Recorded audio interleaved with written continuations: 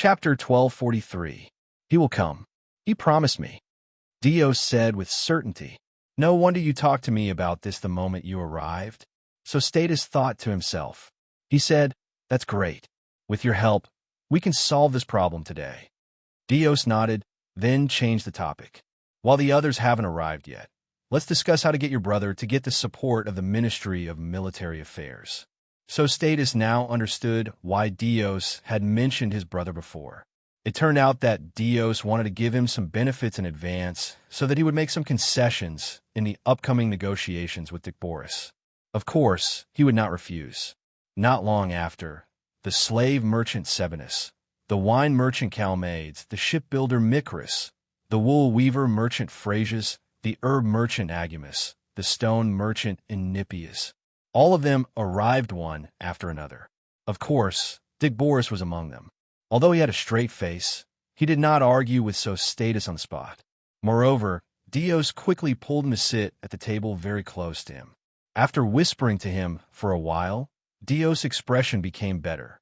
He looked at Status, who was greeting the guests at the entrance of the hall, with a complicated expression. No one knew what he was thinking. After all the invited guests arrived, Status immediately ordered the servants to bring the prepared dishes to the table. He also asked the maids to pour wine for each guest. Then, he raised his glass and said loudly, Everyone, it's been a long time since our Chamber of Commerce has gathered together like today. Thank you all for taking the time to attend the banquet tonight. Let me toast to all of you. After saying that, he drained his glass in one gulp. That's because you don't host many banquets as the president. Otherwise, if you say so, how could we not attend? Calmades joked as he raised his glass. In any case, I thank the president for hosting this banquet for us. Let me toast in return. After saying that, he also drained his glass. With him taking the lead, the others followed suit, and the atmosphere of the banquet began to liven up. Dick Boris saw this and took a sip of wine.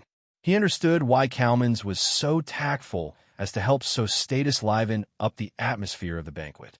It was because Status had helped Calmans to open up a market for his wine in Greece and the Aegean Sea, greatly increasing his income. The goods of the other merchants at the banquet had more or less received Status' help and entered the Greek market, including Dick Boris himself. It was only because of the pottery incident in Athens that the relationship between the two became strained. But if the root cause of this incident was from His Majesty the King, it was indeed very troublesome. It seemed that he had to have a good talk with Status. Thinking of this, he stood up. Status, let me give you a toast as well. Thank you for helping us in the Chamber of Commerce in the past few years. As soon as he said that, the hall suddenly quieted down. Everyone's eyes were focused on the two of them. Status raised his glass without hesitation and calmly said with a smile, If it wasn't for you, the former president, supporting me, I wouldn't be where I am today. For the better development of the Chamber of Commerce, and for the prosperity of everyone here, let's have a toast. The two drank their glasses in one gulp. Great, that's great. The others cheered in unison. Dios also showed a gratified smile.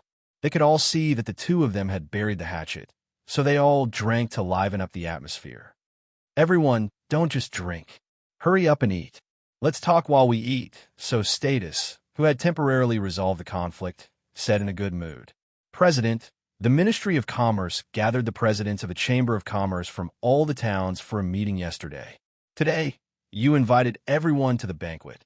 Is there something important that you want to tell us? Why don't you tell us first? Otherwise, we won't be able to drink and eat happily if we keep thinking about it. Sebinus said straightforwardly. The others followed suit. Status pointed at him, pretending to be helpless. You're such an impatient person. You can't even wait this little bit of time. All right, I'll tell you first. He stood up, looked around at the crowd, and said loudly, I believe you all should have guessed that the Ministry of Commerce gathered all the Chamber of Commerce to discuss the upcoming Dionia Games.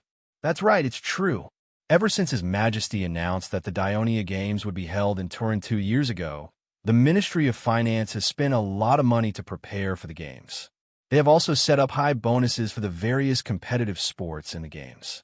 This has caused a sensation among the people of the kingdom and its affiliated states. Athletes from all regions of the kingdom and its allied states have actively signed up, and a large number of spectators are constantly pouring into Turin to watch the games. We all know that the games are not only a festival for the gods, athletes, and spectators, but also a festival for us merchants. The 103rd Olympia Games 2 years ago was the first time the kingdom sent athletes to participate in the games. We also want to join in the fun. During the games, the Olympia gathered tens of thousands of spectators from all over the world. The shops set up in the Olympia and the surrounding towns all made a lot of profits. However, although the kingdom has become the leader of the Greek alliance, the traditional ideas of the native Greek people are still deeply rooted. The Dionia athletes are discriminated against and ridiculed in the Olympia, and we, the Dionia merchants, are also excluded. We can't even buy a shop for us to set up a stall no matter how much money we spend. President is right. Those damn Greek merchants dare to use those despicable means against us. This time, during the Dionia Games, I'll let them know the power of the Dionia merchants. Sabanas shouted angrily. That's right, President. We should take advantage of this games to show these ignorant Greek merchants the power of the Turii Chamber of Commerce. Sabanas' words immediately resonated with some people. So Status smiled and did not respond directly. Instead, he continued, perhaps it is because of our encounter in the Olympia that His Majesty the Devers decided to hold the grandest games. While showing the power of the kingdom, it also contrasted the narrow-mindedness and selfishness of the Greeks, showing the tolerance and generosity of the kingdom. Therefore, the Minister of Commerce, Marigi, told us that the kingdom not only sent an invitation to the allies, but also informed all the countries in the Mediterranean Sea, including the enemy of the kingdom, Persia. There was a commotion in the hall. The reason why the Ministry of Commerce held this meeting is to request the merchants of the kingdom not to participate in the games with a mentality of revenge. Instead, we should welcome the merchants from other countries with a tolerant attitude. Only in this way, the trade of the Dionia Games will become more prosperous, and we will earn more gold and silver. Only in this way can the Dionia Games become the most famous and great event in the entire Mediterranean Sea that everyone will enthusiastically participate in. At this point, so Status emphasized, after the meeting, Lord Marigi specially asked me to stay behind for a discussion. He requested me to warn all the merchants in the Turii Chamber of Commerce when I return. During the games, they must not exclude, harass, or infringe upon the interests of foreign merchants. They must not use illegal means to obtain certain privileges, thus destroying the fairness of the trade activities during the games. Furthermore, as one of the hosts of the games, the Turii Chamber of Commerce must actively assist the Ministry of Commerce to maintain the normal operation of all the trade markets in the Turii region. Lord Maligia also asked me to convey to you the order personally issued by His Majesty the Devers. If the Ministry of Commerce finds any merchants of the kingdom, especially those from the Turii Chamber of Commerce, violating the above requirements during the games, they will be severely punished regardless of who they are. As soon as his voice faded, the hall suddenly became silent. After a while, Dick Boris could not help but ask first, according to what you said, the Turii Chamber of Commerce has no right to enter the 4 temporary trade markets in the city for the games? The question he asked was also the one that everyone was most concerned about. On the day when the Ministry of Commerce announced the opening of the temporary markets, almost everyone present used their own network in an attempt to obtain the best location and the largest storefront in each market, or even the more the better. Of course not. So Status said seriously, I also asked Lord Marigi about this. He told me, all the local merchants and foreign merchants who apply to enter these markets will be treated equally. He will personally be responsible for the distribution so that every merchant participating in the games can get a better storefront. The distribution plan will be submitted to His Majesty for review. Lord Marigi also told me secretly that His Majesty has appointed the Intelligence Department to investigate illegal activities during the games. Once they are found, both parties involved will be severely punished. Therefore, don't take any chances or else you'll harm yourself and others. Sosthetus' words made everyone's heart tighten. They looked at each other and silently calculated. Dios could not help but say, "Isn't it just a fair competition? What's there to worry about? Our Turii Chamber of Commerce is the largest chamber of commerce in the kingdom. All of you are also the top merchants in a certain industry in the kingdom, be it financial resources, manpower, quality and quantity of goods. All of you are better than the merchant from other regions in the kingdom, not to mention those merchants from small towns in Greece.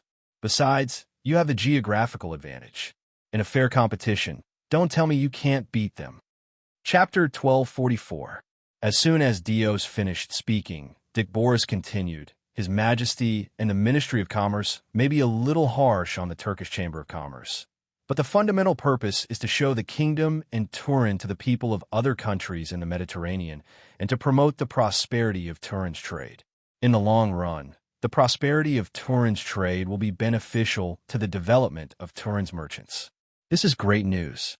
I think we should be happy and do our best to assist the Ministry of Commerce in this sports event." Sosthetus looked at Dicboris. Dicboris had taken the initiative to speak up for him, indicating that he was willing to restore his friendship with him. The others at the banquet were deep in thought after listening to Dios and Dicboris's words. Sosthetus laughed and said loudly, "Everyone, we're done with business. Let's not just stand there. Come, hurry up and eat. These are the dishes I've carefully made under my supervision. They're getting cold. Don't waste them." The banquet in the hall in the backyard had just begun. The banquet in the living room in the front courtyard was already very lively under the leadership of Sosthetus. Hesklaus's face was a little red from drinking. A businessman from Carthage, who was a stranger to him, was now holding his hand and talking to him warmly. "You said that you brought your child to Turin. How old is he?" 9. "It seems that you're going to let him go to school in Turin, right?"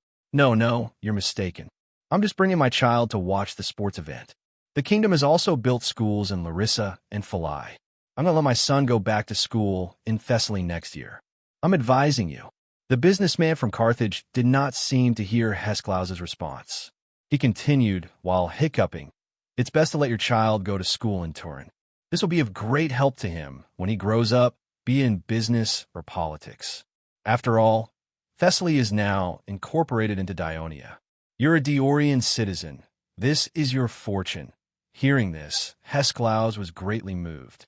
At this moment, a head popped up behind him, startling him. It was the merchant of Massilia, whom he had just met. The businessman overheard their conversation and asked curiously, "I heard that there are more than 10 Dionia schools in Turii?" "Of course.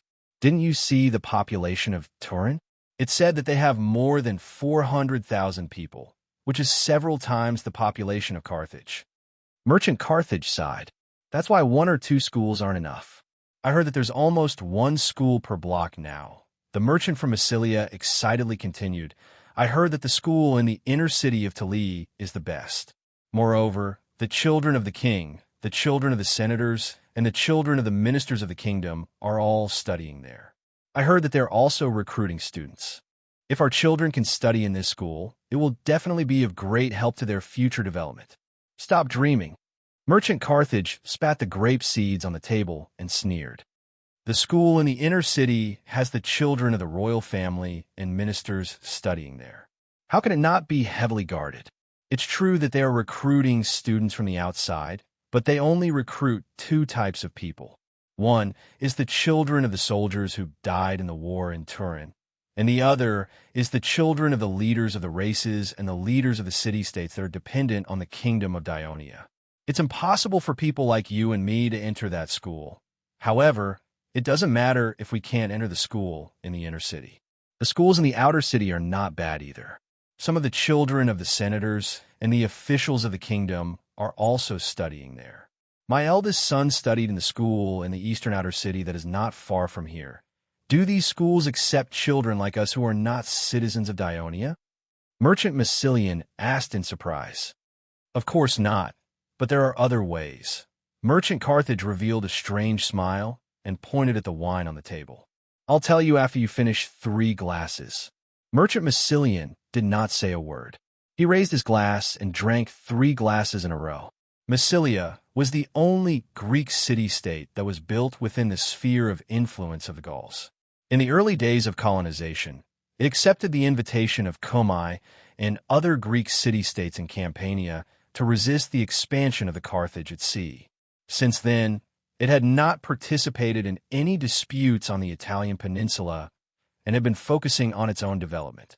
Because it was close to the Tyrrhenian Sea, backed by the foothills of the Alps, and located at the mouth of the Rhone River, next to another famous mountain pass that connected Gaul with Italy, the Massilians had built a tall and strong wall. The Gauls, who were not well armed, could not do anything to them. On the contrary, Massilia used its convenience of the sea and land routes to develop itself into a famous port of trade between Gaul and the Mediterranean Sea. Although they were attacked by the Gauls from time to time, the Massilians, who had benefited a lot from it, were very satisfied with their superior status. It was not until Dionia conquered Rome and became the overlord of Italy that Massilia followed the trend and formed an alliance with Dionia. Until today, the entire western Mediterranean Sea, even the former overlord of Carthage, had attached itself to the Holy Kingdom of Dionia, not to mention that some of Dionia's allies had taken the initiative to join the Holy Kingdom of Dionia. However, Massilia still maintained its former alliance. In terms of trade, it had more frequent contacts with Dionia, but in terms of politics, it had always maintained a distance. In fact, many merchants from Massilia felt more and more uneasy when they saw that the kingdom of Dionia was becoming more and more powerful. They had repeatedly proposed to establish a closer diplomatic relationship with the Holy Kingdom of Dionia. However, this proposal had never been passed by the General Assembly. This was because the ordinary people of Massilia were used to this kind of isolation and comfort, and they did not want this situation to change. Therefore, some merchants from Massilia could only find ways to make their families closer to the Kingdom of Dionia to ensure the safety and development of their families, just like what the Massilian merchant had done. He slammed the empty wine glass on the table and said, Three glasses are finished. You can tell me now." Merchant Carthage's eyes were fixed on him. He did not dare to keep the suspense any longer. He hurriedly said, Okay, I'll tell you. Although there's a law in Dionia that only the children of Dionia's citizens are allowed to study in Dionia schools, it's not that there are no loopholes. You should know that many of the citizens of Dionia are refugees from the eastern Mediterranean Sea. They wandered alone in Dionia and finally became official citizens and settled down permanently. However, some of them died on the battlefield without having children after getting married. Merchant Carthage smiled. The adopted children of the citizens of Dionia are legally valid. If you can get the widow of the deceased citizen to agree to recognize your child as an adopted child and register it with the local household registration office, then your child can enter the school as a future citizen of Dionia. Back then, Lord Sostatus helped my child enter the Turii school through this method. Oh, I see. The merchant of Massilia, on hearing this, began to think how he might entreat Sostatus to do the same for his child. This method won't work now. A deep voice came from behind Merchant Carthage. Hesclaus and the Massilia merchant immediately said respectfully, "Lord Conus." Merchant Carthage turned around and saw Sostatus' butler, Conus, standing behind him. He quickly got up and greeted him. Conus was originally a trusted slave of Cunigarata. He obtained his freedom many years ago and became a citizen of Dionia. However, he was still willing to continue working for Cunigarata. Later on, he became Sostatus' right-hand man. He was mainly responsible for the implementation of the huge business network established by Sostatus. Many downstream merchants dealt with him more than Sostatus. This was also why he could host this banquet well, and why the merchants were willing to surround him. At this moment, he looked at Merchant Carthage with a profound gaze. Merchant Carthage could not help but shiver. He realized that he had made a slip of the tongue. Conus quickly put on a smile and said loudly to the people around him, this method he mentioned would have worked 10 years ago. However, after the Turin protectors reported it, the Senate specifically issued a decree.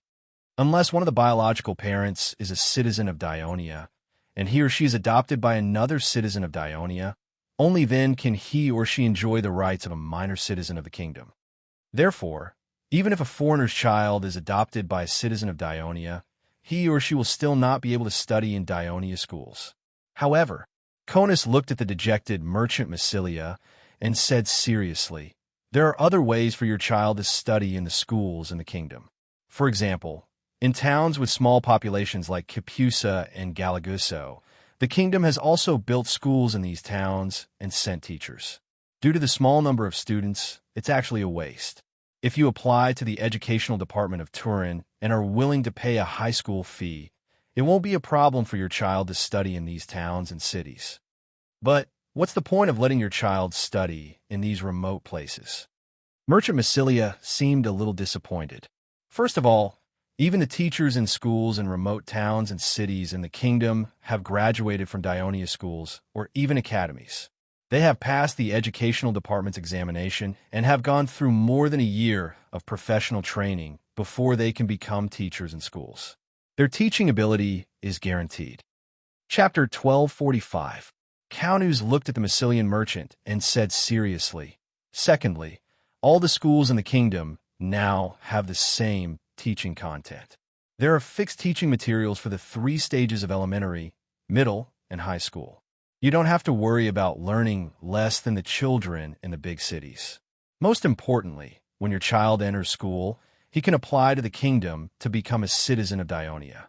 Even if he doesn't pay taxes to the kingdom, as long as he graduates with excellent grades and has not committed any illegal acts, all the time he studied in school will be included in the years of becoming a citizen of Dionia. In this way, he only needs to live in the kingdom after graduation and pay taxes for a few years before he can successfully become an official citizen of Dionia. Since he has been studying and living in Dionia since he was young, he has completely adapted to the laws and customs of the kingdom. He can smoothly integrate into the kingdom of Dionia." After hearing that, the Massilian merchant was immediately overjoyed. He felt that this method was tailor-made for him. "I've never heard of this decree before. Did it just come out this year?" someone asked tactfully, as it was inappropriate to question Caunus. "You guessed it right. It was indeed proposed and revised at the kingdom's General Assembly at the beginning of the year. It was only officially announced last month." Caunus looked at the crowd and reminded them with a smile, "So, if any of you have children who are willing to take this path, now is the best time." Some of them had an active discussion about the matter. Caunus introduced some of the allied merchants who had worked with Sostatus in the early days to Hesclaus. Under his guidance, everyone had a pleasant conversation. Half an hour later, Sostatus arrived at the banquet. He first apologized to everyone, then expressed his sincere gratitude to the merchants present for their help during this period of time. Next, he mentioned the upcoming sports meeting, hoping that they would actively participate in it and not miss the business opportunity. He would also try his best to help them. The banquet in the front yard reached its climax. The sound of glasses clinking and laughter continued until late into the night. Originally, Sostatus wanted to let the slightly drunk Hesclaus stay at his house. However, considering that he had to rush back to Athens the next morning, he politely declined. Since Hesclaus' pottery shop was far away and there were patrols patrolling late at night, Sostatus was worried. Hence, he specially asked Hesclaus and his son to leave in his sedan. Lyrius, who had originally been unwilling to attend the banquet, was now extremely unwilling to leave with his father. Thus, he kept grumbling in the sedan chair. Hesclaus leaned on the couch and looked at his son who was throwing tantrum. He thought of the merchants from the Dionia alliance he met at the banquet. They had been working with Sostatus for far longer than he had. They were rich and more familiar with the market of the kingdom of Dionia. However, they envied him because he came from Thessaly and was lucky enough to become a citizen of Dionia. Thinking of all the hard work they had done for their child, Hesclaus deeply felt that it was time for him to start planning for Lilia's future. He said softly, "Son, I have to rush back to Athens tomorrow for something urgent. I'll only be back here in about 20 days to watch the games. During this time, I'd like you to temporarily stay at Uncle Sostatus' house. What do you think?" Lyrius was instantly overjoyed. Great, great. Dad, you know what? Brother Chris said he would take me to the Turii Zoo. He said that there are terrifying beasts and strange animals in there. Hesklaus listened to his son with a smile, but in his mind, he was thinking of the suggestion Caunus gave him at the banquet. Galagusso was a small mountain town not far from the Turii region. However, due to its small population, it was once home to the most conservative and traditional tribes of Lucania. However, due to its location in the most prosperous region of the kingdom centered around the Gulf of Turii, many Galagussos were no longer willing to live in poverty and had migrated to other places for a better life. It was easy for the Ministry of Education to allow their children to study there. When their children graduated in the future, whether it was in business or politics, they would have an advantage over their peers in Thessaly. Hesklaus made up his mind. After the games, he would ask Caunus to help him with this matter. The next morning, Lilias was sent to Sostatus' house. As it turned out, Sostatus was not joking last night. He really brought Lilias to the zoo. Of course, there were also a few other merchants' children and the servants of Sostatus' house. Considering the constant influx of tourists into Turii during this period of time, the population of Turii and its surrounding areas was getting denser. In order to reach their destination faster, Sostatus chose to take the waterway. They went to the pier along the river and hired a passenger boat. The passenger boat raised its sails and moved its wooden oars. It crossed the 3 large stone bridges that spanned the Crati River and entered the Cosini River, a tributary of the Crati River. Finally, it disembarked at the south pier of the river Delta. In fact, the traffic on the inland river was also very busy. It took them more than an hour to set foot on the main road that led to the mountains south of the Delta. The road leading to the mountains had been modified and upgraded many times.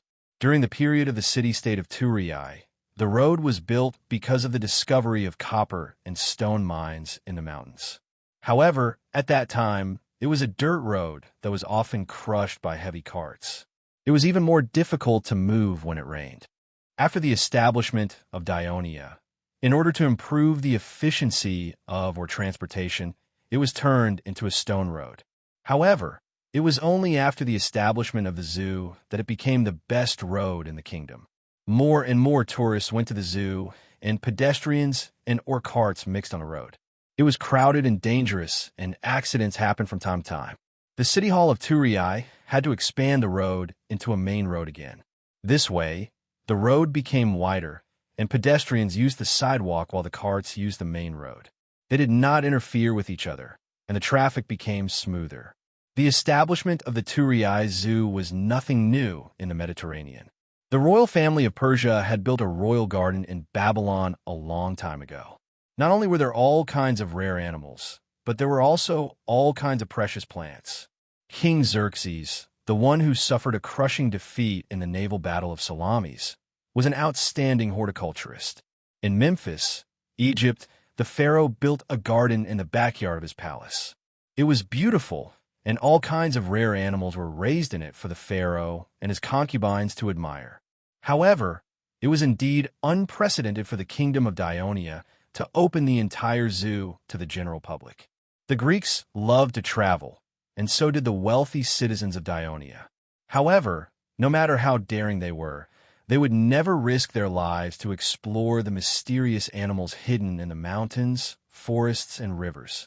However, the Turii Zoo could completely satisfy their curiosity. They could even see the monsters that once appeared in myths and legends, such as the python that was shot to death by Apollo, the lion that fought with Hercules, and so on.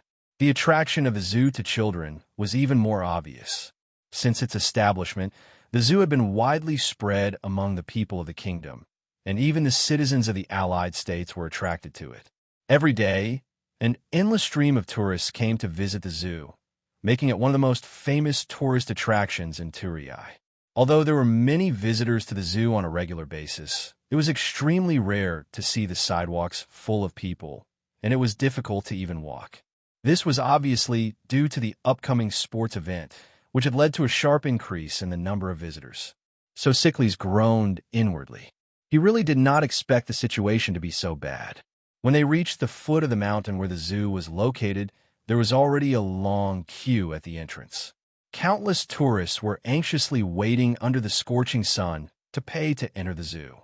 Some people did not want to queue up, nor did they want to leave. They cursed in the crowd. Did the owner of this zoo get struck in the head by lightning? They're purposely making fun of us tourists who came all the way here. My neighbors even bragged to me about how great this place is. Bullsh asterisk T. Hey, hey. Someone next to him patted the shoulder of the person who had spoken. You're not a citizen of Dionia, are you? Don't you know that the director of this zoo is the daughter of the king of Devers, Princess Avia? If you continue cursing and the people of Turii hear you, they'll beat you up so badly that even your parents won't be able to recognize you. The person was shocked and quickly shut up. When he saw a few soldiers patrolling in front of him, he felt even more guilty and quietly slipped away. So Sickles was not in the mood to watch this farce. He asked Lyrias and the others to wait at the side while he walked along the long queue. He actually saw a familiar person at the front of the line. Brother Pekestas. Brother Pekestas. He waved his hands happily and shouted. The young man named Pekestas heard the shout and quickly turned around. He then said in surprise, Clays, why are you here? My father asked me to bring a few of his business partners' children to the zoo. What about you? About the same as you. A few Thessaly officials brought their families to Turii to watch the sports. My father arranged for them to stay at my house and asked me to be in charge of receiving them. I brought them to the zoo today, but I didn't expect there to be so many people. If I had known this would happen, I would have asked you to help me take care of these children. You can't slack off, kid. Be careful, or I'll go back and tell Uncle. Pekestas first joked, then said in a low voice, the situation today isn't too good. Maybe Princess Avia saw that there were too many visitors and was afraid that they would scare the animals. So she specially put up a notice at the door. Only 1,000 people are allowed to enter at one time. Wait until some of them leave the park before letting the rest in. A group of people has already gone in just now. I reckon we'll only be able to enter in the afternoon. We have to wait so long. How can those children stand it? So Sickles turned around and looked at Lyrias and the others, who were standing at the side and looking around. He rolled his eyes and whispered, Brother, we can't just wait here. I'll think of a way. When Pekestas heard that, he knew what he wanted to do. He immediately pulled him back and whispered, Don't go. I know Avia. She won't agree. Chapter 1246. How do you know if you don't try? Soxicles broke free from his hand. After a few steps, he muttered in a low voice, Brother Stas is too honest. Pekestas was Helos' second son. Helos married Sostas's eldest sister, so they were cousins. Although Pekestas was older, he was influenced by his family and did things by the rules. Soxicles was younger, but Sostas intended to train him to be the successor of his business, so he was more tactful and flexible. Soxicles went back and told the servants to take care of the children. Then he walked slowly south along the fence of the zoo. The Turii Zoo, whose full name was Turii Kingdom Zoo, was built on a hill near the Kratai River. The whole hill belonged to the zoo. It had been built for 7 years, but construction had never stopped. Because the east side of the hill was flat, the west and north sides were steep, and the south side was close to the river, so only the east side of the hill was built with a fence. Originally, there was only one door, but because there were more and more tourists, it was not safe or convenient for Avia, who often went in and out of the zoo. So a side door was built at the foot of the hill in the south for Avia, the palace guards, and the staff. Soxicles saw some people standing at the side door from a distance. Obviously, they had the same purpose as him, but they did not succeed. He walked over with his head held high and said to the guard at the door, I am Axicus's brother. I have something important to see him. The guard quickly called the team leader and whispered a few words to him. The team leader looked at Soxicles and said, Wait a moment. There was a huge water wheel and a long stone trough by the river near the side door. It was embedded in the fence and led the Kratai River into the zoo, which finally flowed into an artificial lake not far from the main entrance. Around the artificial lake were large cages and small houses next to the cages. In front of each cage, there were some people gathered, exclaiming and screaming from time to time. There were also some places where spectators were gathered, but there were no cages. Instead, There were large pits with low walls built on top, and pools in the pits. Suddenly, the people in front of a large pit let out deafening cheers. It turned out that the animal hiding in the pool at the bottom of the pit had finally climbed up to the shore. It had a large mouth, but a pair of small ears. Its body was as thick as a cow, but it was matched with 4 thick, short legs. This was the hippopotamus from the Nile River. It shook its small ears and opened its mouth to spray water, causing waves of cheers from the tourists. In a corner beside the crater, there was a person who stood out from the rest. He was sitting there quietly, and there was a wooden board in front of him. On the wooden board was an unfinished painting of the hippopotamus at the bottom of the crater. However, the continuous screams clearly disturbed him. He angrily threw the ink brush in his hand to the ground and then looked at the excited tourists. In the end, a helpless expression appeared on his face. At this time, an honest-looking young man hurriedly walked up to him and said eagerly, "Brother, the weather is so hot. Drink some water to quench your thirst." As soon as he finished speaking, the servant beside him immediately untied the wooden box on his back and took out a long-eared pottery bottle and 2 clean wooden cups. He pulled out the cork and poured the green water into the cups. Then he opened the other wooden box wrapped in layers of cloth and used a wooden clip to pick up a few ice cubes and carefully put them into the cups. This action was seen by the people around them, and they couldn't help but look at the two of them carefully. After all, people who could use ice cubes to cool off in such a hot day were definitely not ordinary people. The man who was painting picked up a cup and drank it in one gulp. Then he chewed on the ice cubes and said vaguely, "Not bad, it's apple juice. Pour me another cup." The servant hurriedly took the cup and poured the water. "I say, Axicus, are you always so extravagant when drinking water?"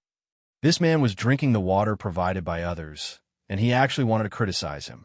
That was a bit too much, but the young man didn't care. He also drank a mouthful of the water and explained, "I'm busy every day. How can I be so delicate? This is all prepared for Avia." The man who was painting didn't say anything. The young man curiously asked, "Brother, haven't you been helping the city hall with the carving and design for the sports meet recently? How come you have time to come here?"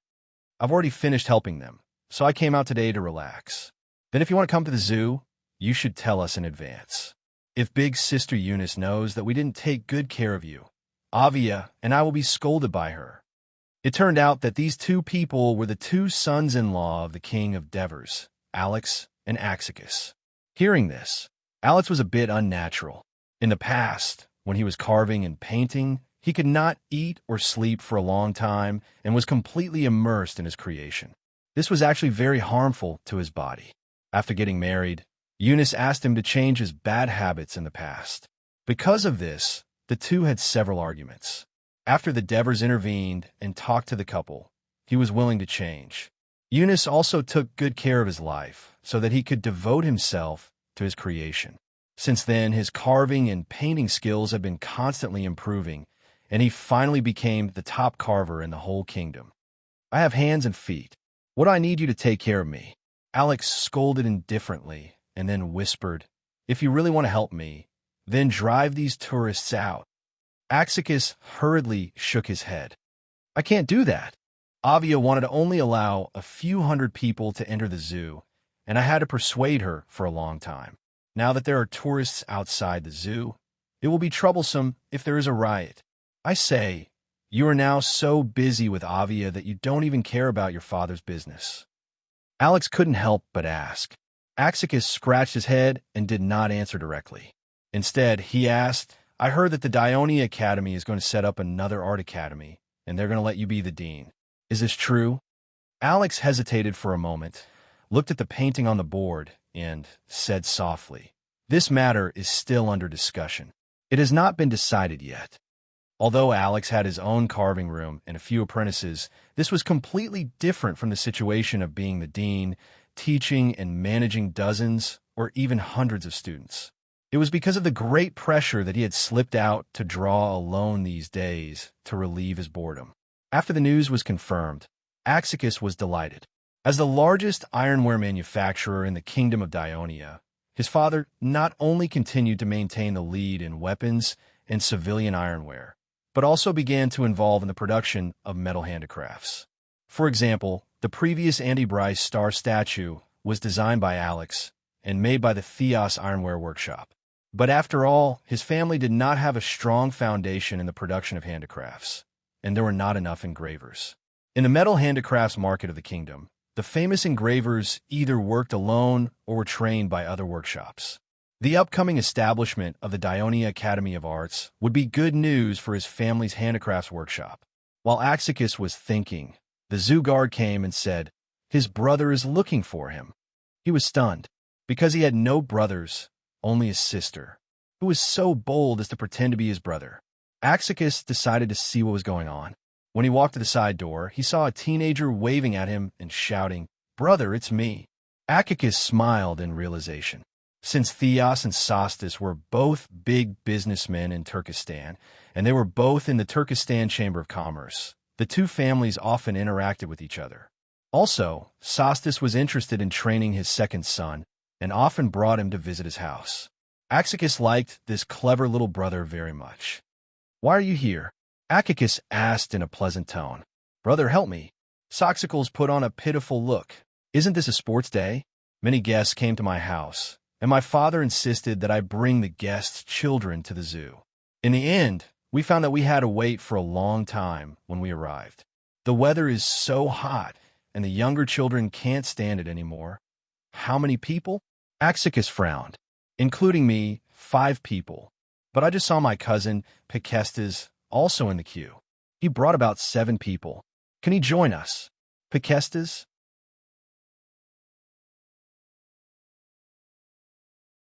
Chapter 1247. Axicus greeted the guards standing at the door of the wooden house, then gently opened the door. An unpleasant stench assailed his nostrils, but he only sniffed, not showing any signs of discomfort. Inside the house, Avria was also unaffected by the smell.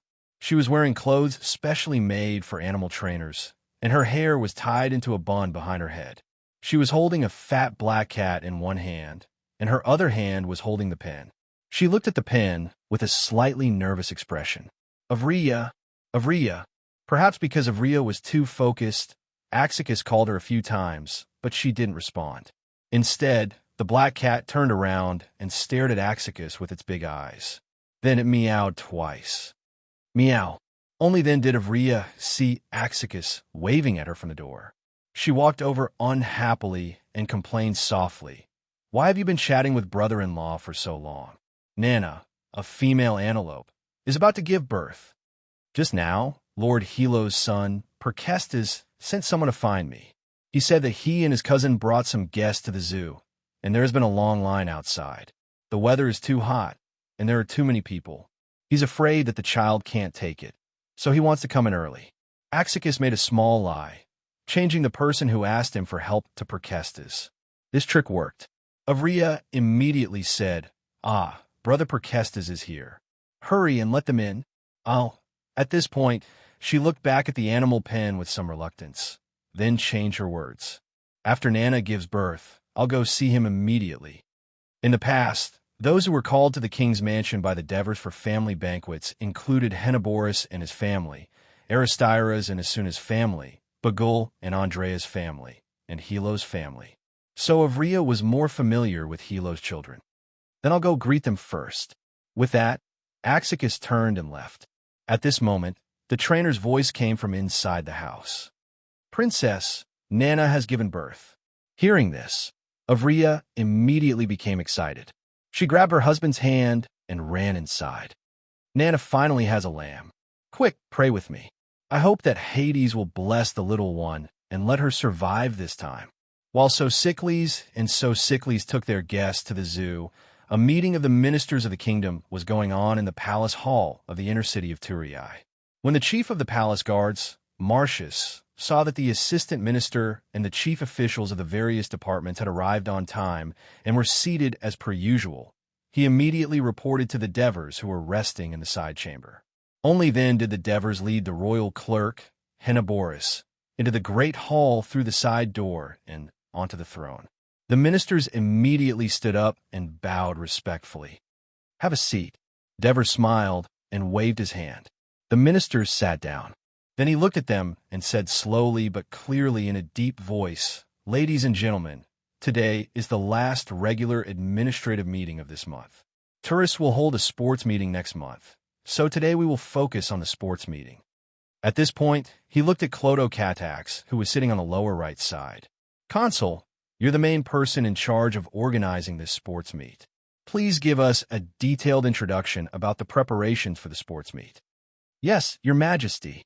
Clodo Catax, who had been the consul of the kingdom for more than 4 years, stood up unhurriedly and said in a loud and clear voice, "Sirs, it has been 2 years and 1 month since His Majesty announced the holding of the sports meet in June the year before last. Our preparation work has basically been completed. Now, I will give you a detailed report on the whole preparation situation. For the past 2 years, Clodo Catax had devoted most of his energy to the preparation of the sports meet. He did most of the things himself, so he knew the whole situation like the back of his hand. He did not prepare a speech beforehand. He coughed lightly and sorted out his thoughts before saying loudly, "According to His Majesty's suggestion, the sports meet held in Turii will not only consist of the traditional running, wrestling, boxing, car racing, horse racing, 5 athletic events, including running, long jump, discus throw, javelin throw, and wrestling, but also archery, discus throw, high jump, pole vault, marathon, swimming. I can understand the rest, but what is this marathon?" asked the new assistant minister, Bagul. At the beginning of March, Hemont requested to resign from the position of assistant minister on the grounds of old age. The Devers approved it. With the support of the Lacanian senators led by Hemont, the Senate elected Bagul, the regional governor of Rome, to take over the position. The Devers approved the election result, and Bagul officially took office last month. Although Clodo Catax had explained this issue several times in the previous council meetings, he still patiently explained to Bagula, "I think everyone should know the legendary story of how the Athenian army defeated the Persians at Marathon 100 years ago. The soldier Philippides ran all the way from Marathon to the city of Athens without stopping, and after announcing the good news to the people, he fell to the ground and died. In order to commemorate this historical event, His Majesty specially suggested that we set up this race. Therefore, the marathon is a special long-distance race.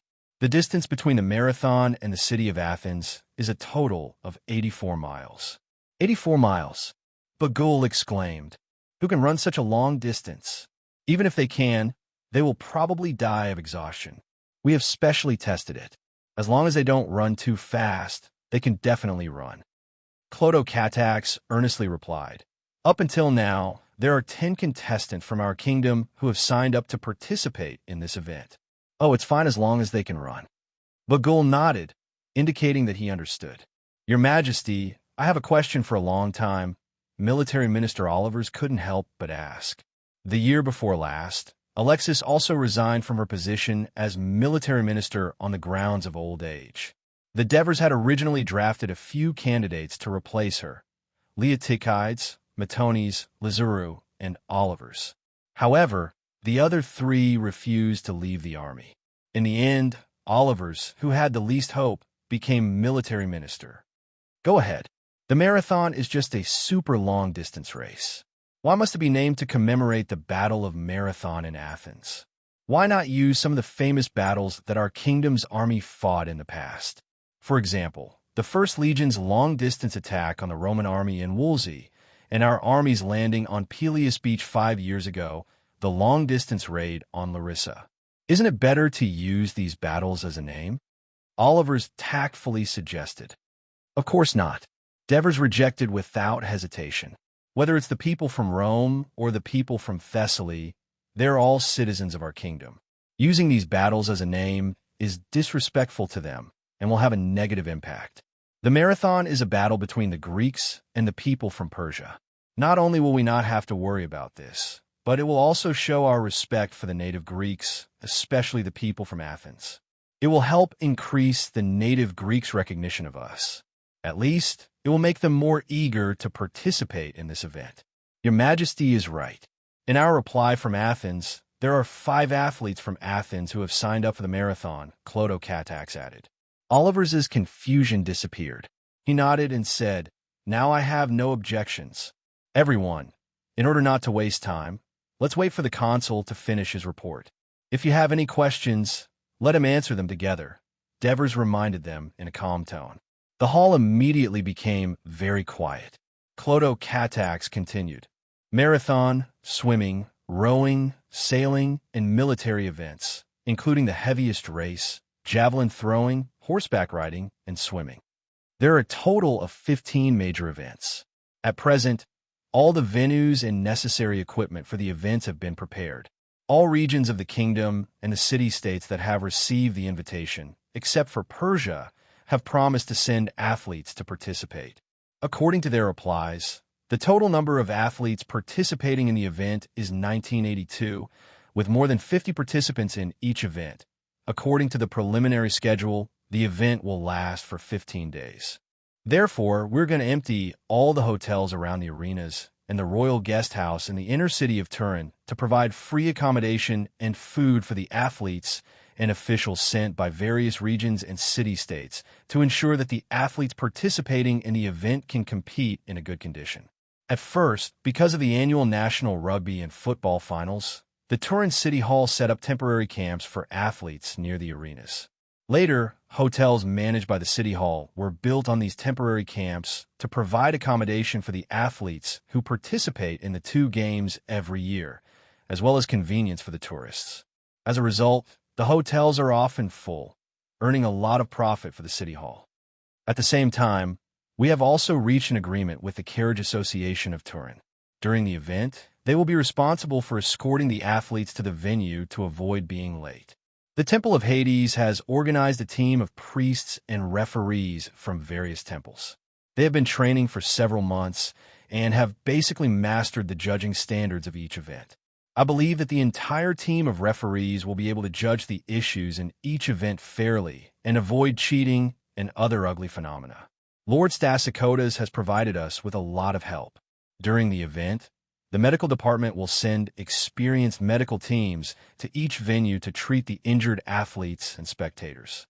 Herpes has retired, so Stassicotas has taken over as the medical minister.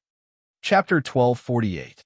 In addition, we initially estimated that more than 100,000 tourists may come to Turin to watch the games during the games. This will inevitably put a great burden on the whole of Turin.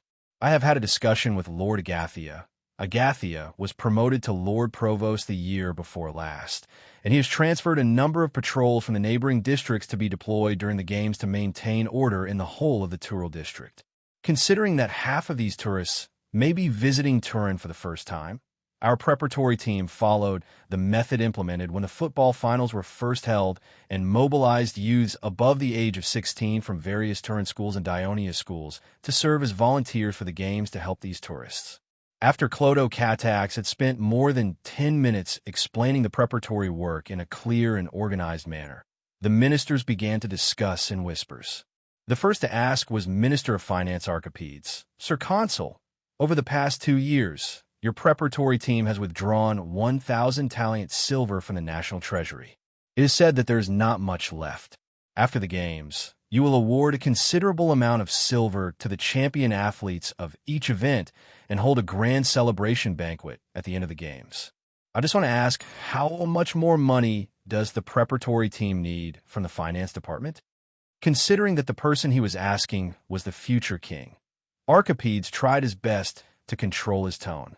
Clodo Catax said with a smile, "Sir Archipedes, the information you received is not accurate. The prize money for the winning athletes and the expenses for the final celebration banquet are included in the money previously allocated to the preparatory team by the finance department. Because it has already been allocated, it gives you such an illusion. In fact, the money is not only completely enough, but there should still be some left after the games. Then after the games, please return the remaining money to the finance department as soon as possible." Archipedes blurted out, "As one of the members of the preparatory team, I would like to add another explanation." Flaccus, the Minister of Commerce, interjected. Marigi had resigned due to old age 2 years ago, and Flaccus, who had been recommended by Marigi took over, His Highness Clodokatak spoke very modestly just now. In fact, by the end of the sports meet, the money in the hands of the preparatory team wasn't just a little, but a lot. First of all, most of the shops in the commercial streets that we have temporarily added in the city have been sold yesterday, and the rent we have received has already exceeded 100 talent. Moreover, there are many foreign businessmen who have registered at the business office of Turin and requested to rent shops during the games. Now, the newly added commercial streets are no longer enough. Last night, His Highness urgently convened the preparatory team for a small meeting and finally decided to add 3 more temporary markets near the ports of Castellan and Amendola. I believe that by the end of the games, we can earn about 300 talent just from the rent of the shops alone. The more Flaccus spoke, the more complacent he became. Also, the advertising spaces inside and outside the arenas have all been sold, and the income has also exceeded 100 talent. Placing and hanging advertising boards inside and outside the arenas has been implemented in Turin since 10 years ago. It is precisely because the annual football and rugby finals are in full swing that the Turin Devers inadvertently made this suggestion to Marigi. Marigi treated it like a treasure and immediately implemented it. In the beginning, the businessmen were unwilling to pay to place advertisements in the arenas, mainly to please Minister of Commerce Marigi. As a result, the sales of goods that were advertised in the arenas increased greatly. Since then, the practice of using the games to advertise became popular in the kingdom. In addition, according to the estimates of the Ministry of Commerce, the commercial tax of the entire Turin region will more than double in July because of the games. That is to say, there will be an additional income of at least 600 talent. Sir Archimedes, has this earned back the 1,000 talent that the finance department has previously paid? Not to mention, the holding of the games will increase the attractiveness of Turin to the people of the entire Mediterranean. After the games, the number of tourists coming to Turin should maintain a long-term growth, which is very good for our tax revenue. Great!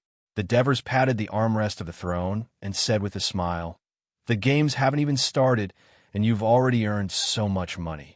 It seems that our insistence on holding these games is not a waste of manpower and money because of a gamble. Instead, it is very beneficial to the national treasury." Upon hearing the Devers' words, the ministers who had initially expressed their opposition were slightly embarrassed. At this moment, the Minister of Education, Mentodicus, asked, "Your Highness, Turin has a dense population. I remember many years ago, the current dean of the Dionia Academy, Lysias, once wrote an article describing the hustle and bustle of Turin, as well as the busy sea and land transportation in order to ensure the food, clothing, and housing of the Turin people. Now that the games will be held in Turin, you just said that more than 100,000 people will swarm into Turin in a short period of time. 100,000 people is a huge number. Won't it crush the entire urban supply system of Turin and bring great difficulties to the lives of the Turin people? Let me answer this question. Terrace, the regional governor of Turin, took over the conversation and said, "First, let's talk about food. The merchants of the kingdom are very shrewd. They have already predicted that the games will be very grand. So many restaurants and hotels have begun to stock up on food, cured meat, cattle, sheep, and wine in the past few months. According to the news I received, half of the warehouses in all the ports and markets have been used to store food. It should not be a problem to supply 500,000 to 600,000 people for a month. If there is still a shortage, I have reached an agreement with Lord Buckos. In case of emergency, we can use the granaries in the north of Turin to stabilize the possible rise of food prices in Turin. Let's talk about housing. Actually, there's no need to worry too much. Currently, most of the citizens in the urban areas and suburbs rely on renting houses for a living. There are enough houses for the tyrannical tourists. Moreover, the market will automatically guide the tourists not to live in the urban areas because the housing prices in the urban areas are bound to be expensive. The further away from the urban areas, the cheaper the rental prices will be. For example, places like Amendola, Castellan, Abyssinia, and even Cremissa. I think the tourists who come to watch the games are not necessarily rich. They will stay in Turin for more than 10 days or even a month. They will definitely decide where to stay based on the amount of gold and silver they bring. Also, trained volunteers will specially guide the tourists. When the tourists are scattered throughout the Tauren region, I think the Tauren people will not feel too crowded and noisy. Of course, in order to ensure that the tourists scattered throughout the Tauren region can watch the games smoothly, we must also have fast and convenient transportation. Actually, this is not a big problem. The roads in Tauren region are the best in the whole kingdom.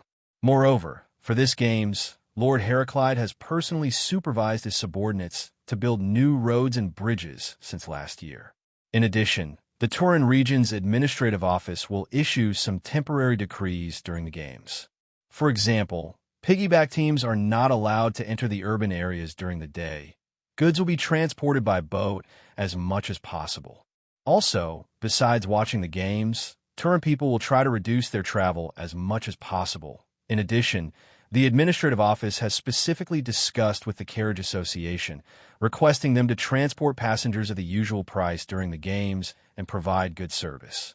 Just now, His Highness mentioned that Lord Agathia will strengthen the security of Tauren region during the games. Another important issue that needs to be paid attention to is to prevent fires. It's summer now, and the weather is dry.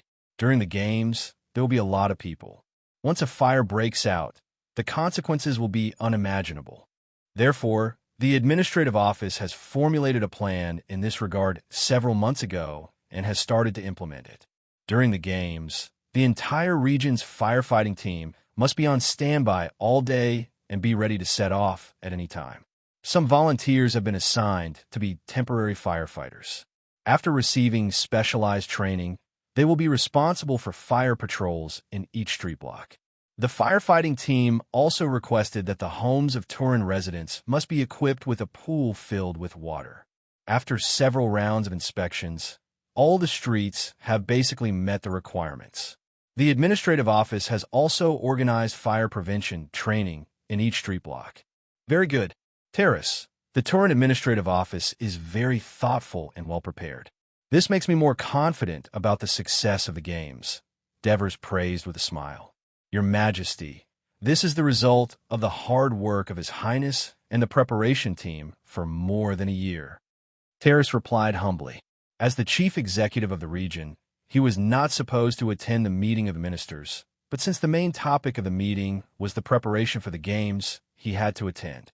As a matter of fact, when Lucius and Hemont retired a few years ago, he participated in the election of the Senate as a candidate for the position of assistant minister, but he lost to Bagul and assists in the end. I heard that the Olympia, Delphi, Corinth's Poseidon priests, and the Parthenon temple in Athens all refused to come to Turin to participate in the training of the judges. What did the preparation team do about it? Topyrus, the Minister of Foreign Affairs, asked. I'd like to ask the Honorable Priest Pleasonus to answer this question. Clodo Cattax smiled and made an inviting gesture. According to the rules, Priest Pleasonus was not allowed to attend the meeting of the ministers of the kingdom, but as a member of the preparation team, he had received an invitation today. Although he was already over 70 years old, his face was still glowing and his spirit was hale and hearty. He smiled and looked even more benevolent. Before answering Lord Epirus' question, I would first like to sincerely thank His Majesty for holding such a grand sports meeting with such great courage, giving the Temple of Hades such a good opportunity to show the light and glory of God Hades to the world. Chapter 1249. Having said that, Pleasonus stood up, raised his palms to the sky, and bowed respectfully to the Devers. The Devers returned the same solemn bow. According to the law of Dionia, the king of Dionia was also the high priest of the Temple of Hades. Then he said half jokingly and half seriously, My scepter priest, don't be mistaken. The Dionia sports meet is a grand ceremony for the gods, not just for the great Hades. Your Majesty, that is indeed what we claim to the public.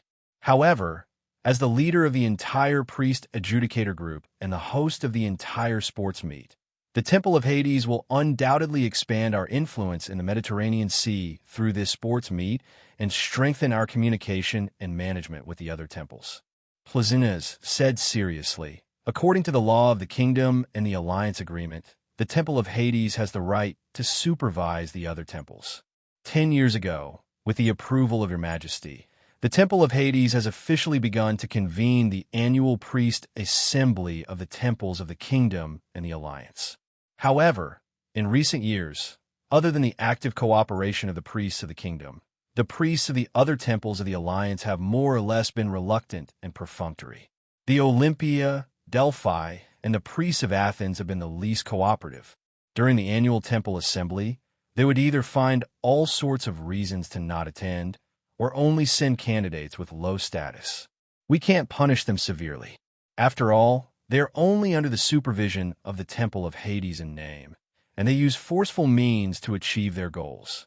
This goes against the principles of mercy and freedom of belief of the Hades. This time, the rumor that the Olympia, Delphi, Corinth, and the priests of Athens refused to come to Turin as referees is true.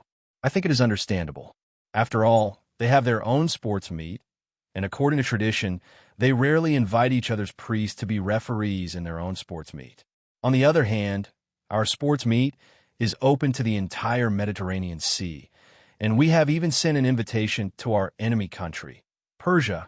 Up until now, the range of athletes who have signed up for the sports meet is so wide, the number of participants is so high, the prize money for the champion is so generous, and the number of sports held is so many. The scale of the sports meet will definitely be much larger than all the other sports meet. That is why these priests are unwilling to see the sports meet of Dionia, fearing that it will take away the glory that these traditional sports meet enjoy. I can understand their concern, but their cowardly attitude of covering their eyes and pretending to be blind makes me feel both ridiculous and a little pitiful. Judging from the current situation, the number of tourists who will be coming to Turin to watch the sports meet will definitely far exceed the previous sports meet. Furthermore, they will come from all over the Mediterranean Sea, and the range is very wide. This means that the Dionia sports meet has become the focus of the entire Mediterranean Sea. The absence of the priests of these four factions doesn't affect us at all, because the other alliances have actively sent out their own priests from the Acropolis Temple, such as Mandynia, Thebes, Agos, Euboea, and Crete. There are even high priests leading the teams. Currently, the priest referees of our sports meet have sufficient numbers. After training, they have familiarized themselves with the rules and punishments of the various sports meet. After discussion, the referees have formulated two main rules. The first rule is to draw lots to decide the referees for each event. The second rule is to announce the name of the referees and the god they serve to the contestants and spectators before the competition starts. The contestants must follow the referees and swear an oath to the god they serve to ensure the fairness of the competition. I believe that after the sports meet ends, some of the previously unknown gods of the Acropolis Temple will begin to attract the attention of the people. Some of the previously famous gods of the Acropolis Temple will transcend their own race and spread their fame to the entire Mediterranean Sea. The priests of the Olympia, Delphi, Athens, and Corinth temples will not be participating in the Dionia sports meet. It isn't our regret, but their regret. His Majesty once said, "The Dionia sports meet isn't just held once, but once every 4 years, just like the Olympia Games." I believe that perhaps when the second or third Dionia sports meet is held, they will take the initiative to request to participate without us taking the initiative to invite them. Well said, Prince Pleasantness. The Devers patted the armrest of the chair with both hands and said with a slightly excited voice, "The Dionia sports meet will set off a new trend with a brand new competition format and an unprecedented scale. It will become the grandest celebration in the entire Mediterranean Sea, and the most dazzling poem to show the image and strength of Dionia." After that, the Devers calmed down a little and asked, "Do you have any questions?" Influenced by the entire report, everyone seemed a little excited, and they all whispered to each other. Suddenly, a voice sounded, "Your Majesty, we have no more questions. Now, we just hope that the sports meet will start soon." As soon as this was said, there was a burst of friendly laughter in the hall. Obviously, this was agreed with by everyone. The one who spoke was the assistant minister, Hacker.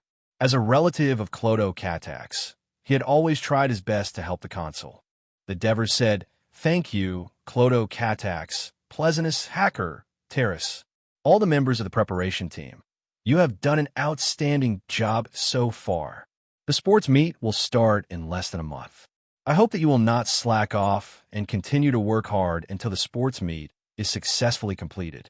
Then, we will celebrate your success. Yes, Your Majesty. Clodo, Catax, and the others immediately bowed in response. Hosting the sports meet is the most important event in the kingdom. I hope that everyone will do their best to cooperate with the preparation team to ensure that it will be held successfully. The Devers looked around at everyone and tapped his fingers on the throne. After a while, he said, "Let's stop talking about the sports meet for now. Is there anything else?"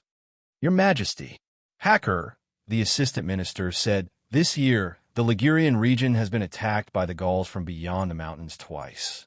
Although they did not cause any losses, we have to be vigilant. 3 days ago, the commander of the northern border, Hasdrubal, sent a letter requesting to lead the army to attack the neighboring Gauls through the narrow path along the coast to completely guarantee the safety of the northern border.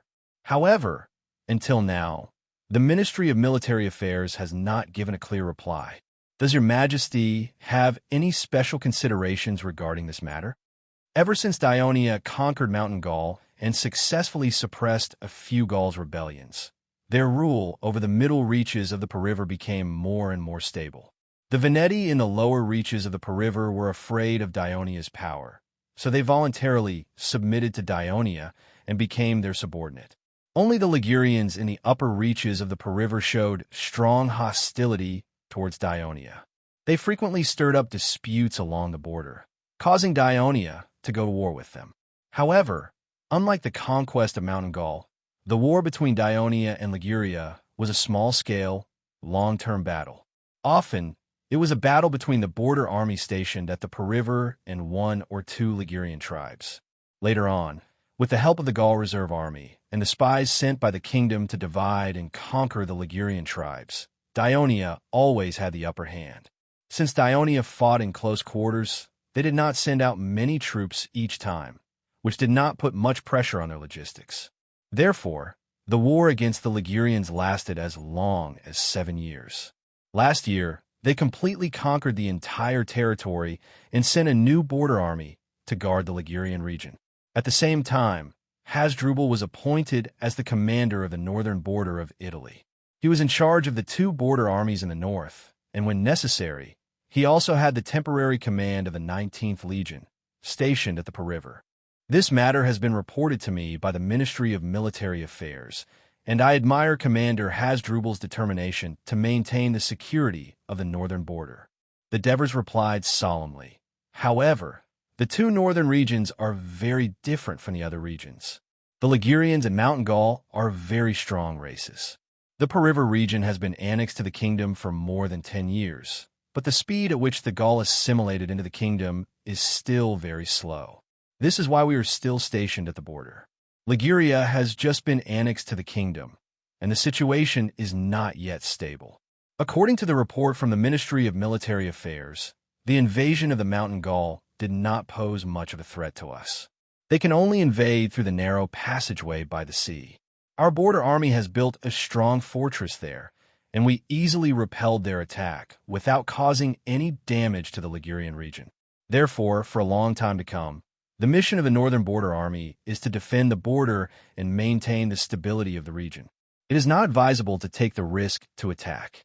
In addition, according to the information we've received from the Massilians over the years, although the north of the Alps is densely forested, the terrain is flat and vast. The land is fertile, and there are tens of thousands of Gallic tribes living there. Without sufficient preparation, we shouldn't take the risk of crossing the Alps for the time being to avoid triggering a protracted war between the Gauls and the kingdom.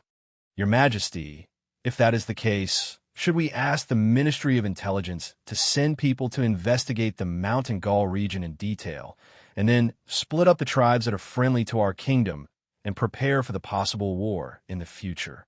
Hacker said after some deliberation. Also, can we ask the Ministry of Foreign Affairs to send messengers to the Mountain Gaul tribes that are adjacent to the Ligurian region and express the kingdom's goodwill? If we can open up trade with them, I believe that not only will the mountain Gaul reduce their invasion of Liguria, but it will also be beneficial to the development of trade at the northern border. Chapter 1250. That's a good suggestion. The Devers nodded and praised. To Pyrrhus, the Ministry of Foreign Affairs will send out ambassadors as soon as possible to the neighboring tribes of Liguria and Gaul for friendly negotiations. As for the Ministry of Intelligence, they have already started their operations in Gaul. Yes, Your Majesty. The Foreign Affairs Minister to Pyrrhus immediately stood up and responded. Is there anything else? The Devers continued to ask. Your Majesty, Clodo Catax coughed softly and said, Yesterday, the organizing team received a clear reply from Egypt. They will be sending a delegation of nearly 100 people to this sports competition. The leader will be Pharaoh Tanib's son, Jehu. Is it Jehu who has been designated as the next pharaoh by Tanib? The Devers was slightly surprised. Yes, we have confirmed repeatedly that the delegation will be led by Egypt's vizier Jehu. Your Majesty, the pharaoh of Egypt has actually sent his heir to Turin to watch the sports competition. This will undoubtedly show the world the strength of the kingdom. At the same time, it will also show the strong friendship between Dionia and Egypt. Topyrus said excitedly, I suggest that we should welcome the Egyptian delegation with a grand ceremony to show our respect for Egypt. That's what we should do. The Ministry of Foreign Affairs will be responsible for the arrangements. The Devers did not show any signs of joy. Instead, he said with a serious expression, According to the Ministry of Intelligence, Tanib has been bedridden for 3 months. I have written a letter to send the best doctor to Egypt to treat him, but he politely refused. Although we don't know the details of his current condition, his state is completely under Jehu's control. It is obvious that his condition is very serious. Under such circumstances, Jehu actually came to Turin in person, just for friendship? The ministers fell into deep thought. At this moment, Aristides, the director of intelligence who was sitting at the back of the group, stood up and said in a low voice, Your Majesty, the intelligence department has found out that Nectanib, the cousin of Jehu, has received the support of many Egyptian generals and monks. They have repeatedly objected to Jehu's ruling of the country and even claimed that he is the most suitable successor to the pharaoh. This poses a great threat to Jehu's succession. We also found out that this Nectanib seems to have dealings with Persia. In the beginning, the chief of the Ministry of Intelligence was not allowed to attend the council of the kingdom. However, the information obtained by the Ministry of Intelligence was often the focus of discussion at the meeting, and when Aristides was required to give a detailed explanation, he was always invited to the meeting. In the end, the assistant ministers changed the rules and made Aristides a frequent visitor to the council of the kingdom. The news he revealed immediately caused a heated discussion among the ministers in the hall. Your Majesty, Jehu has led the Egyptian emissaries to Turin at this crucial moment. It's obvious that he has felt threatened by Nectanebes and has no choice but to come to the kingdom to seek support. The assistant minister, Cypros, said loudly, In this regard, we should express our support to him without hesitation to strengthen his confidence. Now that the kingdom and Persia are mortal enemies, Egypt, which is adjacent to Persia, is the most important ally that the kingdom can use to contain Persia and even attack Persia in the future. We must not lose Egypt. As soon as Cypros's voice trailed off, Antares stood up. But it's not enough for us to just verbally support Egypt. Tanibus has only been bedridden for a long time and has not passed away. However, as the heir of the pharaoh and also the representative of the kingdom, Jehu has come all the way to Turin to seek help. This means that neither Tanibus nor Jehu can rely on their own power to eliminate the threat of Nectanebes. With the support of Persia, Nectanebes should have the ability to start a riot and finally seize the throne of Egypt. Therefore, we must take action, just like we did 5 years ago, and send troops to Egypt to strengthen Jehu's rule. Egypt is only an ally of Dionia, not a subsidiary. If we want to send troops, we must first ask Jehu, or an ally will become an enemy, Cypros reminded. According to diplomatic practice, this should be done. Antares then said, But we have to consider that Jiehao is only a young man less than 30 years old.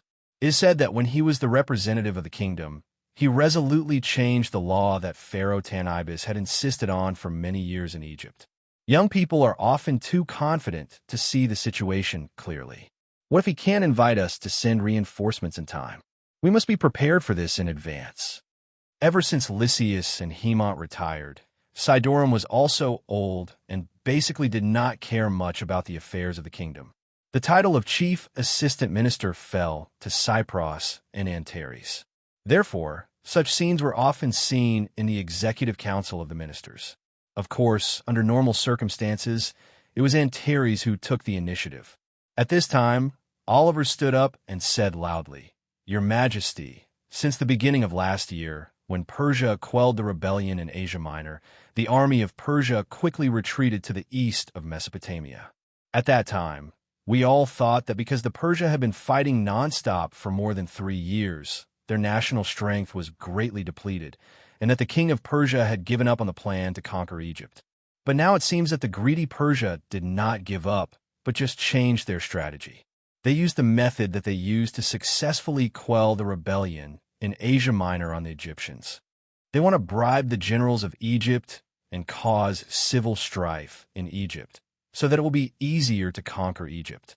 This must arouse our vigilance. This king of Persia is sinister, cunning, and vengeful. Back then, because your Majesty rejected the request of Persia's envoy to sue for peace on behalf of Carthage, he began to hate us, Dionia, and instigated the Greek city-states to go against us. The more Oliver spoke, the angrier he became. In the past 4 years, not only did we provide material aid to the rebels in Asia Minor, but we also allowed the Greek allies to actively accept employment from the governors of the various regions in Asia Minor and to send their citizens to participate in the war. We have long been regarded as Artaxerxes' #1 enemy.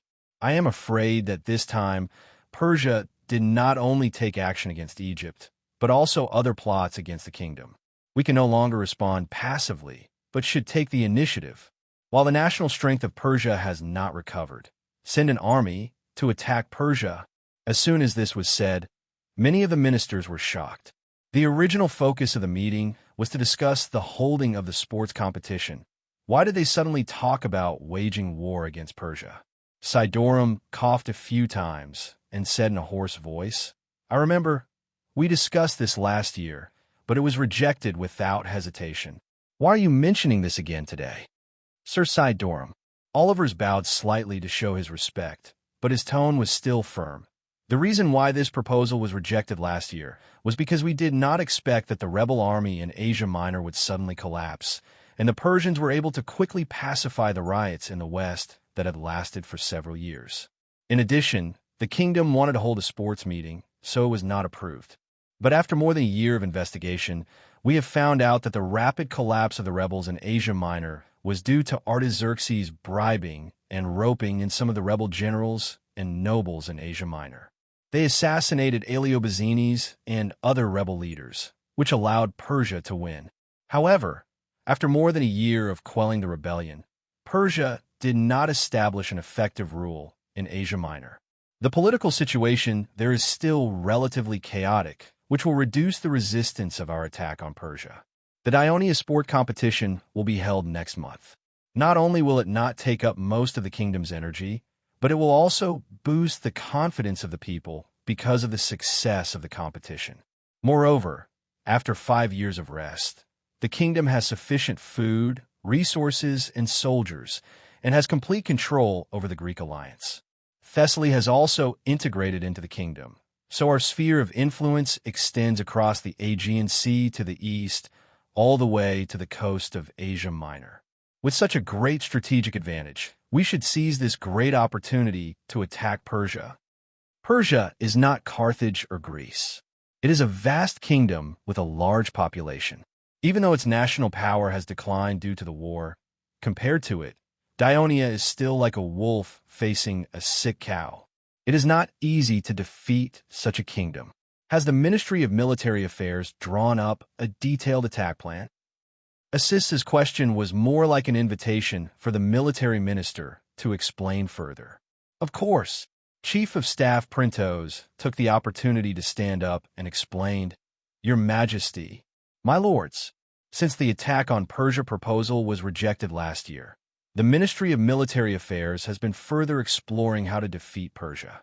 Through intelligence collection and many simulated battlefield simulations, the Ministry of Military Affairs finally drew up an attack plan, and its general strategy is." Printos cleared his throat to make his pronunciation clearer. "Take full advantage of the chaotic situation in Asia Minor and send an army of about 50,000 to attack the western part of Asia Minor.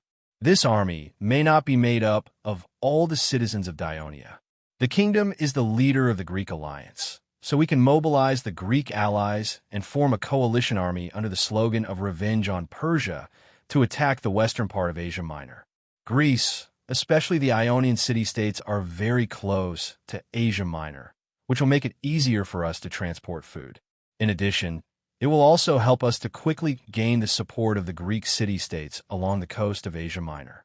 During the battle against the rebels in Asia Minor a few years ago, the king of Persia had promised the Greek city-states along the coast of Asia Minor that he was willing to give them more autonomy, so these city-states basically remained neutral and did not support the rebels."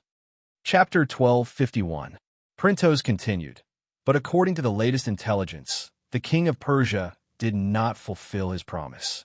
Therefore, these city-states have a lot of complaints. The Greek coalition army in Asia Minor will most likely receive their support. More than 20 years ago, Agesilaus led the Sparta coalition army, which consisted mainly of mercenaries, to conquer the western part of Asia Minor. Now, the situation in Asia Minor is more favorable to the kingdom. Our coalition army will be more invincible when we attack Asia Minor. Wait a minute, I think there's a problem here." Bagul could not help but interrupt. "I've seen the map of Persia. The territory of Asia Minor is very vast, and most of it is mountainous. Even if we have the upper hand in the beginning, as the army advances eastward, the food supply will be a big problem. The land transportation line is too long, and the sea transportation, the Persia will not sit idly by. They also have a powerful fleet. They will definitely attack our transport team and cut off the sea transportation line. If that happens, our army will be in trouble." "Lord Bagul is right," Printos replied with a serious expression. "But in fact, attacking Asia Minor is only the first step of our military plan. The second step is also the most important step, which is to defeat and destroy the fleet of Persia. The kingdom and Persia are thousands of miles apart. In between them is the vast eastern Mediterranean Sea. If we want our army to fight in Persia's territory and not be troubled by logistics, we must control the eastern Mediterranean Sea, especially Persia's sea. Therefore, we need to gather the first, second, third, and fourth fleets, as well as the allied warships to form a large fleet stationed at the ports of Piraeus or Philai. Once the Persia fleet advances westward into the Aegean Sea, they will attack the Greek coalition army's transport fleet that landed in Asia Minor. Then, our coalition army can take the opportunity to launch a decisive battle with the Persia fleet. Once we defeat them, our coalition army can take advantage of the situation and advance eastward." Hacker coughed loudly and interrupted Printos. He then asked slowly, "The Persia fleet is also powerful. May I ask, Lord Printos, why is the Ministry of Military Affairs so confident that our fleet can defeat them?" Printos said confidently, "Your Majesty, my lords." After repeated analysis and deduction, the Ministry of Military Affairs believes that the Dionysian army has the absolute advantage over Persia, not the Dionysian army. Hacker's words surprised some of the ministers. Printos answered confidently, "Persia's main territory is inland. It has never been a nation that is good at sailing. Its fleet is mainly made up of warships and crews provided by Phoenicia, Cyprus, Syria, Asia Minor, and the Greek coastal city-states in Persia.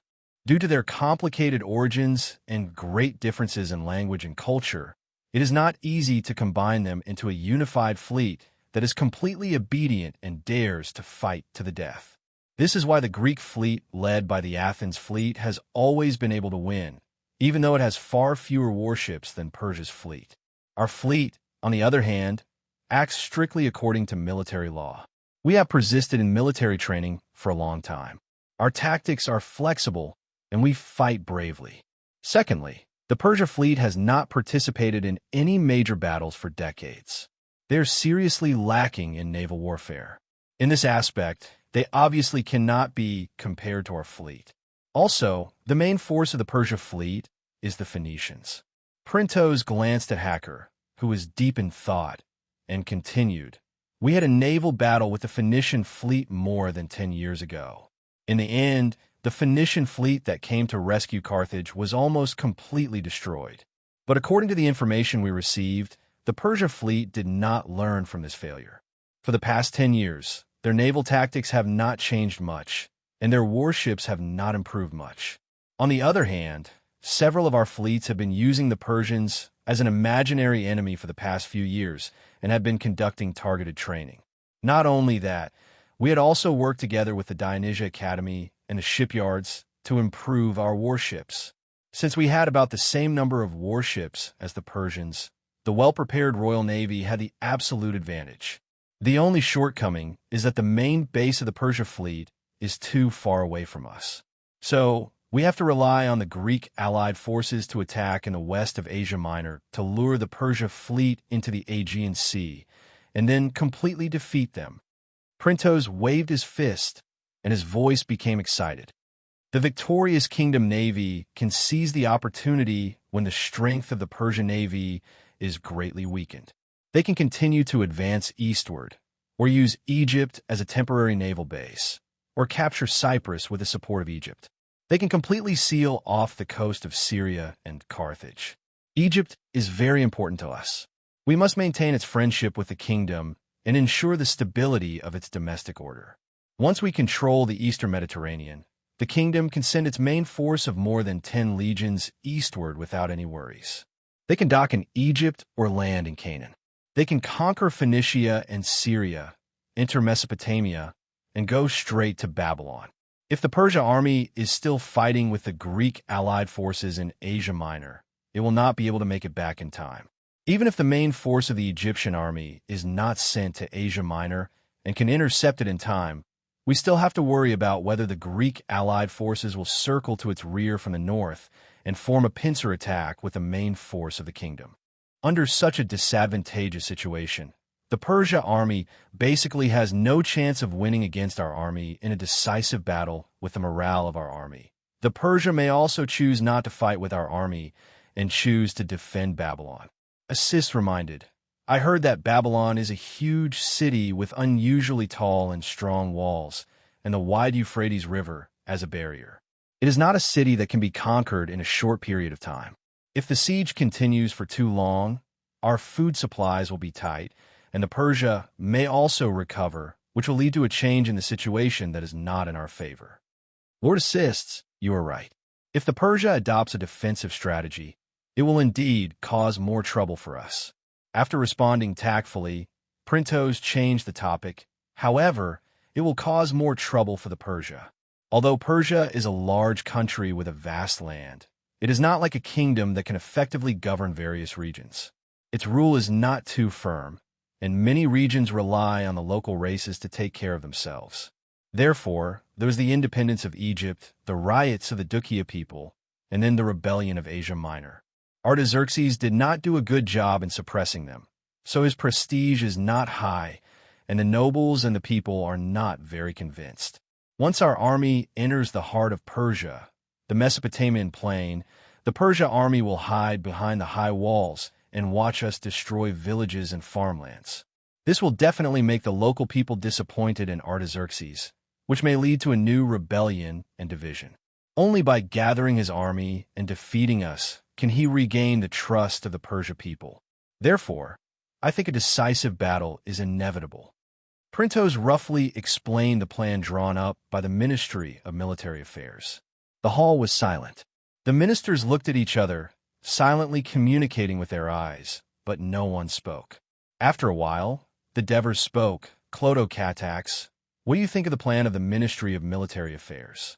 A few years ago, in Greece, Printos actively assisted Clotocatax and finally won the war. Since then, the two had established a friendship, and they often met after returning to Turin. But at this time, the consul of the kingdom glanced at Printos, then faced his father and said calmly, "Your Majesty, the plan made by the Ministry of Military Affairs sounds very reasonable. We have a great advantage over Persia, and if we carry out this plan, it will be very easy for us to win. However, fighting a war thousands of miles away means a great risk in itself. Whether it is the transportation of military supplies or the transmission of information, it will be more difficult than before. Moreover, we are attacking a large country with a vast territory. Whether it is the generals or the soldiers, it is a completely unfamiliar land. The situation there is complicated and accidents may happen at any time. Just like during the war in Greece, we initially hoped to minimize the hatred of the Greek city-states. Starting from Sparta, we will conquer the powerful city-states one by one and finally control the whole of Greece." Unexpectedly, the Greek city-states quickly united and formed the Greek alliance to fight against us, forcing us to invest more troops, thus rapidly expanding the war. At that time, the kingdom was able to change the plan in time and make the right response because Greece was very close to us. But now, Persia is too far away from us. Perhaps by the time we receive the news and discuss the contingency plan, the army in Persia will encounter new difficulties or even fail. And once they fail, they will face the danger of annihilation. Therefore, I think we should be cautious when using troops against Persia. In addition, although the political situation in the kingdom is relatively stable, Master Hacker has just said that the Gauls in the north are a threat to our territory, and the natives in the north of Iberia also occasionally attack our territory in the south. The natives in the mountains on the east coast of the Adriatic Sea are also threatening the safety of our Thessaly region and the Greek allies. There are still so many unsafe factors within the kingdom's sphere of influence. In other words, there are still so many lands near the kingdom that we need to conquer in order to ensure the peace and security of the people of the Holy Kingdom of Dionia. We should first focus on doing this and not be tempted by the wealth of Persia. Even if we defeat the army of Persia, it will be difficult to conquer the people there and integrate them into the kingdom, because they're a powerful race that is completely different from us. They have a culture and glory that does not belong to us. They will not be willing to be ruled by us. Perhaps we need to invest a lot of manpower and material resources to maintain our rule in Persia. But is it worth it? After all, the foundation of the Holy Kingdom of Dionia is in the Western Mediterranean, in Italy. Chapter 1252. Well said. The foundation of the Holy Kingdom of Dionia is in the Western Mediterranean, in Italy. The Devers did not show any dissatisfaction because of his son's opposition to launching a war against Persia. Instead, he laughed and looked at his son with relief in his eyes. "Clodo Catax, I hope you remember what you just said, and let your descendants remember it in the future. Focus on governing the Western Mediterranean, so that the Holy Kingdom of Dionia can be at peace for a long time." "Yes, Your Majesty," Clodo Catax responded respectfully. "But if Dionia wants to attack Persia, it's not because of its wealth and land, but because it wants to take the initiative. It wants to seize the favorable opportunity when Persia's national strength is weak and completely defeated. At that time, according to the situation, we can either support a few puppets in Persia or split it into multiple countries to reduce the threat to the kingdom. Compared to directly annexing the land, these methods should be more effective and less laborious." The Dever said calmly, "As for the difficulties you mentioned about attacking Persia, which war in the past that Dionia has experienced did not have difficulties and accidents. It's just that the difficulty of facing Persia is greater. Why is it that our Dionysia is able to win and defeat our opponents every single time? It's because we attach great importance to each opponent. We have meticulous planning and preparation, so we have more advantages. Since the establishment of the kingdom, Persia is the only strong enemy left in the entire Mediterranean. Artaxerxes and I both know that there will be a war between the two sides, so he instigated the Greek city-states to unite against us. When the rebellion broke out in Asia Minor, I had thought of sending troops to attack Persia. But at that time, the war in Greece had just ended, and we had consumed a lot of military supplies. The Greek alliance had just been established and needed to be consolidated, and Thessaly had just been conquered and needed time to digest. So I had to give up this idea. But the Ministry of Military Affairs has always been targeting Persia. In recent years, it has been conducting military training and improving weapons and equipment for Persia, which has accumulated many advantages over Persia today. Therefore, the plan to attack Persia can no longer be delayed. I believe that with Hades' blessing, we will definitely be victorious in the end. After hearing the Devers' words, Sitaram understood everything. Sure enough, it was His Majesty the Devers' idea to attack Persia. He just asked the Ministry of Military Affairs to propose it. He might have even discussed it with Bagul and the assist beforehand and put on a show in the palace hall. Sidoram glanced at Oliver's and Printo's, then at Bagul and assists. He then lowered his eyes and remained silent. At this moment, the Devers let out a long sigh and said in a low voice, "Yesterday, I went to visit Amintas. Because of his old injuries, he could no longer sit up. He could only lie on the bed and talk to me. He told me a lot about the past, especially about his adventure in Persia. He said, from a refugee with nothing, he became an important minister of a powerful kingdom in the Mediterranean Sea. He doesn't have too many regrets in this life. The only regret is that he may not be able to see the Dionysian army attack Persia and retrieve the bodies of his mercenary companions who died in foreign lands. He will also be able to take revenge on the Persia who hunted us like cattle and sheep." Speaking of this, the Dever sighed again and said, "Aminta's words touched me a lot. I still clearly remember that we spent a lot of effort to escape from Persia and rested in Byzantium. Burkos, do you still remember? You came all the way to Byzantium and wanted to hire us to fight against the Lycarians in Turii." I agreed. The Minister of Agriculture, Burkos, stood up shakily and said in excitement, "Your Majesty, of course I remember. I heard that a group of Greek mercenaries fought for thousands of miles in Persia and successfully returned to the Aegean Sea. Therefore, I believed that as long as I could hire this group of mercenaries, we would definitely be able to defeat the Lycarians. However, the mercenary leaders all rejected my invitation. Just when I was feeling desperate, Your Majesty agreed to my request without hesitation and gave me hope. Who would have thought that this small invitation would create a powerful kingdom and change the power structure of the entire Mediterranean Sea?" The Devers recalled the past and sighed with emotion. Yeah, no one can predict the future of the world.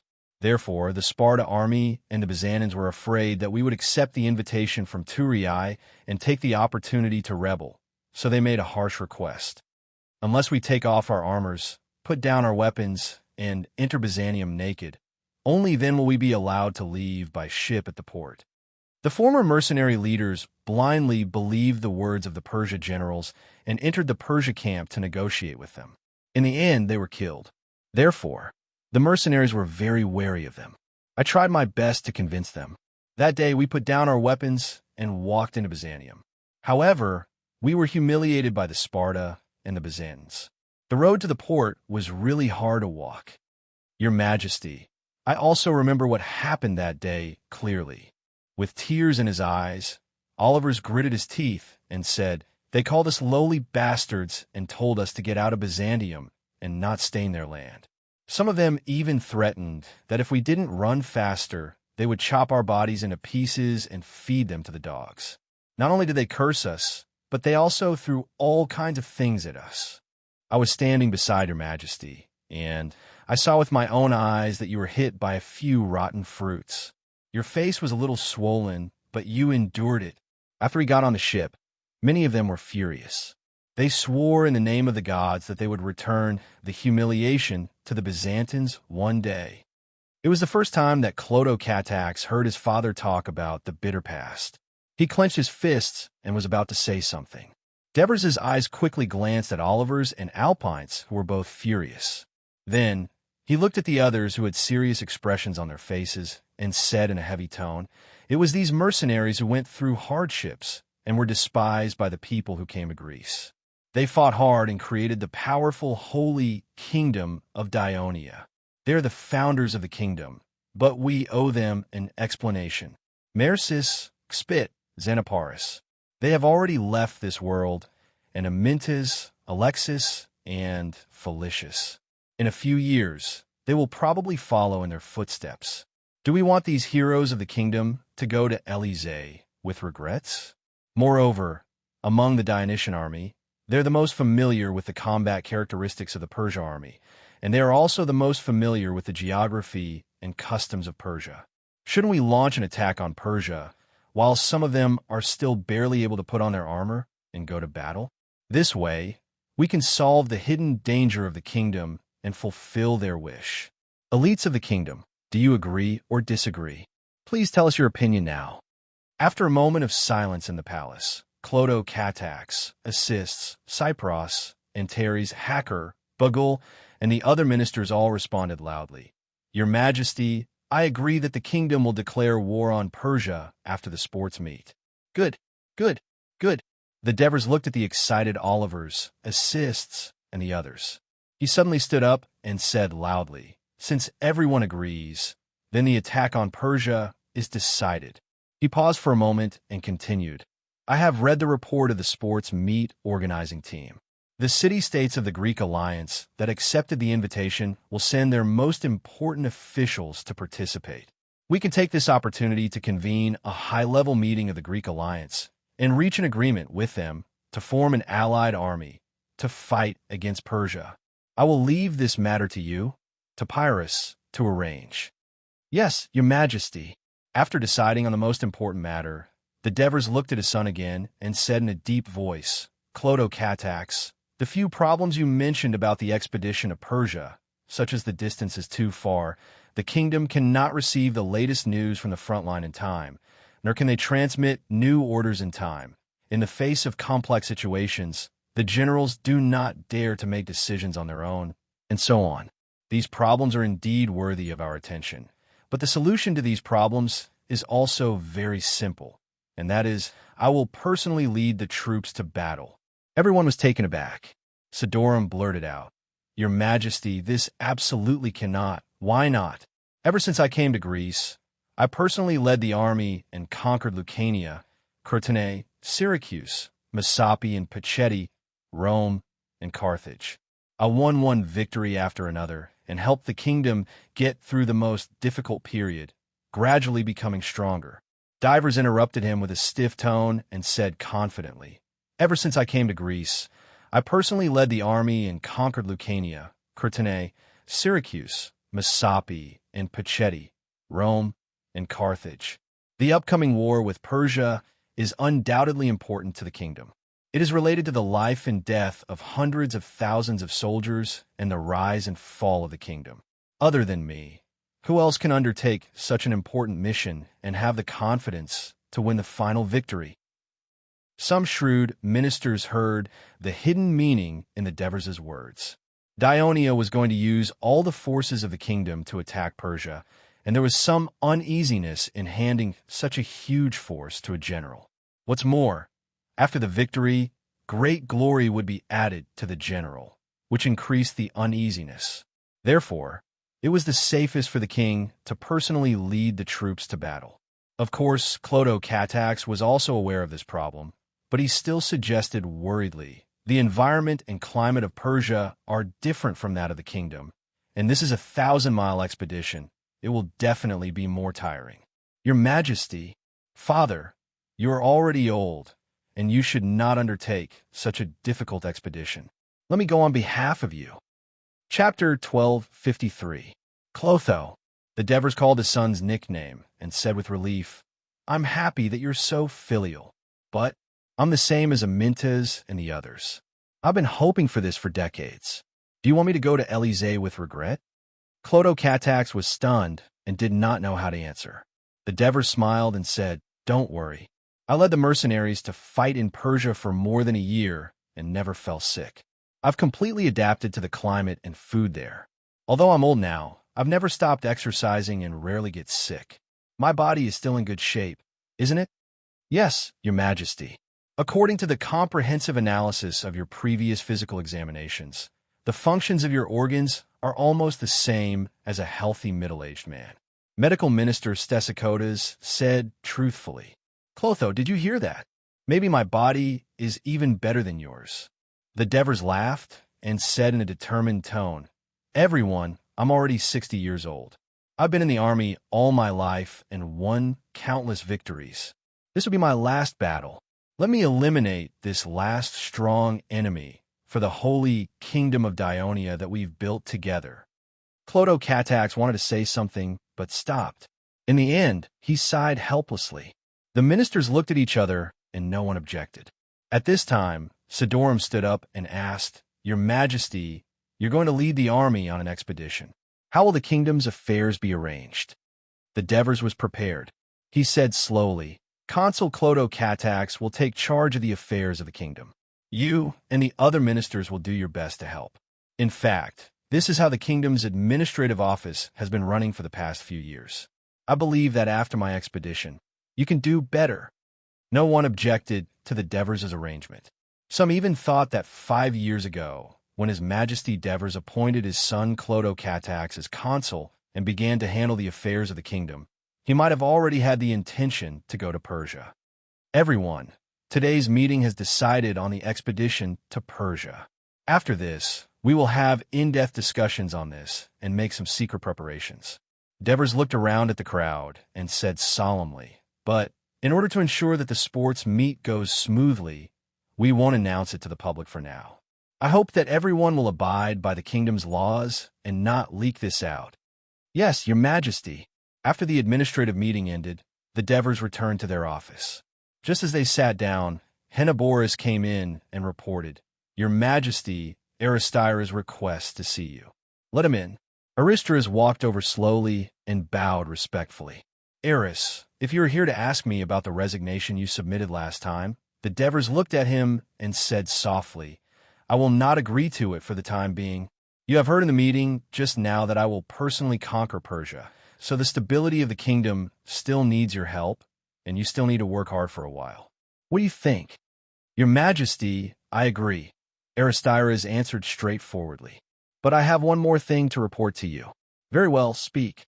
Prince Phili of the Kingdom of Macedonia, whom you have asked the intelligence department to focus on, has been discovered by the intelligence officers in Thessaly to blend in with the Macedonian emissaries and is on his way to Thurii. Blend in with the Macedonian emissaries? The Devers' heart skipped a beat. You mean that he is not participating in the sports meet as a Macedonian prince? Even his mother and brother do not know that he has left Macedonia? They should know by now, Aristyras explained. Aristyras explained, Then I received a secret report from Thessaly. Not long after the Macedonian emissary delegation left by ship, the Macedonian royal guards were searching for him in the city of Igi. I estimate that Macedonia will soon send another emissary to Thurii to find their emissaries and strengthen the protection of Phili. It is even possible that they will make Phili's identity public.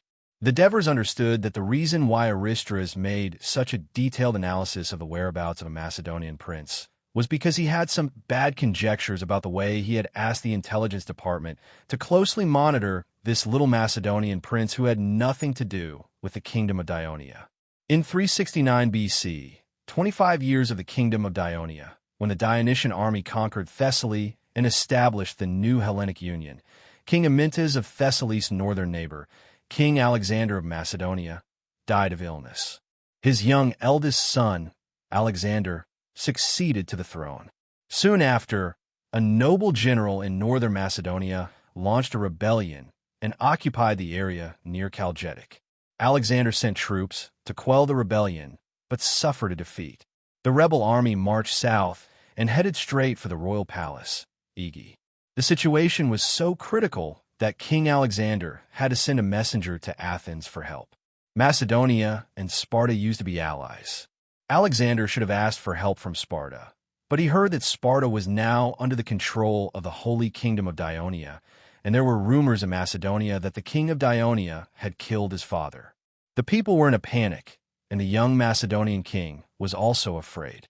He had no choice but to ask for help from Iphicrates of Athens, because this famous general of Athens had a close relationship with Macedonia, and the former king Amyntas of Macedonia was his adoptive father.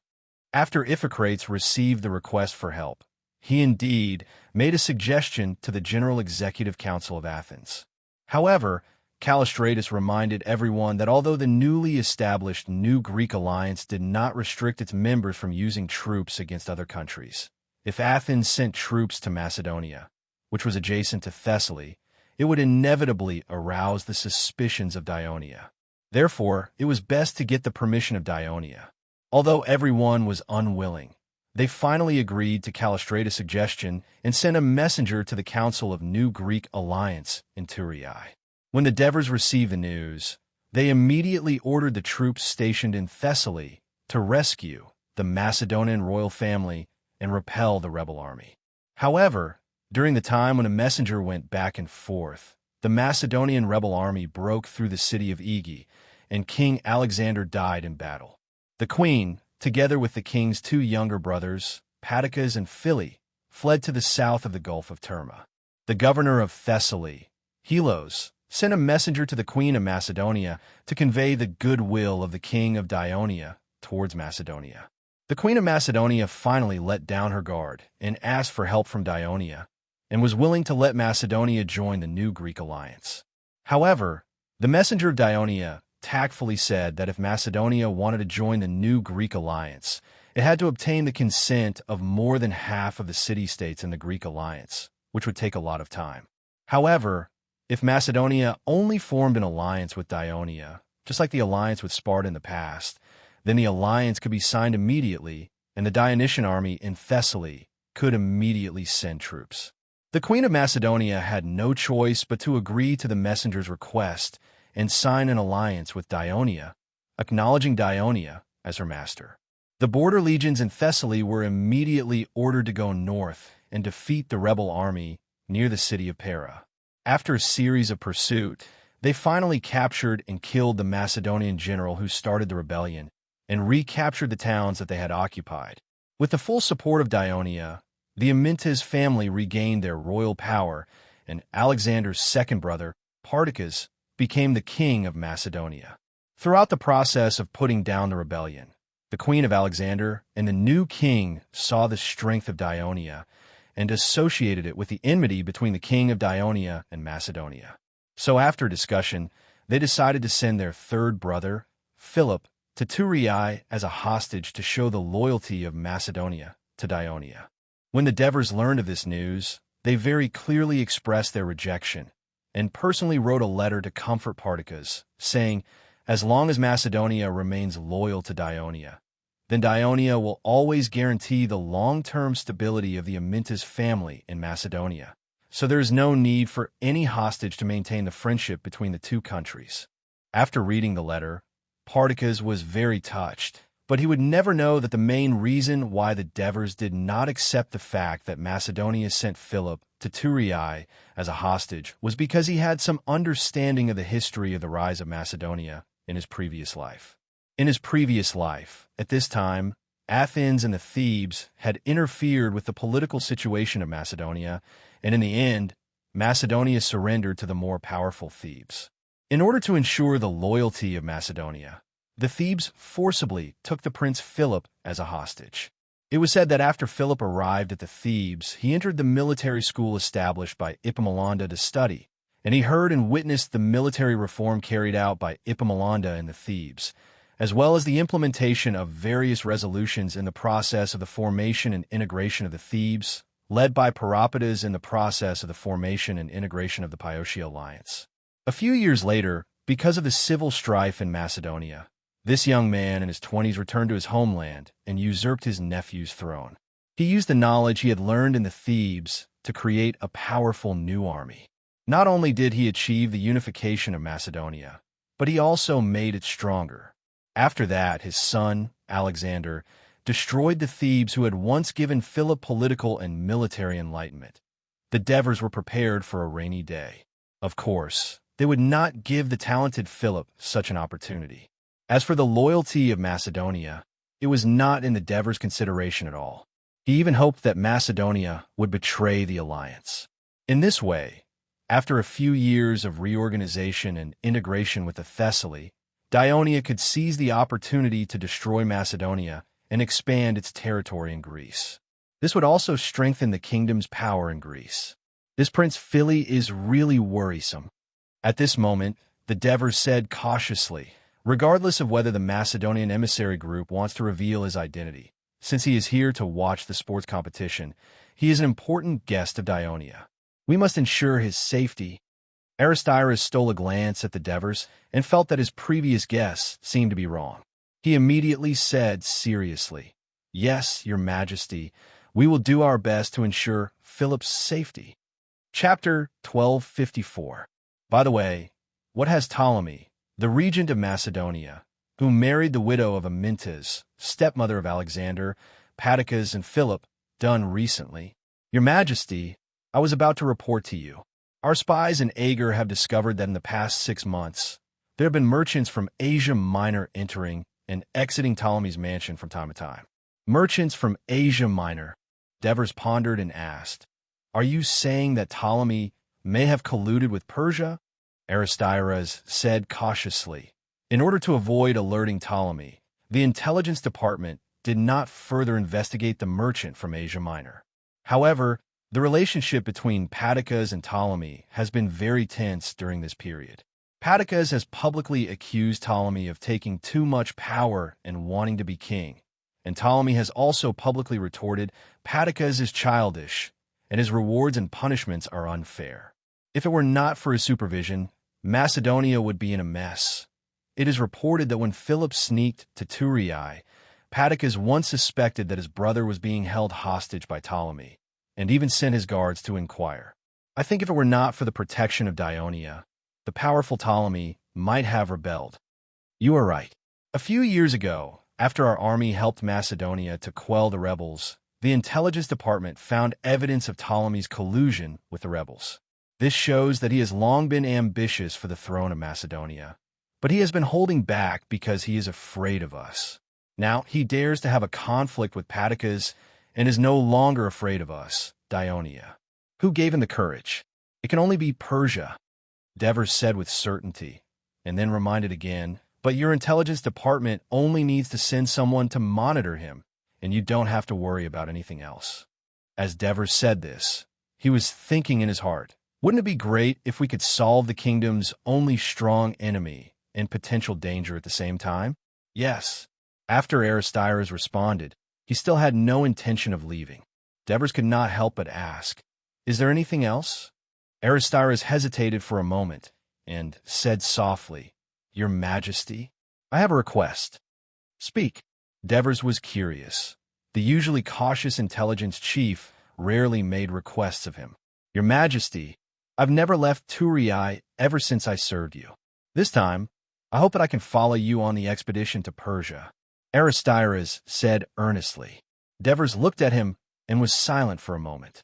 He didn't know if Aristides' main purpose in making this request was to resign from his position as Director of Intelligence, especially since Devers had just rejected his resignation.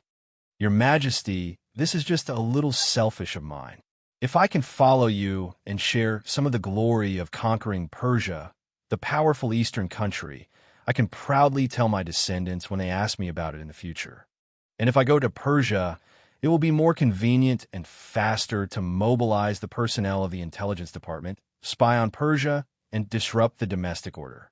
Aristides said earnestly again, "You don't have to worry about the safety of the country. In fact, for the past 6 months, I have basically not cared about the specific affairs of the intelligence department. The specific affairs of the intelligence department have been specifically handled by Deputy Director Tratus, and with the full assistance of Secretary Maximus. The work efficiency of the intelligence department will only be stronger than before." Devers looked at him and suddenly laughed. "Good, Aristides. It's rare to see you speak so much from the bottom of your heart. In order to go out and relax, you don't hesitate to belittle yourself. You've already done this. How can I not agree? But during this period of time, you have to arrange the affairs of the intelligence department. Oh, and when the expedition to Persia is announced to the people, you have to admit to Asuna that it was you who wanted to go, not me, haha." Looking at Aristides' back as he left, Devers was deep in thought. It seemed that Aristides had seen through his intention to replace the old minister and pave the way for Clodocatax. If I agreed to let him go to Persia, then the important positions of the kingdom have basically been taken over by the young and strong ministers. Oh, there's also Sidorum, who's been reluctant to go. It seems that I have to find the right person to wake him up at the right time. Perhaps because most of the residents of Crete were immigrants from Laconia, the political system of the city-states of Crete was somewhat similar to that of Sparta. For example, they all had the Council of Elders, the Assembly of Citizens, and the censor system. The boys of the city-states of Crete had to receive education, mainly military training, from an early age, of course. Due to Crete's narrow terrain and lack of resources, it was unable to unify Laconia like Sparta. Although the city-states had established an alliance, they still maintained their independence. Therefore, they did not have enough financial and material resources to develop heavy infantry. Instead, they focused on training archers according to the actual situation of the island. Read Web 5 years ago, after the Greek War broke out and Sparta was conquered by Dionia, the city-states of Crete were shocked. A few months later, when a large fleet of Dionia sailed around the coast of Crete, the Council of Elders of the city-states of Crete quickly made a decision: join the new Greek Union and surrender to Dionia. After the establishment of the new Greek Union, peace and tranquility were finally restored in Greece in the past few years. The citizens of Crete were no longer recruited by the city-states to be involved in the war in Greece. Many of the citizens of Crete were grateful to Dionia.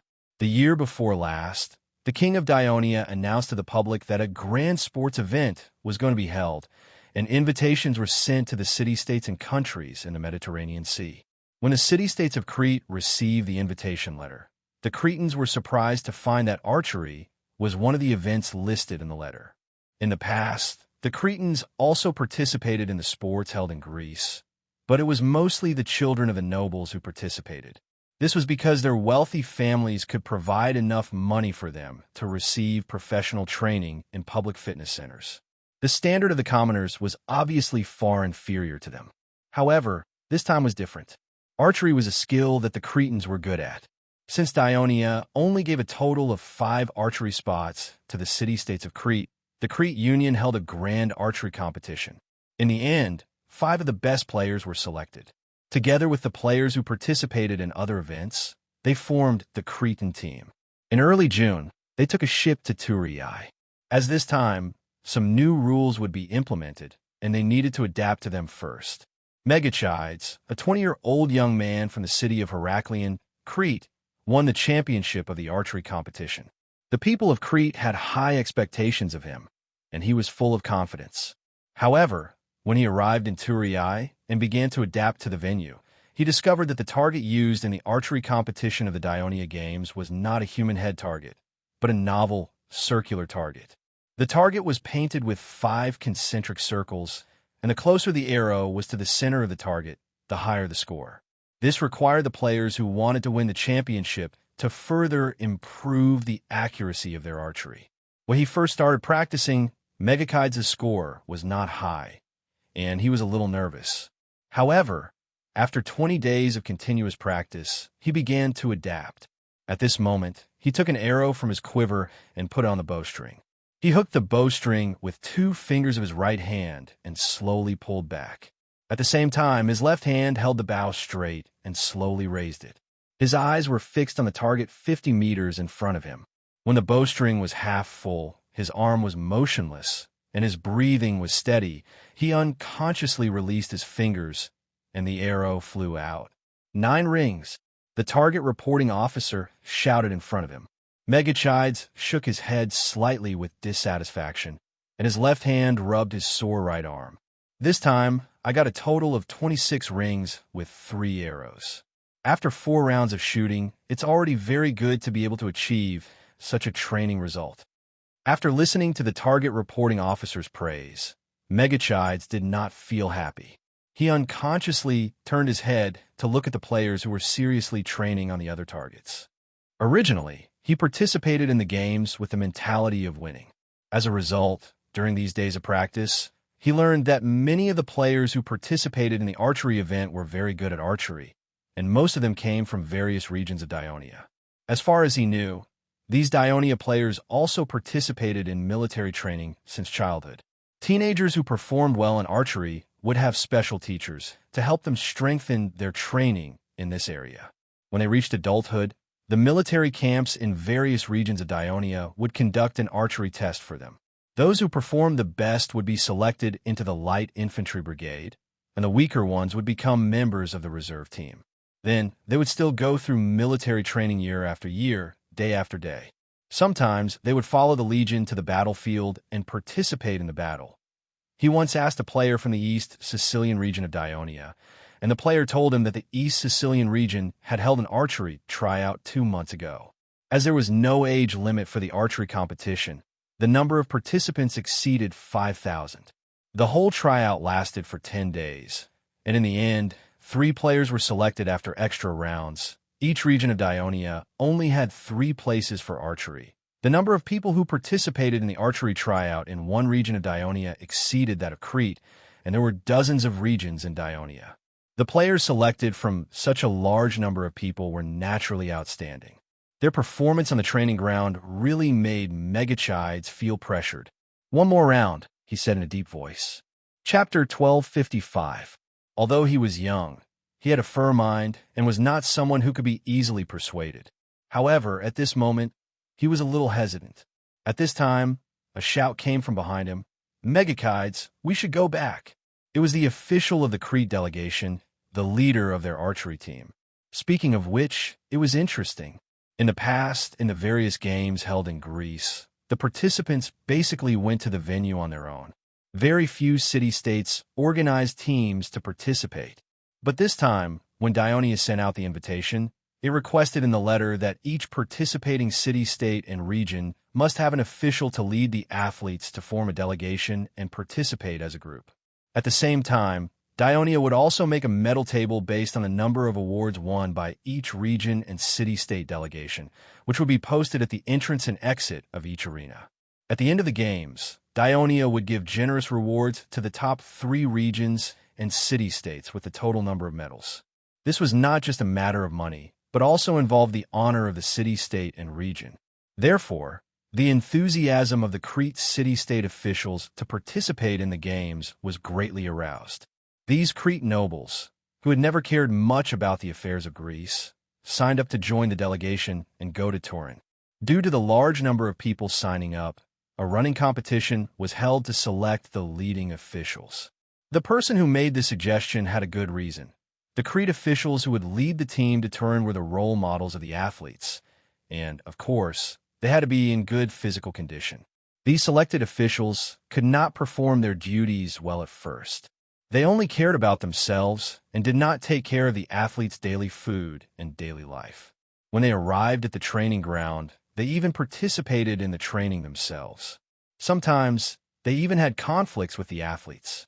However, whether it was the training ground or the athletes' hotel, athletes and officials from other regions and city-states could be seen everywhere. Under the pressure, the Crete officials gradually completed their identity change and began to devote themselves to serving the athletes. The leader who was shouting was also from Megachides' home country. As a noble, he didn't pay much attention to Megachides, who was born as a commoner. But now he was willing to help Megachides and the other Crete archers on the training ground. This was already a very big change. Of course, Megachides would not be ungrateful. He returned the bow to the target reporting officer with some reluctance. According to the rules of the sports meeting, for the sake of fairness, the sports meeting would provide bows and arrows during the competition, which was the set they used in training. The quality of the bows and arrows was obviously much better than Mecha's own bows and arrows. The more he used them, the more comfortable he was, and he wished he could take a set home. But he knew that a bow of high quality and exquisite workmanship like this was definitely not cheap.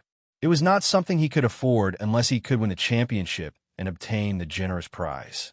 May the Hades bless you and let you get a good ranking in the competition. The target reporting officer smiled and expressed his blessing to him. Thank you. Megachides' heart warmed. Since he arrived in Turin, the Dionia people he met were friendly to him, which made him feel very close to them. He even had a good impression of the patron saint of the kingdom of Dionia, Hades. So he replied, "May the Hades bless you for a lifetime of peace." When he returned to the Crete team, the leader, Flax, said impatiently, "We have to hurry back to the hotel. I just heard from the management here that the Turin City Hall will implement a curfew in the entire city from this evening to ensure a smooth start of tomorrow's sports meeting. To avoid trouble, we have to hurry back to the hotel." Under his urging, the Crete athletes quickly packed their bags, left the archery range, and hurried east. Although the archery range was newly built to host the archery competition of this sports meeting, it did not cost as much money and time as the swimming pool and the racetrack. Because archery was an open-air competition, they only needed to build a wall around the archery range and place long wooden benches behind the athletes for the audience to sit and watch. It was built in the west of Turin, next to the Turin barracks. It was a bit remote from the city, but the roads nearby were bustling with traffic every day. Many people often entered the archery range to watch the training. But when the Crete archery team set foot on the road back, they clearly felt that there were fewer pedestrians on the road, and after entering the outer city, they frequently encountered patrols, which delayed them a lot of time. When they returned to the athletes' hotel, the sky was already dark, and the hotel lobby was lit with candles. Megakides, who was already sweating profusely, did not go to dinner immediately. Instead, they went to the hotel's bathing area. The athletes' hotel in the western outer city was built next to the La Mara Savone Arena. It was composed of a total of 4 large 6-story buildings, and in the middle of these buildings was the bathing area. When they first checked in and entered the bathing area for the first time, they were confused by the tedious procedures, but now they had completely adapted to it and enjoyed it. When Megakides came out of the bathing area, he felt refreshed and tired. Even the soreness in his arms had disappeared without a trace. If only there was such a bathing place in Heraklion. Such a thought came to Megakide's mind, but then he thought about it again. If that was the case, there must be a lot of people going to bathe there, and the cost would not be low. It would not be free like here. Sigh, the people of Dionia are so lucky. His envy lasted until they entered the restaurant. There was a row of tables neatly placed on one side of the restaurant. On each table was a large, wide-mouthed clay pot filled with steaming food: stewed chicken, egg soup, roasted beef, fried fish, roasted lamb leg, haggis soup, honey bread, sweet oatmeal. There were even wine, beer, and fruit juice. Every day, the hotel's dinner was so rich and delicious, and they could eat and drink at will without any restrictions. When the dishes in the clay pot were finished, the waiters in the restaurant would add more at any time. Many civilian contestants like Megakides had never enjoyed such food and such treatment in their lives. When they walked into the restaurant for the first time and heard the waiter say that they could eat and drink at will for free, they thought they had heard wrong. It was not until they confirmed that it was true that some people began to eat and drink like crazy. As a result, their stomachs were bloated and they had to urgently call a doctor for treatment. Some contestants had guessed that this was a welcome banquet, so it was so special, and they would not be so generous in the future. Who knew that every breakfast and dinner after that was the same? The athletes' restaurant did not provide lunch, but the athletes were allowed to take some breakfast out of the restaurant for lunch during training, which shocked all the contestants. They almost suspected that they had come to the Elysium that the people of Dionia often mentioned. Dionia is so powerful and rich. It must be a blessing to be a citizen of this kingdom. It's so lucky to be able to participate in this sports meeting. After seeing the prosperity of the giant city of Turin and enjoying the various benefits that Turin provided to the athletes recalled the bitterness they had experienced when they participated in other sports meetings and felt that the Dionia Games were more valuable, especially when they learned from the waiters in the athletes' hotel that the Turin City Hall did not deliberately do this to please them. In fact, the athletes who came to Turin to participate in the rugby and football finals every year also enjoyed the same treatment, so they were more certain that Dionia was a paradise for athletes. Before the sports meeting was held, Dionia had captured the hearts of almost all the athletes. Everything that Turin had done was worth it, because it had achieved one of the purposes of the Devers hosting of the sports meeting. Athletes continued to enter the restaurant, and when Megakides came back with a wooden plate filled with the food he wanted to eat, the restaurant was almost full. "Here, Megakides!" Someone waved to him. Megakides hurried over and said, "Sirit House, you're back early." Sirit House was also a young nobleman from the city of Heraklion in Crete. He had signed up to participate in the running competition of the sports meeting. After more than 20 days of getting along, the two of them, who came from the same city, had become friends. "I didn't train much today. I just wore the shorts they provided. I tried to run a few times, and it felt okay. The starting, arms swinging, striding, and sprinting were not affected." As soon as Sirit House finished speaking, another runner next to him immediately complained, "I feel very affected. When I run, the fabric rubs against my thighs, and it's very uncomfortable. The sports meeting has always been naked, but Dionia insisted on changing the tradition and making everyone wear this thing. This is blasphemy to the gods." Sirit House glanced at him and said, "Since you are not satisfied with this sports meeting, you can withdraw from the competition." The runner said, "The competition starts tomorrow. It's not good to withdraw at this time. Come on, I think you're just reluctant to give up the free food and comfortable service here." Sirathai saw through his thoughts and said half jokingly and half seriously, "Dionia is now the overlord of the entire Greek world, much more powerful than Sparta in the past. Even Olympia and Delphi have no choice but to submit to it. Not to mention wearing shorts. I don't think any city-state would dare to openly oppose it even if they asked everyone to wear Bolton's attire during the competition. And think about it, Dionia allows women to watch the competition. It is said that the princess and princess of Dionia will be sitting in the audience during the competition ceremony tomorrow, so it is understandable that they want us to compete in shorts." Chapter 1256.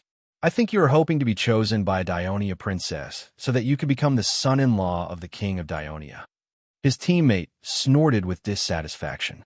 Not only did Sirit House not refute, but he also whispered seriously, "Unfortunately, according to the news I heard, several princesses of the royal family of Dionia have already been married. There is no chance. However, it would be good if you could be chosen by the daughter of a minister of Dionia. I say you should also work hard and try to stay in the kingdom of Dionia." Although women were forbidden to watch the Greek games in the past, anecdotes of choosing husbands through the games still happened occasionally, and it became a popular story. For example, the former tyrant of the Athens Games, Pisistratus, once asked his daughter to disguise herself and enter the games to choose an ideal husband. Sirit House was handsome, tall, and well-proportioned, and it was indeed very likely that he would be favored by the women of Dionia. The people next to him were also a little tempted and fell into a fantasy for a while. "It seems that you are ready to perform well in tomorrow's race." Megachides put the plate on the table and sat opposite Sirit House. "Of course I will perform well, but I'm not sure if I can advance to the next round." Sirit House said these words in frustration, but his expression was very calm. "I have been observing in the training room these few days. The athletes sent by Athens Games, Thebes, Corinth, and Elis are very strong this time. Fortunately, this time Dionia has completely changed the way of the games, and everyone is not used to it. I still have a little chance. And even if I am eliminated in the 100M race, I still have the 200M and 400M races. If I show my face in the field a few more times, the chances of being chosen by the ladies of Dionia will be much higher." Megachides was a little dissatisfied with Sirit House's attitude of not trying his best to win, but focusing on how to win the hearts of the ladies of Dionia. However, Sirit House was a noble after all, and he did not dare to criticize him, so he just buried his head in eating. "I heard from the management of the stadium that Dionia will hold a grand ceremony tomorrow. It will be completely different from the previous opening ceremonies. I really want to see it as soon as possible." Siratheo's exclamation stunned Megachides. Yes, Dionia can provide such comfortable accommodation and sumptuous food for the athletes. What kind of surprise will it bring to all the athletes and the city-state representatives at tomorrow's ceremony? Megachides was also full of hope. The Hades Arena was the first arena built by Dionia. It was located in the center of the inner city of Turiae and was the venue for the final of the kingdom's rugby and football finals every year. To meet the growing demand of spectators, it had undergone several large-scale renovations and expansions, the most recent of which happened 2 years after the King of Devers announced the holding of the games. Now, its architectural structure and appearance were very different from when it was first built decades ago. The entire arena was almost a huge circle with a height of about 42 meters and an area of more than 15,000 square meters. It could usually accommodate nearly 60,000 spectators. It was not only a sacred place in the eyes of the athletes and fans, but also one of the architectural wonders of the Turii region. In the early morning of July 2nd, 365 BC, the 29th year of the Kingdom of Dionia, a bustling crowd gathered from all directions to the Hades Arena. At the same time, 69 entrances to the Hades Arena opened at the same time. Only one entrance was temporarily closed, and that was the passage for the members of the royal family. Ticket inspectors and patrols were in place.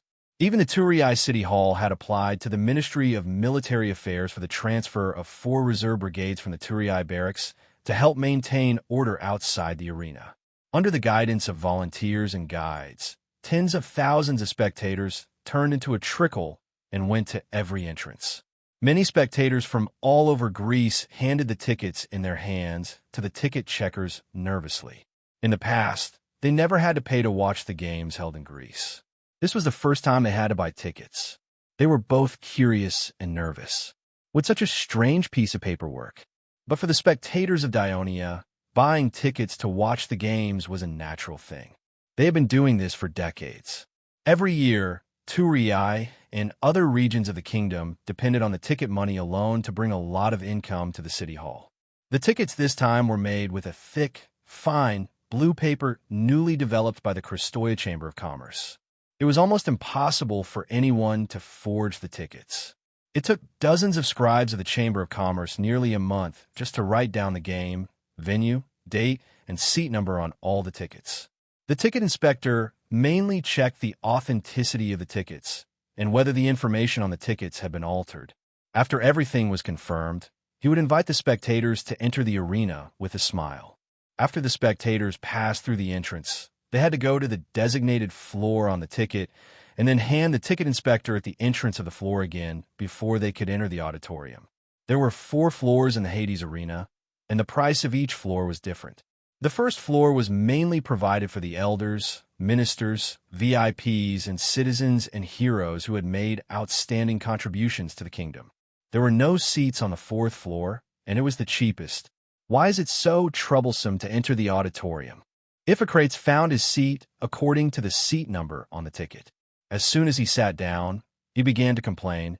I thought the people of Athens were very calculative, but I didn't expect the people of Dionia to be even more stingy than us. I've never heard of charging fees to watch the games. Callistratus, who sat next to him, said a few words of justice for Dionia. It's understandable. They provide free accommodation and food to all the emissary delegations and athletes. It costs a lot of money, so it's understandable that they want to earn some money by selling tickets. I've asked the ticket inspector when I entered the arena, and the price of the tickets is not high. The cheapest one is only 3 drachmas, and the most expensive one is only 10 drachmas. The tickets for the emissary delegations are given by the City Hall of Turii, so there's no need to pay. Even the poor should be able to afford it. It's cheap, but look at how many people can sit here. After this game, Dionia can earn at least hundreds of thousands or even millions of drachmas. And how many games do they have to hold in the entire Olympic Games? Dionia can earn a huge fortune just by hosting the games. Iphicrates counted with his fingers, estimating the income of Dionia's games. Why are you tempted? Callistratus said jokingly. Do you want to suggest in the council to learn for Dionia and start charging fees in the future Athens Games? Iphicrates thought about it carefully, then shook his head and said, I'm afraid that won't work. Let's not talk about the fact that the Athens Games don't have a tradition of charging fees, and the people won't be able to accept it. Not to mention that our arena is open to the public, and it's difficult to restrict people from entering and leaving. If we want to build such a huge and complicated arena in Athens, the funds and manpower alone are already unbearable. Not to mention the construction technology it requires is probably something we don't have now. Callistratus scanned the entire venue with a cautious gaze and finally sighed. Even if we build such an arena, the number of spectators it can accommodate far exceeds the number of citizens in Athens. The number of citizens in Athens is generally maintained at 4,000 to 5,000, and I'm afraid it'll take a long time to earn back the profits. Therefore, such a huge building, such a charging method, only a big country with a strong national power and a huge population like Dionia can implement it. Iphicrates was silent. He was previously dissatisfied with Dionia. As the adopted son of the former king of Macedonia, Amyntas, he wanted to lead troops to help during the Macedonian rebellion 4 years ago. However, he was dissuaded by the General Executive Committee of Athens and had no choice but to seek help from the leader of the Greek alliance, Dionia. In the end, when Dionia sent troops, his sworn brother, Alexander, had already died in battle. Moreover, after Dionia quelled the rebellion, they did not allow Macedonia to join the Greek alliance. Instead, they formed an alliance with Macedonia alone. Iphicrates believed that the people of Dionia had selfish motives. Neither he nor Callistratus had been to Thurii before. This time, as a member of the emissary delegation from Athens, they had truly witnessed the power and prosperity of Dionia, which was far from what Athens could compare to. Some of the thoughts hidden in their hearts had basically been dispelled. At this moment, he still said with some dissatisfaction, the key still depends on whether Dionia can organize the sports meeting well. Otherwise, no matter how good the arena is, it's useless. Callistratus more or less understood the mentality of his colleague. For a period of time after the end of the Greek War, he was also dissatisfied. However, as Dionia's position as the hegemon of Greece became more and more stable, more and more Ionian city-states, islands in the Aegean Sea, joined the Greek alliance, and Athens' path of expansion from the sea had been blocked. Due to the alliance with Dionia, Athens' trade channels have been greatly expanded. The domestic market was more prosperous, and the commercial taxes had increased significantly. The treasury was also richer, and the citizens were enjoying the peace and comfort. The situation had changed, and Callistratus had also given up on the idea of going against Dionia. He did not continue on this topic. Instead, he pointed to the side and said in surprise, "Look, Agesilaus is here too. I thought he would not participate in this sports meeting." Chapter 12:57. Iphicrates looked in the direction he was pointing, and a look of sympathy appeared on his face. He must have arrived in Thurii yesterday. That's why we didn't see him in the hotel. Speaking of which, he is quite pitiful. His son, who was seriously injured in the Greek War, died of illness last year. The Sparta people are all brawn and no brains. In the new Sparta government, they are no match for the cunning Pariasus and the Hercules who have the support of Miseria and Arcadia. Some of the Hercules of Sparta had migrated to the Tigia territory belonging to Mandinia, so they have a good relationship with Mandinia, the leader of Arcadia.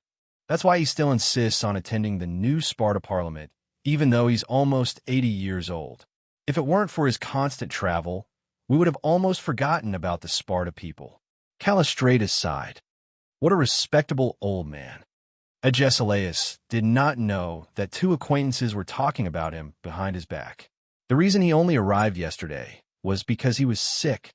As soon as he recovered, he ignored the doctor's advice and rushed to Thurii. How could he give up such a good opportunity to meet the king of Devers and fight for some benefits for the Sparta people? It was also to fulfill his long-cherished wish to visit Dionia, which he had been trying to deal with for decades before he died. It was already dusk when the passenger ship arrived at the port of Thurii yesterday. Exhausted, Agesilaus boarded the carriage sent by the Thurii City Hall to the port to pick up the VIPs.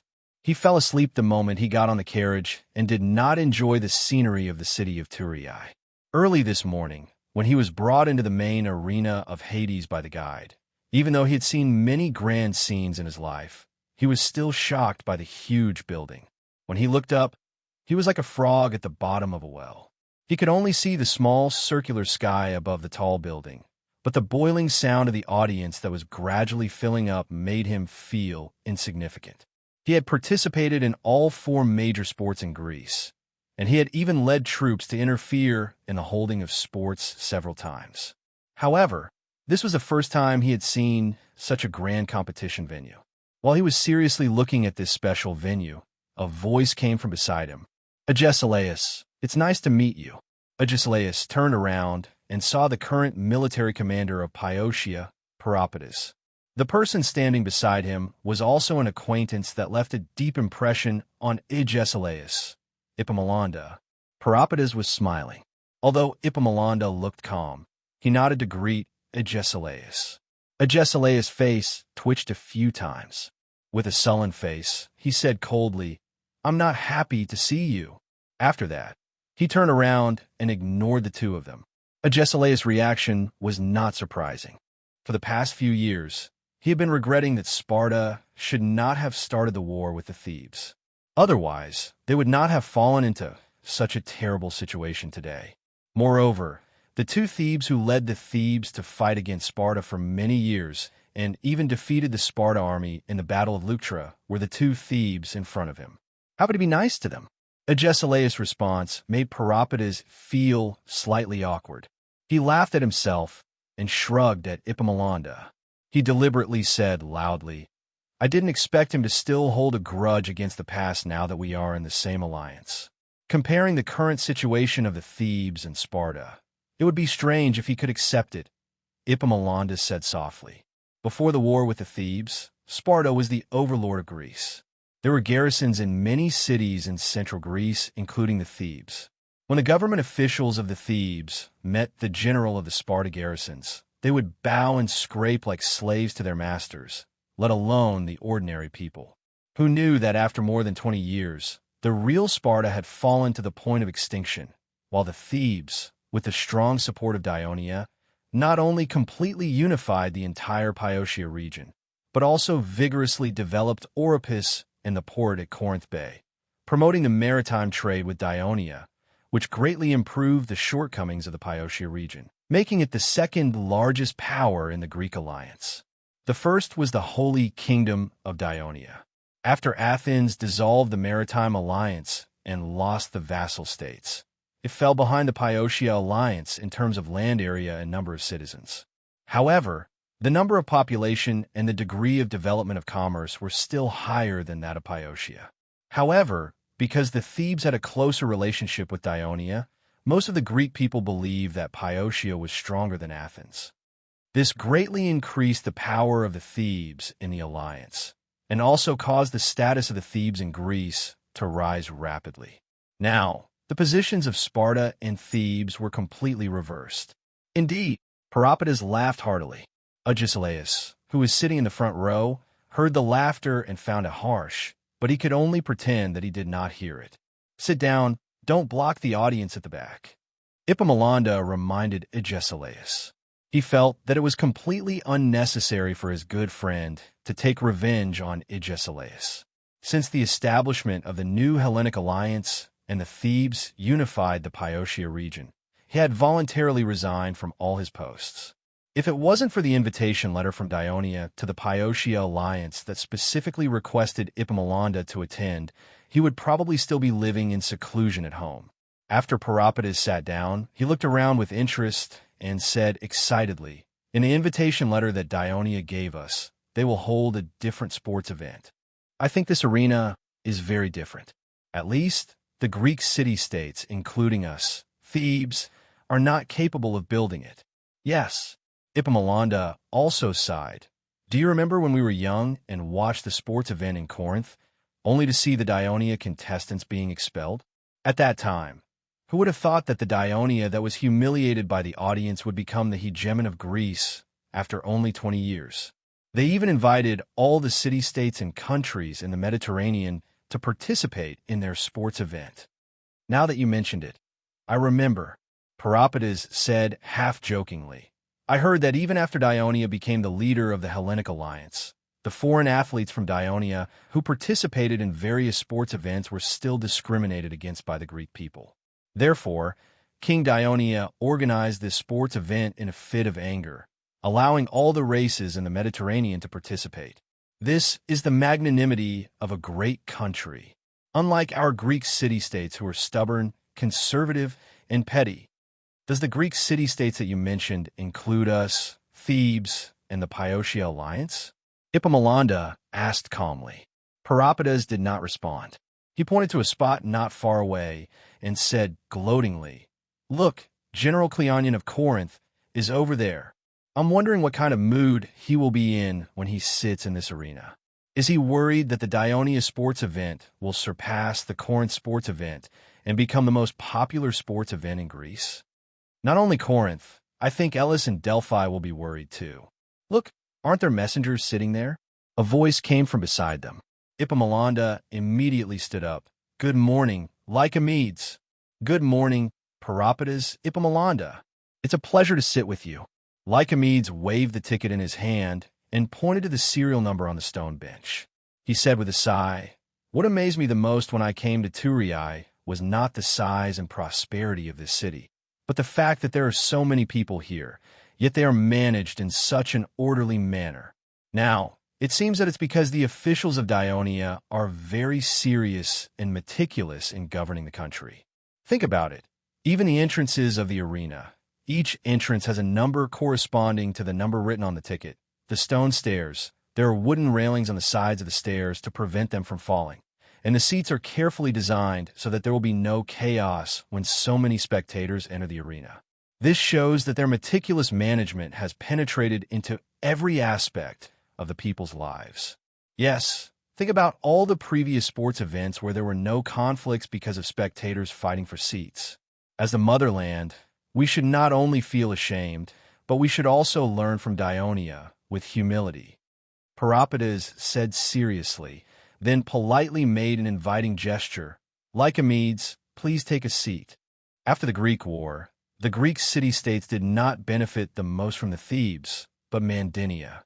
Not only did they obtain the fertile land of Tegea, but they also established the Arcadia Union with Mandynia as the main body with the strong support of Dionia, becoming a major force in Greece. Peropides once said to Epaminondas in private in envy, "In order to establish the Pyotia Union, we, the Thebes, fought hard with Sparta for many years and sacrificed so many people. Mandynia, on the other hand, was only lucky enough to follow Dionia in the Greek War and finally achieved this goal easily. Apollo is really biased." However, Peropides, who was lively and cheerful on the outside, but very proud on the inside, showed sincere respect for Lycomedes, because not only did Lycomedes propose the establishment of the Arcadia Union for the first time, but he had also worked tirelessly for many years, and because of this, he served as the chairman of the Arcadia Union for 5 consecutive years. The highest position in the Arcadia Union Parliament could only be held by a Mandynian. I've just heard that Dionia is going to hold a different sports event. Chapter 1258. After Lycomedes sat down, he said with a sigh, "It's really quite different. On the first day of the games held in Greece, the athletes and spectators would gather in front of the temple and pray to the gods with the priests. Then the athletes would stand in front of the altar, and under the guidance of the priests, they would swear in the name of the gods. But now we're sitting in the arena, waiting for the games to begin." "Yes, that's what I'm confused about." Peropides asked curiously, "Lycomedes, do you know what the people of Dionia will do next?" "I met the chief general of Messenia, Tisias, on the way here, and asked him the same question." "If he doesn't know, how would I know?" Lycomedes said with a smile, "It's good that you don't know. This way, whatever Dionia does next will be a surprise." As soon as he finished speaking, the entire arena suddenly boiled over with cheers and shouts. The two people who were talking still did not know what was going on. Epaminondas, who had been silently observing the surroundings, said loudly in their ears, "The king of Devers has arrived." The spectator stand for the royal family was not far to their right. It was a 20-meter long, 5-meter high marble platform with golden-laid iron poles. Above it was a blue and white drapery. and it was surrounded by majestic palace guards. At this moment, the Devers brought the two concubines, Christoia and Agnes, as well as all the children to the viewing platform. The sharp-eyed citizens of Dionia immediately noticed this situation, and they all cheered and saluted their beloved king and concubine. The Devers, who wore a golden crown and black libelton embroidered with gold and silver, smiled and raised their right hands, waving them gently to salute the audience. The cheers in the arena became even more enthusiastic. Suddenly, the audience opposite the royal viewing platform stood up, raised their arms above their heads, and then sat down again. Soon after, the audience on their right did the same. Human wave. Human wave. I want to play too. The second son of Crotocatax, the 6-year-old Cremedes, ran forward excitedly, but was quickly pulled back by Christoia, who said softly, "Don't rush. Let's play together later." Sure enough, when a human wave reached the royal viewing platform, the Devers and their families all raised their hands, stood up from the soft couch, and then sat down again. Although there were members of the royal family personally participating, there were many non-Dionia spectators, so the human wave became intermittent. The Dionia spectators continued patiently. The second round, the third round. Finally, all the spectators were roused, and the entire viewing platform rose and fell like rolling waves. It was a spectacular scene. When the human wave was over, Parapatas still wanted to continue. He said repeatedly, "Not bad. This is a good surprise." While the VIPs in the audience were discussing the human wave, the Devers had already sat down on the couch and said to Christoia with a smile, "From the situation of the human wave, just now, at least 2/3 of the spectators are not from Dionia. It seems that the Turii City Hall has seriously implemented the decision of the royal palace." Christoia rolled her eyes at him. "It's not just the City Hall. The Chamber of Commerce has also contributed a lot. Don't be anxious. I'm not finished yet. I'll give you a lot of praise." The Devers' face was drooling, and he reached out to touch Christoia's hand, but she slapped him hard and warned, "This is a public place. Don't mess around. It won't be good if the people see." The Devers said righteously, "What's wrong with that? To show the people our love is to remind them to respect their own marriages and love their wives. Don't you think so, Agnes?" As he said this, he took the opportunity to hold Agnes's hand. Agnes smiled slightly, but she struggled with all her strength, but she couldn't break free and could only let her husband touch her. Eunice, who was sitting in the back, made a face as she whispered to her siblings, "Father is really thick-skinned." "Eunice, what are you talking about?" The Devers didn't turn around, but shouted as if he had seen it with his own eyes. "Ah, nothing. I was just telling sister-in-law that the human wave just now was very fun." Eunice hurriedly winked at Dido, who was next to her. "Isn't that right, sister-in-law?" Dido held back his laughter. "Yes. You're lying through your teeth. Your daughter is like you." Christoia laughed and scolded. The Devers coughed a few times. "If my daughter doesn't look like me, who else would she look like?" "Eunice, I'll give you a task. Go tell the people in front that the opening ceremony can begin. Don't let the audience wait too long. This kind of occasion should be announced by Big Brother," Eunice said hesitantly. However, Clodo Catax understood the Devers' intentions and said with a smile, "Eunice, you're the most popular member of the royal family in this arena. If you don't go, who else will? Moreover, your appearance will be a great encouragement to the women who are not from Dionia, who are sitting in the audience for the first time." Hearing this, Eunice stood up and said mischievously, "Father, then I'll go. Don't be jealous that I'm more popular than you when the time comes. Cheeky, hurry up and go." The Devers looked impatient, but he couldn't help but tease, "Erex, what's wrong with you? Didn't you discipline your wife properly?" Before Erex could reply, Eunice's almond-shaped eyes widened. How dare he? Avia finally couldn't help but laugh out loud. Eunice gracefully walked out of the curtain and walked to the front of the royal stand. And as expected, there were even more enthusiastic cheers around. In the main arena of Hades, Eunice was more popular than the King Devers, and this was not an empty statement. As a member of the royal family, Eunice, who loved sports, would come to this arena to watch rugby and soccer matches whenever she was free, cheering for the players with the audience. In addition, Kristoya's Chamber of Commerce had once taken the lead in donating money to the reconstruction of Hades' main arena in her name. She had also taken the place of divers and Clodok attacks, who were too busy to leave, to present awards to the champion rugby and soccer teams. Therefore, many spectators and players called her the goddess of the arena. Among the enthusiastic cheers of the audience, there were indeed a few women from the native Greek city-states. More than half of them were the wives of ordinary commoners. Because of their family circumstances, they had to work hard in the market to buy and sell goods or farm. Therefore, their status and power at home were much higher than that of the women from noble families. However, even so, they couldn't go to the various sports venues to watch the exciting games, and the games of Dionia gave them this opportunity. Therefore, they came with trepidation, and the eye-catching princess of Dionia, standing in the royal stand, was undoubtedly the greatest encouragement to them. There were also a few young Greek girls in the audience. As businessmen, their fathers brought them here to watch the games. Their purpose was to hook up with a rich husband and provide assistance to their future business development in the kingdom of Dionia. When these young girls first sat in the audience, they were very reserved, lowering their heads and not daring to look around. However, when they saw the women of Dionia shouting and shouting, they gradually let go of themselves. On the side of the royal stand, there was a lower platform on which sat the 5 hosts of the arena. After receiving the order from Eunice, they immediately raised a red flag and waved it in the air. When the spectators of Dionia saw this, not only did they stop their clamor, they also persuaded the audience next to them to keep quiet.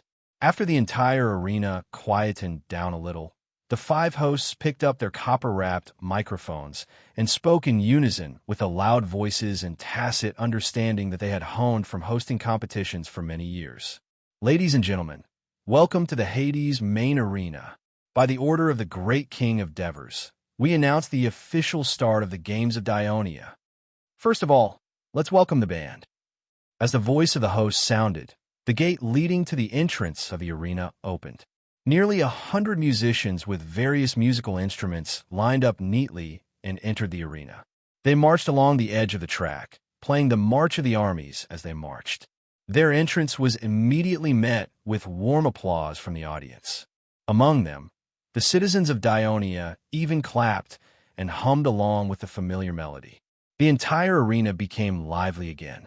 Just as the band entered the arena, the king's stand also welcomed 2 distinguished guests, Plato and Xenophon. Since the surrender of Athens and the end of the Greek War, Plato refused the invitation of the Devers to stay and returned to Athens to continue managing his Academy of Academy. Not only was he no longer reprimanded by the people of Athens, but the General Executive Committee also consulted him from time to time about the kingdom of Dionia. He also occasionally wrote to the Devers to discuss political issues and had always kept in touch with the Devers. After the conquest of Sparta, the Devers wrote several letters to invite Xenophon to teach at the Academy of Arts of Dionia, but he refused on the grounds that he was working hard on his writing and did not want to be disturbed, and had been living in seclusion in Peloponnesus. This time, the Devers invited them in the name of the games, and the 2 of them gladly came. The reason was very simple. The 2 of them were not only sports enthusiasts but also participants. Plato was a good wrestler when he was young, and Xenophon was good at running when he was young. Later, after settling in Peloponnesus because it was very close to the Olympia Games were always held, and he also participated in horse racing. In fact, in this era, Greece advocated strength and beauty, so Greek celebrities liked sports. Otherwise, no matter how knowledgeable they were, if they were weak, they would be despised by the people. Chapter 1259. The 2 of them were moved by what the Devers had said in the letter that they would hold a grand and unique sports meet, so they came. In order to show their respect for the 2 of them, the Devers invited them to the stands reserved for the royal family. As soon as they came in, they were attracted by the band that had entered the arena. What's the name of this music? It sounds like a good melody. Xenophon, like many of the Dionia's allies, was moved by the light and powerful melody and asked curiously. Before the Devers could answer, Plato took over the conversation. The Marching March. This is the song that the Dionysian army must play on the march. It was composed by the king of the Devers. Xenophon was surprised. I didn't expect the Devers to be so talented in this area. When Xenophon spoke to the Devers in private, he was still used to using the common title he used in Persia, and the Devers never minded. At this moment, he said humbly, "These are all inspirations from the great Hades, and it is the credit of the royal musicians that they were finally completed. The music is very nice, but to be able to gather so many different instruments and musicians together and play such a harmonious and beautiful melody instead of creating chaotic and noisy sounds. How did they do it?" Xenophon was not the only one who was surprised. Almost all the Greek people in the audience were surprised. Traditional Greek music was mostly played by a single instrument, and occasionally there was an ensemble, but it was performed by a few instruments and a few musicians. Such a large band and so many instruments, some of which were from other races that the Greeks did not know, played together was completely beyond their understanding of music. They were all curious. How did the Dionia people control such a large band and make it produce a grand, thick, and layered melody? "Do you know Philoxenus?" Plato asked Xenophon. "Of course I do. He used to be the music poet of Syracuse." Xenophon hesitated and did not continue. Philoxenus was quite creative in the format and melody of musical poems, so he was quite famous in Greece. He had even published poems in the Greek sports meet. After he joined the Dionia, he made a greater breakthrough in musical poems. However, because some of his poems praised Hades and the king of the Devers, he was once publicly condemned by the priests of several holy lands and was not well received by the higher-ups of the Greek city-states. However, many Greek scholars privately collected his poems and carefully experienced his improvements in the format and rhythm of musical poems. Philoxenus is a teacher in the Faculty of Arts of the Dionia Academy. In addition to teaching students how to write poems, he also studies how to make different instruments play a harmonious melody together. I have seen him organize students to play music with my own eyes, just like this. Look, the old man standing at the front of the band is Philoxenus. The reason why Plato was so familiar with Philoxenus was that after he was expelled by the people of Athens during the Greek War, he took his students to Thurii and accepted the invitation of the Devers to become a teacher in the Dionia Academy for a short period of time. In addition to teaching, he also seriously visited other teachers and students to study the operating mechanism of the entire academy, hoping to learn from them to improve the teaching of the Dionia Academy. At this time, the band had already circled the arena and entered the center of the arena near the royal stand. They lined up, but the music continued. So that's how it is. Although Xenophon also had a collection of Philoxenus's poems, he had never seen him in person. He stared at the old man in front of the band who kept pointing at them with a wooden stick and said with sudden realization, "To make such a huge band play a harmonious melody, we need a commander, just like the commander of an army, who is responsible for arranging the formation of the troops and arranging who attacks first and who attacks later. Only in this way can the strength of the soldiers be fully exerted and win." Xenophon was indeed a scholar who wrote on cavalry and was proficient in both literature and martial arts. He used war as a metaphor. However, it was not so easy to be the conductor of the band. Philoxenus had only achieved a small success after years of research. However, the Devers were not going to give any more explanation to dampen Xenophon's mood. Although the Olympia did not send a priest to participate in the training and selection of the referees of the Dionia Games, the Olympia accepted the invitation and sent a priest as a representative to watch the games because Dionia had promised that the games would not be dedicated to Hades. The Olympia's priest, Perseus, sat in the VIP seats with a critical and cautious attitude. When the other VIPs were amazed by the grandeur and liveliness of the main arena of Hades and moved by the performance of the band, he sneered at it. The games were the Greeks' respect for the gods and their love for sports. These sensationalist things were useless. At this time, he heard the host shout, "Next, let's invite the referees of this games into the arena." He immediately perked up. The band's performance also changed from the marching march to the hymn to Hades. Along with the quiet and solemn melody, more than 200 priests in white robes entered the arena in a loose column. The one walking at the front was a young man from Talii school. He had a solemn expression on his face as he held up a wooden plate engraved with the words referee group. Behind the teenager was an old priest with a smile. When he looked at the audience, the Dionia audience in the arena suddenly became excited. It's High Priest Caldus. 10 years ago, Caldus was transferred back to the Turii region as the priest in charge because of his outstanding performance in preaching in Rome. In recent years, because of his old age and lack of energy, Plazinas handed over all the affairs of the Temple of Hades in the Turii region to him. Plazinas also recommended him as his successor. With the consent of the Devers, he would be promoted to a scepter priest at the end of the year. At this time, as the chief judge of the entire referees, he walked in front of the team. As the referees marched forward, the Dionia audience loudly sang the hymn of the various gods, because more and more priests were recognized by the audience outside the arena. The Greek audience was surprised that there were many priests who were obviously different from the Greeks among the referees. Through the hymn of the nearby Dionia audience, they learned that some of these foreigners came from the Temple of Hades, and some from other foreign temples, such as the Temple of Savone in Samari, the Temple of Mahala in Brudi, the Temple of Balaman in Carthage, the Temple of Diana in Rome.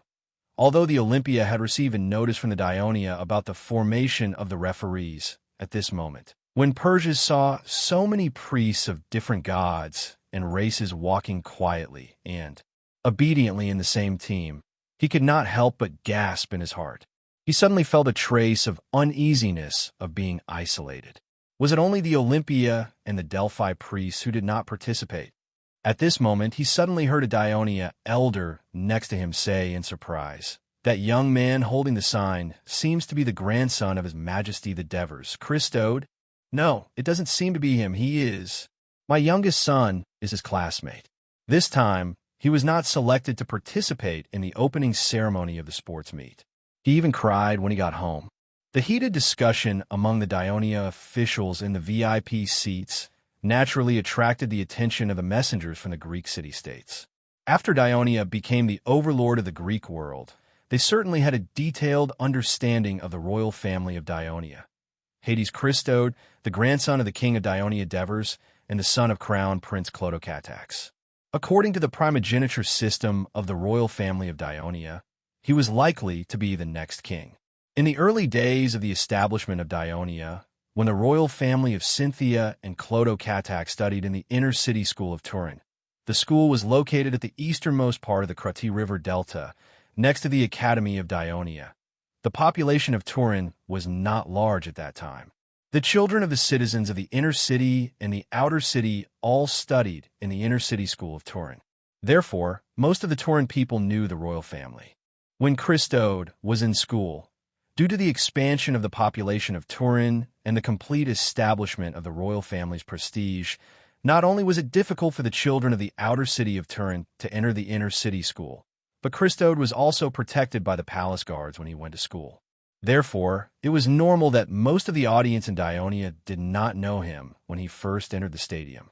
When his identity was exposed and the eyes of thousands of people were focused on him, the young Christode inevitably felt nervous. Fortunately, Chalcidas behind him comforted him gently. "Child, don't be afraid." The audience did not mean any harm. On the contrary, they were happy that the royal family of Hades had a successor. "Listen, they are cheering for you. You should give them a smile and thank them." Christode's personality was more like his father's. In addition, his grandmother had taught him carefully since he was very young, so he was very particular when it came to treating people. Therefore, even though he was still a little nervous, he still held the wooden sign tightly and turned his head to the audience and forced a smile. The cheers of the audience became louder. Soon, he walked to the front of the grandstand reserved for the royal family. He could clearly see his family standing in front of the railing at the front of the grandstand. His kind grandparents, gentle father, strict mother, gentle aunt, Cynthia, relatively unsociable second uncle, Apox, childish uncle, beautiful aunt. They were all waving at him and smiling at him. Chapter 1260. Christide's second brother, Crimda, grabbed the railing with both hands and shouted excitedly. His lively second aunt, Eunice, even waved her fist and kept shouting, "Good job, Crimeda! You're such a brave boy." Christede smiled. This time, his smile came from the bottom of his heart. This smile also took away the tension in his heart. He held his head high, chest out, and led the referees around the field, then stood in the center of the field. Just now, all the audience was curious about why the referees were pushing a wooden cart at the back of the field. On the wooden cart, there was a large bronze basin supported by a golden copper pillar. Now, the answer was revealed. The priest pushing the cart pushed the wooden cart to the center of the field, quickly dismantled it, and reassembled it into a small wooden platform. The bronze basin was placed on the wooden platform, which looked like a simple altar. At this time, the host's podium flashed a red flag again, and the audience gradually returned to silence. Now, let's welcome the athletes' delegations of the various regions of the kingdom and the participating city-states. With the host's excited shout, the band immediately played the Victory March. The cheerful and joyful melody sounded in the field. The audience was refreshed, and they all raised their heads to look at the entrance of the field. The athletes who had been waiting outside the main arena for a long time finally entered the field under the command of the Dionia soldiers. Through the entrance of the band and the referees, the audience had begun to adapt to the novel opening ceremony of the Dionia Games. They began to excitedly guess who would be the first athlete to enter the field, and some even made bets. The answer in many people's minds was the Turii region of the Holy Kingdom of Dionia, because it was the center of this powerful kingdom in the Western Mediterranean, and it was also the host of the games. It deserved to be the first sheep. But when the Turii youth walked into the field first, holding a wooden sign, and the audience could see the words on the wooden sign, they were all surprised. Arcadia Union. Why the Arcadia Union? Only some of the VIPs near the grandstand of the royal family could barely hear the host's voice through the noise. In order to demonstrate the principle of equality and justice advocated by the great god Hades in this sports meeting, the wise His Majesty Divers has proposed to the organizing team of the games to arrange the entry order of each sports delegation according to the order of the Greek letters of the names of the participating regions and city-states. The representatives of the Greek city-states suddenly realized that Dionia had actually implemented their promise in the invitation letter that all participating city-states, regardless of their size, will be treated equally. This made them more or less moved. Lycomedes, who was talking to Peropides in a low voice, immediately jumped to his feet when he learned that the athletes of the Arcadia Union were entering the field. Completely disregarding his noble status in the Arcadia Union, he waved his arms at the athletes like the other spectators from the Arcadia Union, shouting and cheering for them. The city-states of the Arcadia Union did not have a large population and were not very strong. However, they were all Greek city-states with a long history, and they were very close to the 4 traditional games.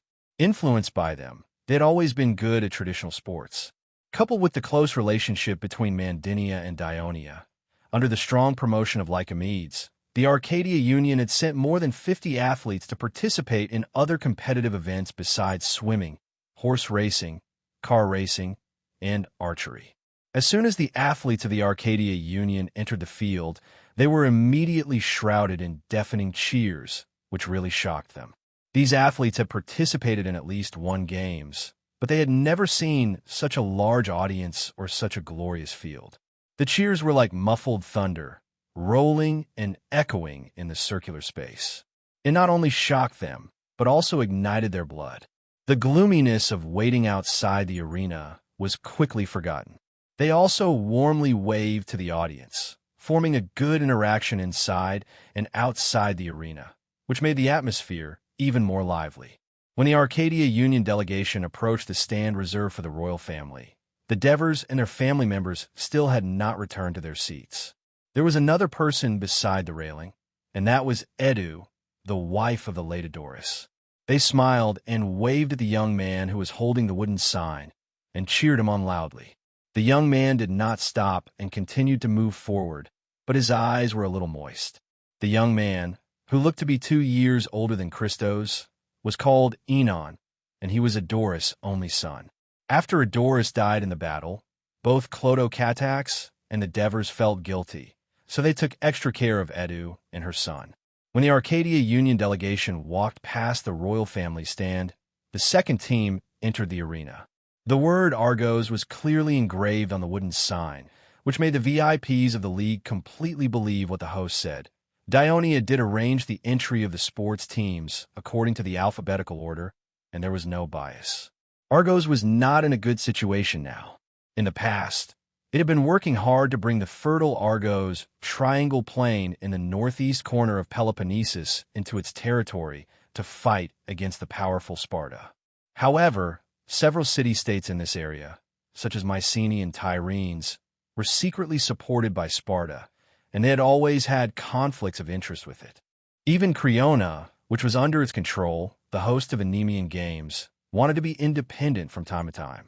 After the Greek War, Argos surrendered in time and made some contributions during the siege of Athens. After many requests, it finally received the support of Dionia, and the unification of the Argos Plain was completed. It was known as the Argos Plain Union. However, Argos was an oligarchy, similar to Sparta, and it lacked excellent political leaders like Peropides and Lycomedes. In the past few years, the integration of the entire plain had been carried out in a simple and crude manner, which caused dissatisfaction among the other city-states in the area, and conflicts broke out. Therefore, this time, Argos actively responded to Dionia's invitation and sent a team of more than 40 athletes, hoping to get the support of Dionia when they discussed the conflict in the Argos Triangle Plain in the upcoming meeting of the Greek Union. Although there were only a few Argos spectators in the arena, the passionate Dionia audience cheered for the athletes of the Argos Alliance like they did for the Arcadia delegation. However, the formation of the Argos Alliance was a little strange. The athletes of Argos with more people gathered together and walked in front, while the athletes of the Argos Alliance with fewer people gathered together and walked behind. There was quite a distance between the two groups, and anyone could tell what was going on. Plato, who knew the inside story, asked directly, "How does Dionia plan to deal with the conflict in the Argos Plain?" This will be an important topic in the meeting of the Greek Union at the beginning of next month. When the time comes, we will gather all the main counselors of the city-states in the Argos Plain for a discussion. Not only will we listen to the opinions of Argos, but we will also listen to the reasonable demands of the other city-states. The Devers looked solemn and said implicitly, "We will strive to come up with a plan that is acceptable to all parties and resolve this conflict peacefully." The people of Argos are similar to the people of Sparta. They are conservative and stubborn, and have a long and deep-rooted tradition of dominating the Argos Plain. "I'm afraid they won't give in easily," Plato reminded. Originally, Argos wasn't strong enough. Although there were some small battles with the other city-states in the Argos Plain, they could still maintain peace. Now that Argos has received strong support from Dionia, it has intensified the conflict in the region, causing the current tense situation. Dionia should be largely responsible for this. Xenophon criticized bluntly, "It's just some conflicts, not a war. The situation is much better than before, when there were frequent battles." "How can you say that it has intensified the conflict?" Plato defended Dionia. "That's just because the Greek Union has decreed that city-states that start a war will be severely punished, so they have been restraining themselves," Xenophon retorted. "Isn't this all thanks to Dionia? It's because of Dionia's establishment and leadership of the Greek Union that the Greek mainland has been peaceful for a long time. I'm not denying Dionia's achievements in this regard. I just think that Dionia's handling of the problem of Argos and the other city-states in the Argos Plain is a little inappropriate. You have to know that Argos did provide some help when Dionia pacified the Greek mainland. Since Dionia could help Mandinia and the Thebes integrate their respective regions, it's understandable that they supported Argos. After all, Mycenae and the other city-states didn't provide any help to Dionia throughout the entire Greek War. But it turns out that Dionia made the wrong choice back then. You can't deny the rationality of the original decision just because the result is wrong. Besides, it's not a bad thing to make mistakes. Dionia can use this to make improvements. But I think that in the current situation, Argos still adopts the same oligarchic system as the old Sparta, and it's almost impossible for them to lead the other city-states on the Argos plain. The old Sparta was not an oligarchic system at all. On the contrary, it was a hybrid system of monarchy and democracy that had more classical traditional virtues than the other Greek city-states. This is the first time I've heard this, but I don't agree. First, let's see, is Sparta a monarchy? Chapter 1261. All right, both of you, please pause the discussion. I assure you that Dionia will do its utmost to resolve the conflict in the Argos plains. Any individual or city-state that obstructs or tries to sabotage the peace process will be severely punished. Dives said solemnly, I assure you that Dionia will do its utmost to resolve the conflict in the Argos plains. The Devers paused and continued. Now is not the time to discuss political affairs. Let's continue to watch the opening ceremony of the sports meeting. Look, the third delegation has entered the stadium. Plato and Xenophon looked at each other calmly and did not speak again. They both turned their attention to the field. Although both of them were students of Socrates and citizens of Athens, they had both written articles about Socrates, reminiscing and promoting some of Socrates' ideas. During their studies in Athens, they had a good relationship. However, with their different experiences, their ideas and pursuits were very different. Coupled with the fact that they had not seen each other for decades, there was now a considerable distance between them. At this moment, the Devers felt a little regretful. It seemed that they should not have invited both of them at the same time. The third delegation that entered the stadium held up a wooden sign that clearly read, "The Holy Kingdom of Dionia, Africa region." Some of the spectators who came from northern Italy and rarely went out might be confused. When did the kingdom have another region? In fact, this region was only established last year. There were many Phoenician city-states along the coast of the Africa continent. They were originally transfer stations established by the East Phoenicians when they exploited the commercial resources of the Western Mediterranean. Their original intention was not to colonize. It was not until the rise of Carthage that these transfer stations gradually developed into towns. However, due to their original economic base, they were extremely dependent on Carthage's support. However, when Dionia defeated Carthage and took away several important commercial resources of Carthage, most of the Phoenician city-states had to turn to the Holy Kingdom of Dionia, which was more powerful and had a wider market. As time went on, the trade links between Phoenicia and Dionia became closer. With the prosperity of the former Phoenician city-state, Hadrumetum, as an example, some Phoenician city-states began to ask to join the Holy Kingdom of Dionia. After the Greek War ended, Dionia's strength grew by the day. Those with the discerning, I even believe that it would not be too much of a problem for Dionia to dominate the entire Mediterranean Sea. Under such circumstances, other than Phoenicia, Utica, and a few other major city-states that were still barely holding on, the other Phoenician city-states on the Africans began to request to join Dionia. Therefore, under the instructions of the Devers, the Holy Kingdom of Dionia had one more region, Africa region, with Hadrumetum as its center for the time being. More than half of the athletes of the African delegation who appeared in the arena were Phoenicians. They had long heard of the Greek games, but it was their first time participating. Therefore, they were very excited about the novelty and were particularly active when marching on the track. Carthage's Sophocrates attended the opening ceremony. Sitting in the VIP seat and watching the scene in the arena, he had mixed feelings. Since Carthage became a subsidiary of Dionia, its trade had not declined, but had become more prosperous. After all, Dionia had provided it with a wider market. However, Carthage's agriculture was shrinking rapidly. One of the important reasons for this was that Carthage had lost the inland land of Namibia that it originally occupied, and Dionia could provide it with sufficient food at a more reasonable price. This caused most of the people of Carthage to be involved in trade activities. It was no longer possible for Carthage to survive independently from Dionia. Influenced by the nearby towns in recent years, there were also people in the city of Carthage who called for full integration into the Holy Kingdom of Dionia like the other Phoenician city-states. The Senate headed by him and the Court of Hundred had long reached a tacit understanding and did not respond to this. However, this kind of pressure was always there.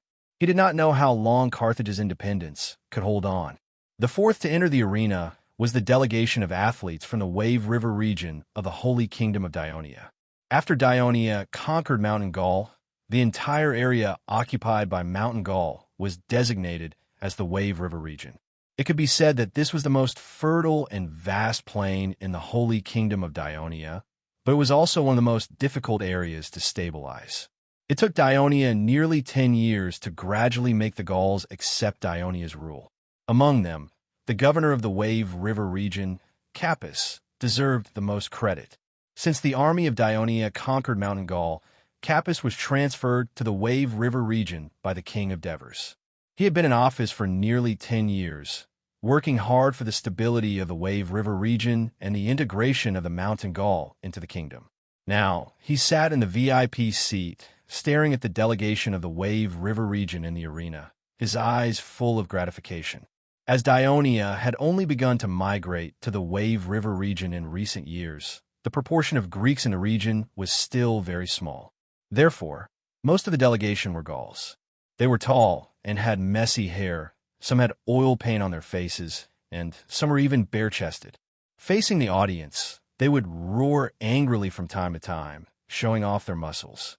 In the eyes of some of the Greek VIPs, this was a barbaric and untamed performance. But in the eyes of the Dionia spectators who were used to intense rugby matches, it was a performance of character, and so the cheers became even louder.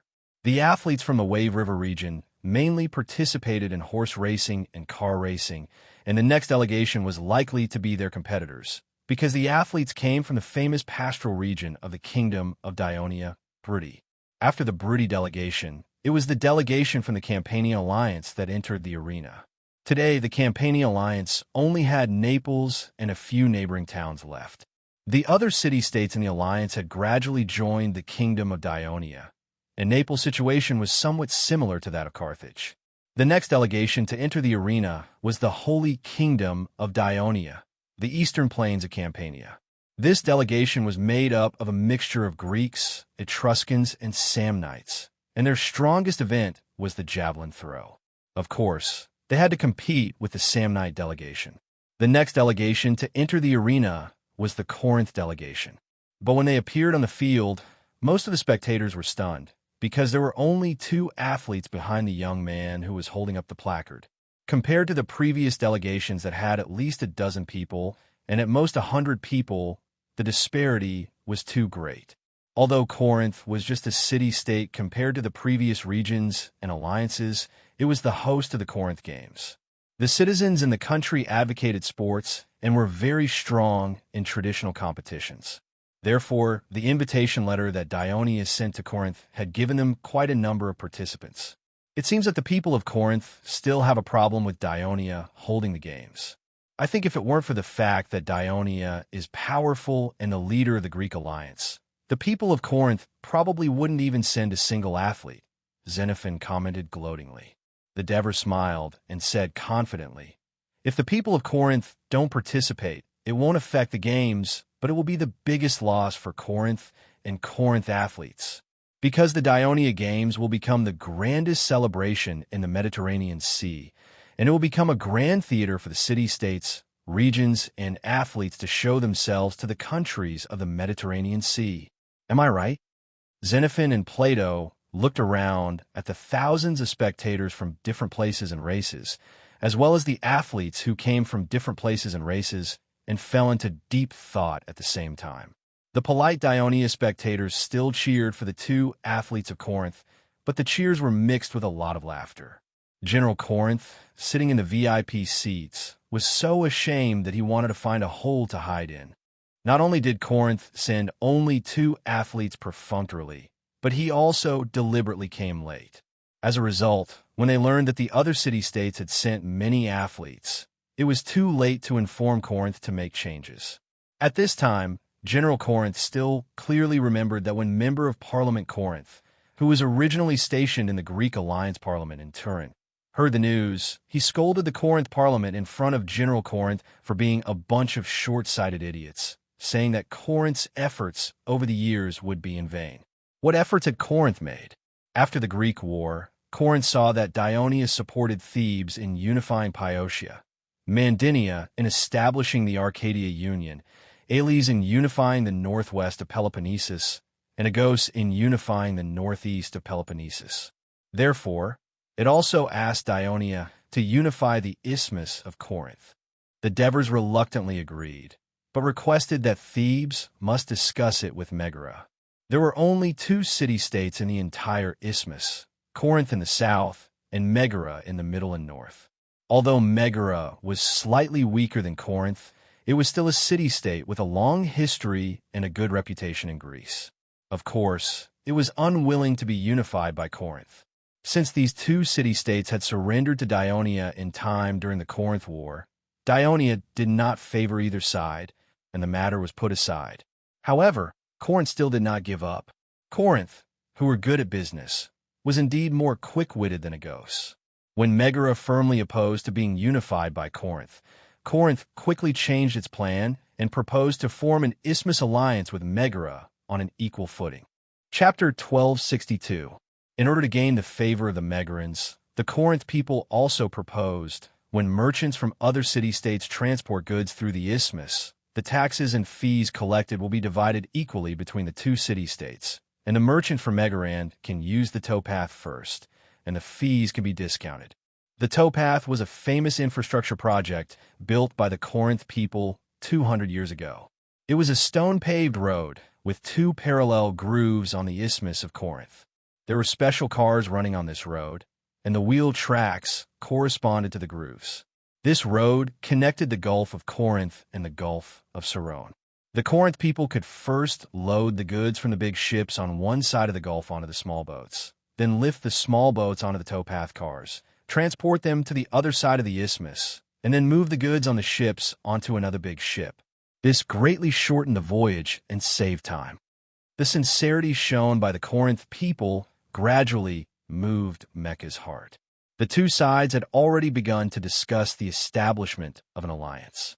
However, in today's Greece, it was not easy to establish an alliance if one wanted to. One must first obtain the consent of the Greek alliance.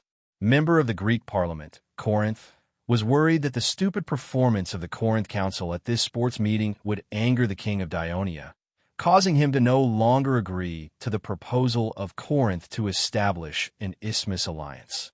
Just as General Corinth was regretting his decision, Megachides, who was standing at the entrance of the stadium, heard the thunderous cheers and sighed. He was already a little eager, because it was their turn to enter the stadium. When the Dionia official in front of the entrance saw the Corinth athletes walk past the royal stand, he shouted, "The Crete athletes delegation, enter the stadium." The Dionia soldiers in front of them immediately made way for them. The impatient Cretan athletes immediately followed the teenager who was holding the placard. When they passed by the Dionia official who was in charge of the entrance order, he encouraged them as friendly as before, "Warriors of Crete, hold your heads high and welcome the enthusiastic cheers of the audience." As soon as Megachides stepped into the stadium, the earth-shattering cheers immediately came from all directions. It was like the howling wind on the sea in bad conditions. The towering spectator stands surrounding them were like monstrous waves. How could they not be shocked when they were in the eye of the storm? No wonder the Dionia official called them warriors. It really took courage to be in such an environment. Even Megachides, who had always been determined in the Crete qualifiers, felt nervous at this moment. After all, the grandeur and scale of the Hades main arena were far from comparable to the previous qualifiers. Moreover, there were very few spectators from Crete here. Cerethys, who was relatively insensitive, did not seem to be affected much. He kept looking around and sighed from time to time. Wow, it seems that the rumors are true. Some of the spectators are really women. Look, the young woman wearing a white hat who is very close to us looks good. That woman in purple must be from a noble family. Cerethys' words gradually dispelled the reservations of his teammates. They began to learn from Cerethys, smiling and waving to the audience, and at the same time, commenting on each other. As they approached the royal grandstand, Megachides also jokingly whispered, "Look, Cerethys, the Dionia princess you want to marry is up there." Sirathai's suddenly stopped talking, and his expression became solemn. When he walked to the front of the royal grandstand, he stopped and bowed respectfully toward the royal grandstand. It was not that none of the delegations that had entered the stadium saluted the royal grandstand, but they were all Dionia athletes, and they all did a chest-beating salute. Most of them were citizens serving in the Dionysian army, and the king of Devers was their supreme commander. Now, it was an athlete from a Greek city-state who was saluting the Dionia royal family with traditional Greek respect. Not only were the spectators surprised, but even the Devers and their families were surprised. "Your Majesty, it seems that your games have not officially begun, but it has already been recognized by some athletes," Plato said with a smile. "I think these athletes recognize the high prize money," Xenophon sneered. The Devers replied with emotion. Since the establishment of the Olympia Games, the four major competitions have not only been popular in the Greek world for hundreds of years, but also widely spread among other races in the Mediterranean. Unfortunately, they have never been able to participate in it. Now, Dionia has provided such an opportunity for races other than Greece to participate in such a grand ceremony. And at the same time, it allows the excellent athletes of Greece to show their superb competitive skills to the whole Mediterranean. I think this is probably the fundamental reason why the Greek athlete just now recognized the Dionia Games. I think the significance of the establishment of the Dionia Games is probably more than that, Plato said thoughtfully. I remember that in the invitation letter that Dionia sent to various city-states, it solemnly mentioned, "The Dionia Games will follow the fine traditions of the major competitions in Greece and request the participating countries to stop all acts of war during the Games and maintain a peaceful competition environment." Look at the athletes on the field. They are not only from Greece, but also from most of the city-states and countries in the Mediterranean. What does this request of Dionia mean? Plato emphasized and said excitedly, "It means that Dionia wants to expand the peace of Greece to the whole Mediterranean Sea. What a great spirit! If it can be realized, it will be an unprecedented great achievement." "Plato, you are too excited," Xenophon said flatly. Xenophon said calmly, "Over the past few decades, there have been many conflicts during the sports meet, not to mention that the Dionia Games is being held for the first time. To want to expand this Greek tradition to the whole Mediterranean Sea, it's just a saying if you want to realize it." The Devers' expression was calm, but his tone was forceful. Dionia has always kept its promises. Since it dares to say this, it naturally has the determination to fulfill this promise. If any participating city-state or race violates this requirement in the letter, no matter how far the distance is, Dionia will send troops to punish them to ensure the prestige of the Dionia Games. Looking at the deep gaze of the Devers, Xenophon's heart trembled slightly.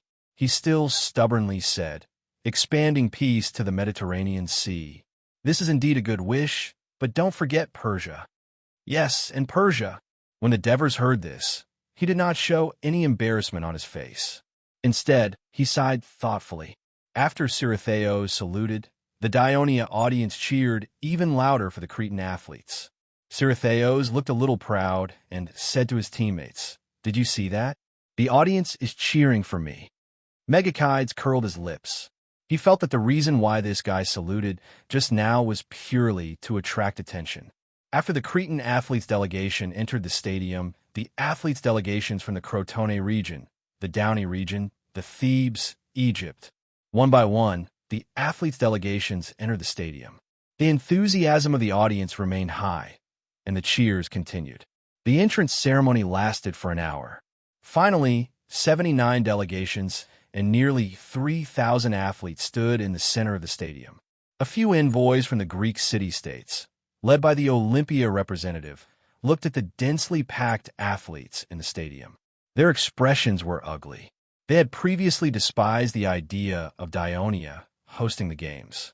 From the bottom of their hearts, they thought that it was impossible for an unorthodox Greek country, Dionia, to host the games.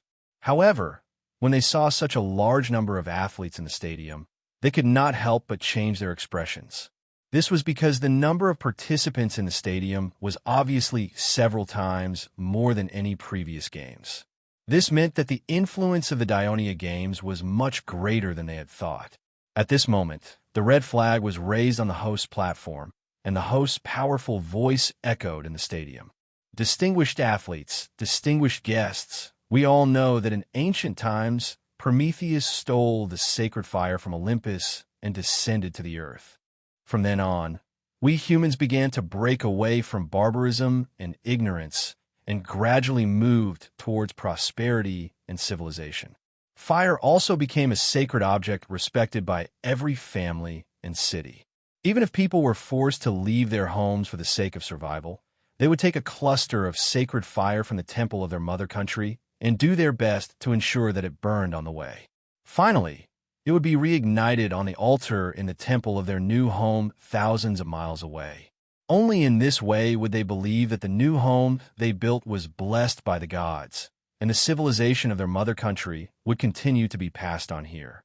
This was the fundamental reason why the priests of the Greek city-states were spread all over the Mediterranean Sea like the stars in the sky, and they were still closely connected. Today, the Dionia Games will also be holding a sacred ceremony. The sacred fire in the main temple of the Hades of the Kingdom of Dionia will ignite the altar in the stadium. During the games, the sacred fire on the altar will burn continuously. The Hades will lead the gods to bless the games to be held in a fair and just manner, bless the athletes to achieve excellent results, and severely punish any hostile behavior that disrupts the games. Now, everyone, please remain silent and wait for the heroes of the Kingdom of Dionia to bring the sacred fire to the arena. When the Olympia representative heard this, he was stunned at first, and then immediately felt angry. Dionia had promised in the invitation letter that the purpose of this games would not be to please the Hades, but the upcoming ceremony to invite the sacred fire from the main temple of the Hades was a disguised use of the games as a sacrifice to the Hades. This was a lie. Chapter 1263. However, the Olympia representative did not dare to raise his voice. He could not forget the terrible scene of the Dionysian army surrounding the city of Olympia a few years ago. He was afraid of angering Dionia in public and bringing disaster to the Olympia again. He could only remind the representatives of the surrounding city-states in a low voice, hoping to attract their attention and protest against Dionia together. However, these representatives either said that the ceremony was very meaningful and worth watching, or they pretended not to hear it. Even if some agreed with his statement, they did not explicitly say that they would protest against Dionia. The entire venue gradually quieted down under the supervision and reminders of the Dionia spectators and athletes. Not long after, dong, dong, dong, the vigorous and heavy sound of the bell spread to the main arena, making the Dionia people look even more solemn. At the place where the bell rang, the Hill of the Gods was now surrounded by many devout believers of the Hades. When the ninth bell rang, the senile Plesionis walked out of the main temple shakily, holding the torch lit by the sacred fire in his hand. All of them devoutly sang the hymn of the Hades. The entire inner city was immediately immersed in the light and melodious hymn. At this moment, Sicarian, who was wearing a pure white unlined shirt, came forward with a solemn expression. Plesionis said gently, "General, please take it." Sicarian did not say much. He just nodded his head and solemnly took the burning torch with both hands. Then, he turned and ran down the mountain. The tourists stood densely on both sides of the road, forming a human corridor that led directly to the main arena. As they sang, they excitedly watched Sicarian run forward with the torch in his hand. Soon, Sicarian reached the foot of the mountain and handed the torch to Tegidus, who was waiting for him. Tegidus then continued to run to the next torchbearer. The main temple of the Hades was about 6 miles away from the main arena. Even if the torchbearers ran at full speed, it would still take them some time to get there. The hosts in the arena used this time to introduce the heroic deeds of the torchbearers to the audience who could not see the torch relay. The heroic deeds of the torchbearers were, in fact, the history of Dionia's rise from a weak to a strong one. The Dionia audience who were reliving the history of Dionia felt their blood boiling.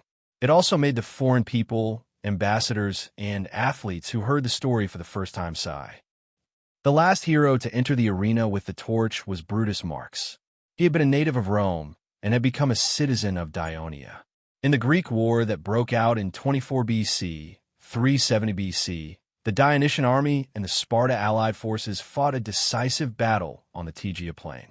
Due to the sudden rebellion of the Tegeans, the First Legion, as the main attacking force, was attacked by the Sparta allied forces from both the front and the back. The situation was very critical, but the soldiers of the First Legion fought bravely and withstood the fierce attacks of the Sparta warriors. They held on until the arrival of reinforcements and finally reversed the situation. However, the First Legion suffered heavy losses. When the battlefield was cleaned up after the battle, the medical staff unexpectedly found that Marx was still breathing. The platoon leader of the First Legion was at the forefront of the battle. All the soldiers of the platoon had died bravely in battle, and the platoon leader had fallen in the center of the phalanx, next to the platoon flag. Around him lay a circle of Sparta warriors. He was bathed in blood and had fallen into a coma. Even his limbs were incomplete. After many rescues by the doctors, and with the blessing of Hades, he finally came back to life. When His Majesty the Devers heard of his deeds, he was very moved and immediately appointed him as the hero of the kingdom. However, his injuries were too serious. Even if the triumphant return of the war was held a year later, he could not attend. But today, he will hold the torch in his hand and use the holy fire to light the altar in the arena. This is to remind the audience not to forget that it was the blood and sacrifice of the Dionia soldiers on the battlefield that gave rise to the establishment of the Greek Union. That gave rise to peace in Greece. That gave rise to today's grand sports celebration. Therefore, we should sincerely thank brave warriors like Max. Having rehearsed several times in advance, the experienced host controlled the time very well. So not long after they finished speaking, a figure appeared at the entrance of the arena. Brutus Marquez used to be a handsome young man in Rome. He was only in his 30s now, but he looked nothing like he did in the past. The left side of his face looked like it had been bitten by something. A large part of it was missing. Even his left eye was gone. His right hand was missing from his shoulder. His left leg seemed to be shorter. He limped a lot when he ran. He looked quite scary, but the audience of Dionia all stood up and applauded him with all their might. Nearly half of the audience of Dionia were Turii. Almost all of them burst into tears. When they saw Marx, they could not help but think of their loved ones who had died or been injured in the Greek War. This scene moved the emissaries of the Greek city-states. They stood up and applauded. Epaminondas sighed. The kingdom of Dionia admires its citizens who fight bravely. How can their citizens not fight bravely? This is the fundamental reason why the Dionysian army is so strong. After seeing this, we should feel more at ease. Lycomedes also sighed, because as long as Dionia remains strong, the Greek Union can survive for a long time. Among the few who did not stand up to applaud, the most obvious was Agesilaus. That was because the Spartan warriors seemed to have become evil beings in the host's speech. However, Agesilaus, who was already 70 years old, did not feel any anger. He was very clear that the rise and fall of a city-state had always been determined by the victors. If the Battle of Tegea was said to be won by Sparta, it might be a different situation today. However, it was precisely because there were countless Dalian soldiers like Max who fought bravely that the military plan that he had drawn up with all his might ultimately failed. Therefore, he silently looked at the figures staggering on the racetrack. His emotions were rather complicated. The Devers and their families stood up as well. They all looked solemn as they applauded silently. Christoia, Cynthia, and a few other women had tears in their eyes. Even Diony's voice was choked with emotion. Plato and Xenophon, who had been debating incessantly, tactfully remained silent. They had long known that the Devers' adopted son, Adoris, had died in the Battle of Tegea. Clearly, this torchbearer who entered the racetrack had caused the Dionia royal family to recall that painful past. At this moment, Marx was in a terrible state. Not only was his body crippled, his body was also riddled with scars under his white shirt. The two most important injuries were that his left and right lungs had been pierced by the spears of the Sparta warriors, greatly reducing the function of his lungs. If he moved for a long period of time, he would feel a lack of air and find it hard to support himself. When the preparatory team discovered this problem, they had considered changing the candidate, but Marx had repeatedly promised Clodo Catax that he would definitely complete the task. After several rehearsals, he had indeed persevered. Be it due to political or personal reasons, Clodo Catax would not change the candidate to light the sacred flame on the altar. But today was different from the usual rehearsals. Tens of thousands of spectators were watching him, accompanied by thunderous applause. Max, who had been living a life worse than death for the past few years, felt the passion in his heart ignite. Yes, he carried the hopes of the families of the hundreds and thousands of comrades who died at Tegea. He ignited the sacred fire and let their brave souls be praised by the people of the Mediterranean Sea. His heart was beating violently, and his footsteps unconsciously quickened. The exhaustion in his body had clearly exceeded the usual rehearsals. Marx was a little out of breath. His vision was dark, and his body was swaying uncontrollably as if he would fall with every step. "Hold on, Marx, you must hold on. Your comrades are watching you from the Élysée, waiting for the great moment when you light the sacred flame. There are only a few dozen meters left. Hold on." Marx kept cheering himself on, suppressing the nervousness in his heart. At this time, the whole venue suddenly fell silent. Everyone's eyes were focused on the swaying torchbearer on the track. The distance of a few dozen meters seemed short, but it felt like a long time to him. Even the Devers could not help but grab the railing of the stands.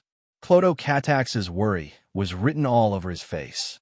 So far, everything had been going smoothly for the opening ceremony, but if Marx fell or the sacred flame was extinguished, all the previous efforts would be in vain, and the innovative opening ceremony of the Dionia Games would become a laughingstock. However, at this moment, Clodo Catax didn't regret his choice of Max as the candidate to ignite the altar. In order to encourage him and himself, he even cursed from the bottom of his heart, "For the fallen brothers of the First Legion. For my big brother. Marx, you better King hold on." The prayers of the tens of thousands of Dionia spectators did not seem to have any effect. Marx's body swayed even more violently. Just when everyone could not bear to watch anymore, the young man who was standing at the front of the referees suddenly handed the wooden sign to Calcidus, who was behind him, and then quickly ran towards Marx. Then, another young man who was not far from him also ran over.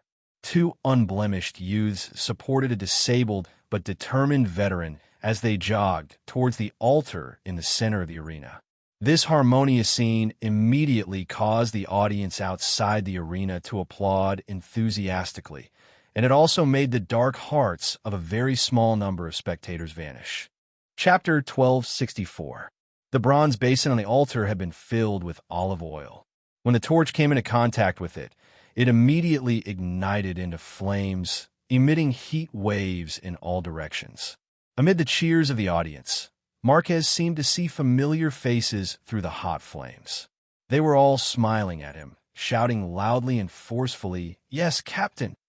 Then, under his lead, they shouted the name of Hades and charged toward the fleeing enemies.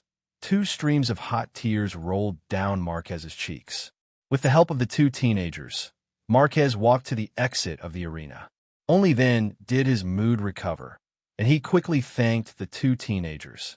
However, he heard one of the teenagers wave his hand and say, "Uncle, you're welcome. My name is Christos, and Clodo Catax is my father." The other teenager then said, "I'm Enon, and Adoris is my father." "Commander? Captain?" Marquez was stunned. It was as if God's will had once again brought his thoughts back to that bloody battle. Overwhelmed with emotions, he hugged the two teenagers and cried loudly. At this time, in the arena, the head of the referee team, Calcidus, walked through the team of athletes and came to the front of the altar. Facing the scrutinizing gazes of the athletes, he solemnly said in a loud voice, "In the name of the gods, I, Chalcidius, as a referee of this games, am willing to swear to you, in front of thousands of spectators, that I will always treat every athlete fairly in the games, strictly manage every event according to the rules of the games, and handle every dispute seriously and responsibly. If I violate this oath, please punish me." As soon as he finished speaking, the entire referee team of more than 200 priests also began to swear in unison. The voices of more than 200 people gathered together could basically be heard by the spectators in the nearby stands. Many spectators from the Greek city-states were stunned after hearing the oath.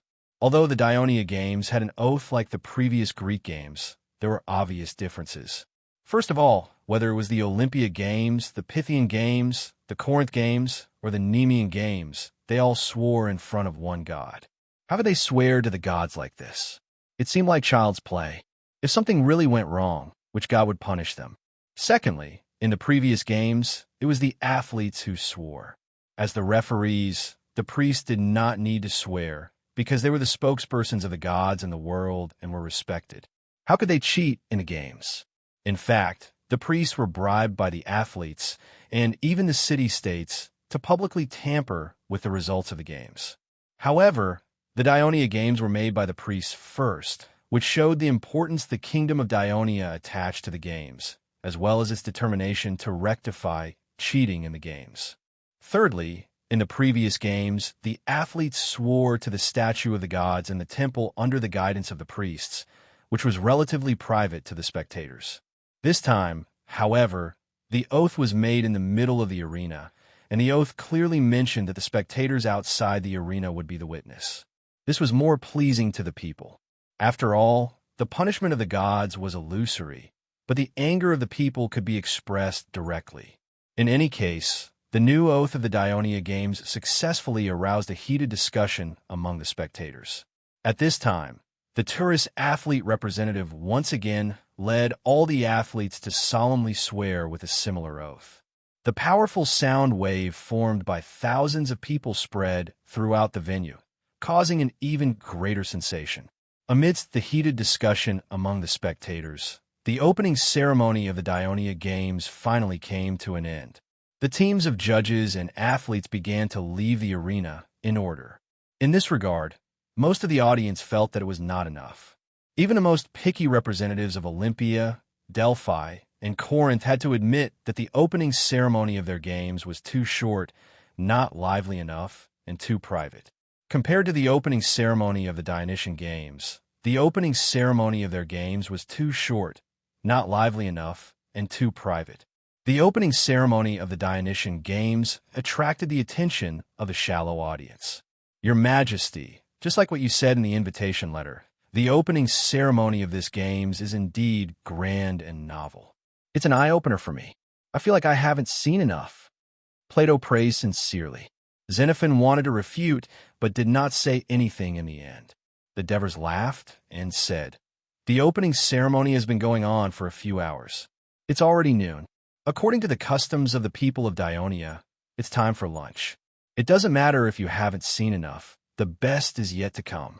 Let's have lunch and continue to watch the later games." On the first day of the Dionia Games, there was not only the opening ceremony, but also the 100-meter race. This was the suggestion of the Devers. He was going to use this combination to clearly tell those who were doubtful about the success of the Dionia Games that the Dionia Games not only had a good opening ceremony, but the games were also very exciting, so as to stimulate the enthusiasm of all the people in Turis to watch the games. During lunch, Xenophon raised a doubt in his heart. "Devers, when I entered the arena, I saw the notice you posted on the wall at the entrance. In addition to this opening ceremony, there will be a 100-meter preliminary race next. Does this refer to the 100-meter race? Did the Dionia Games also change the distance of the traditional Greek running games? When the kingdom of Dionia was first founded, the weights and measures implemented were very different from those of other Greek city-states. As the country grew stronger and trade with other city-states became more frequent, the weights and measures of Dionia were gradually accepted by foreign merchants because they were more systematic, more detailed, and easier to operate. When the Greek Union was established and Dionia became the overlord of Greece, in these few years, the weights and measures of Dionia had gradually replaced the more chaotic traditional weights and measures of the Greek city-states. So Xenophon and Plato were familiar with the concept of meter. Devers took a sip of the cold syrup and explained unhurriedly. According to the research of the Dionia school, the distance that we humans can sprint with all our strength is about 100 meters. As the distance gradually increases, endurance will replace explosive force. So, the 100-meter race is to test the speed limit that we adults can reach when sprinting with all our strength.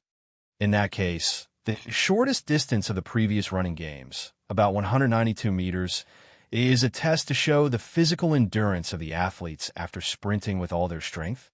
Plato said thoughtfully. That's right. Devers nodded and responded. The 200-meter race of the Dionia Games and the shortest distance of the previous games are all for this purpose, while the 400-meter and 800-meter races are more focused on endurance. What about the marathon? Xenophon interrupted him and asked, is it to completely test the speed endurance of adults? Devers, how did you come up with the idea of using it as a race? Although Xenophon and Plato were not interested in the current Athens government, they were both people of Athens, after all, and they were equally proud of the glorious history of Athens. Devers knew this very well. So he said solemnly, the Battle of the Marathon is of great significance to all Greeks. Holding a race in its name will undoubtedly make the Greek people, and even the people of the entire Mediterranean Sea, cherish that distant history for a long time.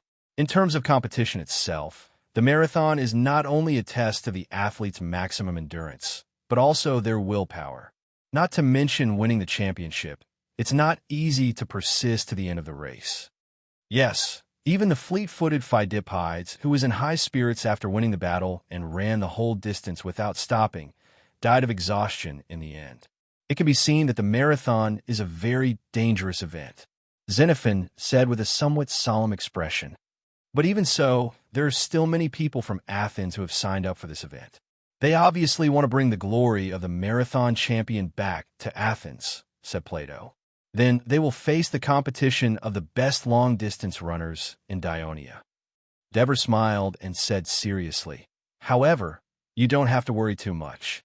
We have taken the danger of this race into account, so we have specially arranged medical personnel along the entire route of the marathon. Once they find any abnormalities, they will immediately rescue them. Moreover, we have also made special rules for this race. The athletes who participate in this race must act according to their abilities. If their physical condition is not good, they are allowed to withdraw halfway through the race. While Devers and his two friends were chatting about the sports games in the royal stands, the spectators were not idle either. The people of Dionia had been watching ball games all year round and were very experienced. Since they knew that they would be staying in the arena for the whole day today, most of them had brought lunch in advance. At this moment, they were already eating in their seats with their families. Although the foreign spectators did not have the habit of eating lunch, they had been cheering and applauding nonstop all morning, which had consumed a lot of energy. When they saw the Dionia spectators next to them munching on their food, they all felt hungry. At this moment, many hawkers appeared in the aisle between the spectators in time to sell bread, salted fish, cured meat, dried fruits, milk. They were quickly sold out. The spectators ate while excitedly talking about the opening ceremony just now, while curiously watching the scene in the field and guessing how the next race would be carried out. Chapter 1265. Because there were dozens of athletes left on the field, all of whom were going to participate in the 100-meter sprint. Although the organizing team had prepared lunch for them, most of the athletes didn't eat right away. Instead, they warmed up and adapted to the field on the track. On the side near the royal stand, the staff of the games inserted wooden poles at the two ends of the track that had been measured. Then, they tied long ropes to the poles and straightened them out on the ground. Then, the referees used the iron ladles on the poles to draw straight white lines that were hundreds of meters long on the solid ground along the ropes. I thought it was strange that there were neither starting slabs nor finishing pillars in the stadium. How could the race be held? Now I know that the white lines drawn with white powder are the starting line, the finishing line, and the running tracks. It's very clear, but I counted. They only drew 6 running tracks with white lines. Are they only going to let 6 athletes participate in the race at a time? I remember that in other games, there were more than a dozen finishing pillars, and more than a dozen athletes competed at the same time. That's not a big deal. Just run a few more rounds. The key is that there are fewer athletes this time, which can avoid confusion and make it easier for the referees to supervise. It seems that the people of Dionia have seriously studied the shortcomings of other games, and they really want to do a good job in this games. The speaker was a middle-aged citizen from the city of Oconus in the Arcadia Union, Halpias. He had participated in many running competitions in various games when he was young. Later, he could not participate because of his old age, but he was keen to watch the games. His biggest regret was not being able to win the championship. There was once when he was very close to winning the championship, but because a competitor next to him swung his arm and hit him in the face, his final result was affected. He had also appealed to the referee, but to no avail. Therefore, he deeply hated some of the Greek game's shortcomings. Halpias was a veteran sports fan. When he learned that Dionia, the hegemon of the Greek world, was going to hold a sports game, he came to watch without hesitation. He was lucky enough to buy a ticket for the opening ceremony. Before entering the arena, he was very critical of the Dionia games, but after the opening ceremony, he had a much better impression of the Dionia games. The unprecedented novelty of the opening ceremony was secondary, and more importantly, he felt that the Dionia games respected the athletes. As someone who had been through it, he knew the hardships of being an athlete. In addition to the hard training, he had to go to the stadium alone before the games began, pay for his own accommodation, sign up at the temple in time, and be questioned by the priest. The tedious preparation, nervousness, and irritation before the start of the games were all given to the champions. After the games, no one would care about the other injuries of the losers. But this time, the Dionia games were obviously different. He had talked to the athletes of the Arcadia Union before. Dionia not only provided all the athletes with free and comfortable accommodation and food, but also required the participating city-states to send officials to take care of all the chores of the athletes. This meant that the athletes could devote themselves to the games and did not have to worry about other problems. At the opening ceremony, the Dionia Games arranged for the athletes to circle the stadium and receive the greetings and cheers of so many spectators. Halpias regretted that he was born a few years earlier and did not enjoy such a special honor. Therefore, Halpias, who had a good impression of the Dionia Games, certainly hoped that the Dionia Games could also be outstanding after entering the competition stage. With his experienced competitive vision, he carefully observed the layout of the stadium and soon found some clues that were different from the previous games. I heard that the Dionia Games will not only hold a 100-meter race, but also a 200-meter, 400-meter, and 800-meter race. After I entered the stadium, I found that there were no stone pillars in the stadium, so I've been wondering how they will carry out a long-distance race. In the Greek games, in a long-distance race, the athletes will run from the starting stone slab to the finishing stone pillar, then run around the stone pillar and back again. This cycle will repeat until they have run the full distance, similar to the current shuttle run. Now I understand.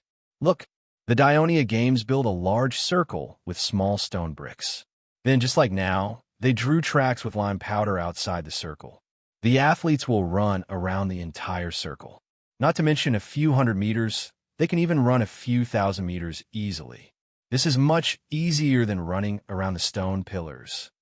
Halpias had a deep understanding of the long-distance race in the previous games. With his decades of experience in the games, his explanation was both logical and infectious. Naturally, it attracted a group of spectators. With him as the leader, they discussed seriously. At this moment, someone shouted, "Look up! Oh my God, the Dionia Games are going to cover the sky." The foreign spectators looked up one after another. Then, all of them opened their mouths wide in surprise. In the sky above the main arena, long strips of white cloth were slowly gathering toward the center of the stadium, piecing together to form a thin white cloth cover. It covered the sky above the arena, blocking the noon sun and bringing shade to the spectators. Xenophon, who had come to the Dionia arena for the first time, was as surprised as the other foreign spectators. He could not help but ask, "How is this done?" Devers replied calmly, "Actually, it's very simple. There are 200 wooden poles erected at the edge of the top of the arena. Each wooden pole is connected to a wooden pole on the opposite side of the center of the circle with pulleys and ropes. When it's sunny and there's a competition, the management of the arena will tie special strips of cloth to the ropes of each wooden pole. Then, they will turn the pulleys and push the strips of cloth to the center of the sky. However, while we're enjoying all of this, don't forget that there are hundreds of management personnel at the top of the arena serving us under the scorching sun. Although it sounds very simple, the design is very ingenious." Plato, who was at the side, sighed sincerely. The key is that this kind of spirit is not willing to endure when encountering difficulties, but to try their best to solve the difficulties and strive to do their best is very rare. We Greeks are relatively careless and not very particular about life, but the people of Dionia are different. They have very high requirements for life, so their spirit of striving to do their best permeates all aspects of the kingdom. So, I'm full of confidence in Dionia's sports games. It will not only be a success, but it will also give all Greeks a new understanding of sports games. Ha ha ha! Devers laughed heartily. Well done, Plato. You can even make such a big point out of such a small matter. Xenophon did not speak. He looked up into the sky, deep in thought. Just as the foreign spectators were marveling at the ingenious design of the main arena, the athletes began to leave the field. This caused some spectators to be puzzled. Is the race not going to be held? Some spectators who were as experienced as Halpias said with certainty, "No, the race is going to start soon." Just as they said, the athletes came to the lounge next to the entrance of the arena. As the Dionia Games were held every year, the lounge specially for the players to rest and was decorated very comfortably. However, the athletes were not in the mood to care about such things. They took off the fancy clothes they wore for the entrance ceremony and put on the shorts specially provided by Dionia. Then, they began to carefully and evenly apply olive oil on their bodies. After all this was done, everyone began to pray to Apollo devoutly to soothe their nervous hearts. After a while, a priest walked in and said loudly, "Contestants, it's time for the competition. Please enter the arena." Cerethos, who had already calmed down, heard this, and his heart began to beat faster again. Dozens of athletes returned to the field again, and the priest gathered them together. As this was the first race of the Dionia Games, Chalcidas, who was in charge of the referees, personally presided over the competition in order to ensure that it went smoothly. The old priest, who had always been amiable, looked very serious at the moment. He said in a forceful tone, "Contestants, I think after this period of practice, you should be very familiar with the rules of the Dionia Games.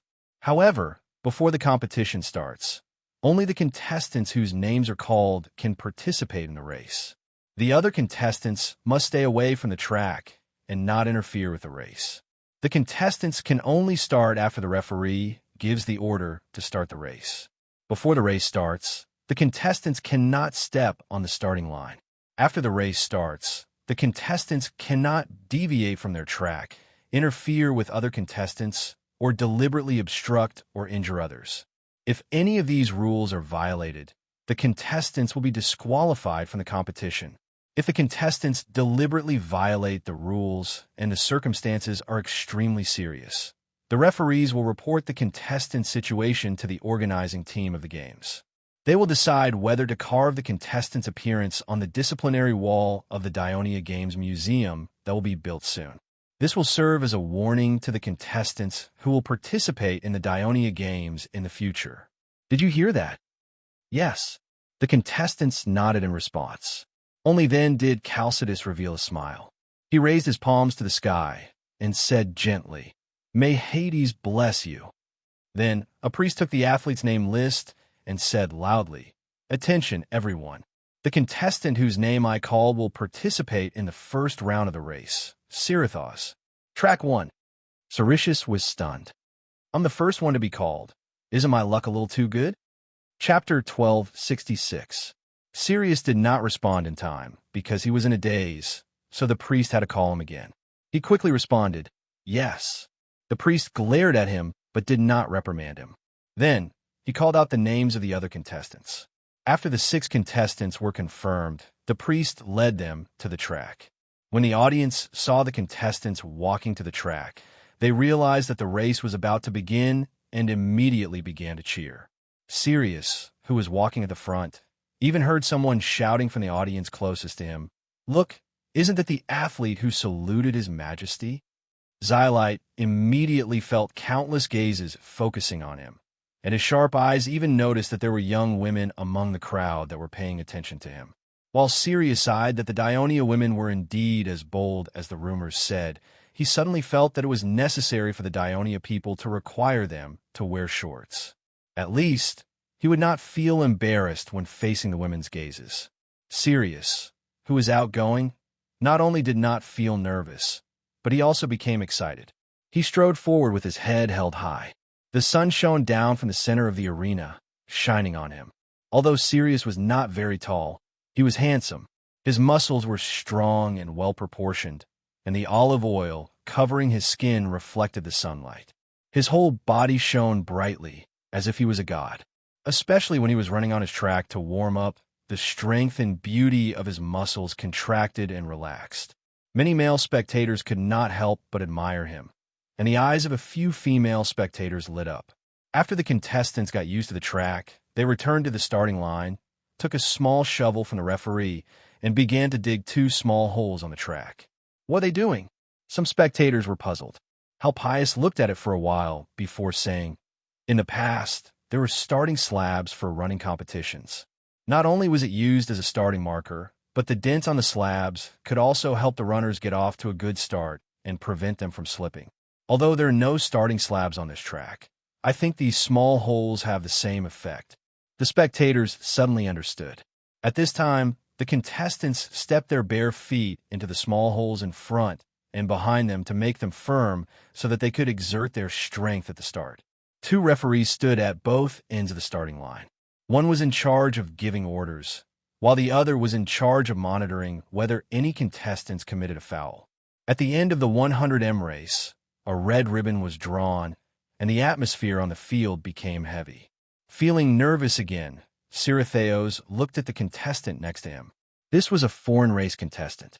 He was not allowed to participate in other games, but he could openly appear in the sports field of Dionia. Moreover, the Dionia referees had specially stipulated that no discrimination was allowed between contestants. Otherwise, they would be disqualified from the competition. That was why Siritheos smiled at this contestant. However, it was clearly the first time that this contestant from the Samanai Mountains had participated in such a competition. He was obviously a little nervous and did not pay attention to the goodwill that Siritheos had conveyed. Silteos cursed under his breath as he asked for a snub. He then refocused his attention on the match that was about to begin. At that moment, the referee shouted, "Attention, contestants!" Siritheos immediately tensed up. He bent his waist and leaned forward. Ready. As the referee was about to give the order to start the race, a figure suddenly dashed out, causing the other contestants to follow closely behind. The referees finally stopped the match and called the contestant who had violated the rules to the front of them. This contestant was contestant number 2, who was next to Sirius. Despite his pleas, the referees did not hesitate to send him off the field. The referees of the Dionia Games were so strict with the contestants who had violated the rules. Not only did the contestants on the field feel terrified, but it also made the spectators who were waiting to see them make a fool of themselves realize that the Dionia people were serious when they announced that they would severely punish the athletes who had violated the rules during the games. Siritheos and the others returned to the starting line. They were a little dispirited. Not only was their physical strength depleted, but the contestant being sent off the field was also a big blow to them. At that moment, there was a loud cheer from the spectators, cheering them on and cheering them on. Ready, the referee raised his right hand again. All the spectators' eyes were focused on the contestants on the starting line. They all had the same thought in their minds. The opening ceremony of the Dionia Games was exciting, but would the real race be just as exciting? They could immediately see the clues. The referee waved his hand down forcefully. Run! The contestants were worried that they would be sent off the field again. They did not rush out of the starting line until they heard the order clearly. They were almost half a beat slower. However, after the race started, almost all the contestants immediately sprinted with all their might. That was because after some practice, many contestants like Sirit House who had participated in previous sports games knew that the 100m race in the Dionysian Games was half as long as the shortest distance race in other sports games. If they did not give it their all at the start, they would not stand a chance of winning. Sirithaios quickly waved his arms and moved forward quickly with his feet alternating with each other. The huge wind pressure that came from the front wrinkled the skin on his face. From the corner of his eyes, he could see the ferocious faces of the contestants who were running alongside him. The rapid breathing was like a sword that kept stabbing at his back, urging him to move forward with all his might. Before he was halfway through the race, he felt a suffocating pain in his chest. It was as if a ball of fire was burning every part of his lungs. He could not help but roar, "Ah!" In previous games, it was rare to see such a scene. All the contestants were roaring at the top of their lungs, and as they continued to roar, their speed became faster and faster. Almost all of the spectators were so excited by this blood-boiling scene that they all stood up and shouted.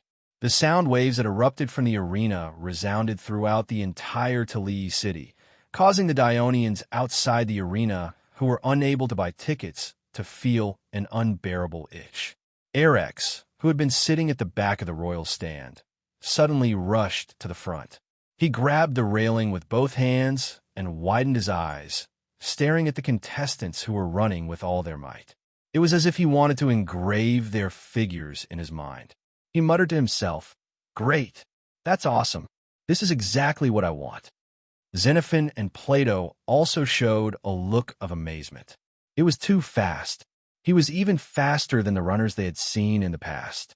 As the Devers said, the 100m race could fully display the sprinting ability of the contestants. This display of the limit of human speed shocked the spectators in the arena. They did not even dare to blink their eyes as they stared at the sprinting contestants. The spectators suddenly let out a cry of surprise.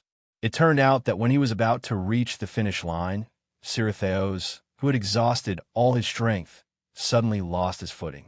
Under the push of the huge inertia, he hit the line first, and his whole body fell forward to the ground. The doctor who had been paying close attention to the situation on the field quickly rushed over and helped him up. After confirming that Sirithaios only had some minor abrasions and nothing serious, the referee on duty, Chalcidas, walked over and raised his right hand, indicating that the winner of the first round of qualifiers was Sirithaios. As there were no accurate timekeeping tools in this era, it was impossible to accurately measure the time needed for each contestant to finish the 100m race. Then, according to their results in the qualifiers, the top few contestants would advance to the finals. The only way that the Dionia Games could ensure fairness was to only allow the winners of each round of qualifiers to enter the semi-finals or finals. This was because there would only be one champion in the end, and there would be no runners-up or third-place contestants. This was in line with the tradition of sparse games. When the other contestants who had been eliminated walked to the exit of the arena dejectedly, the spectators gave him a warm round of applause, thanking them for giving such a wonderful game. Sirithaios, who was walking at the back, had a face covered in dust and a few bloodstains on his body. He looked a little disheveled, but the spectators gave him a warm round of applause. The young man from Crete had won the recognition of the people of Dionia through this game. When dusk came, the competition for the day finally ended. When he saw that many spectators were still enthusiastically discussing the opening ceremony and the running race, the envoy from the Olympia had mixed feelings. Although he was picky, he had to admit that both the opening ceremony and the running race were novel and exciting to him.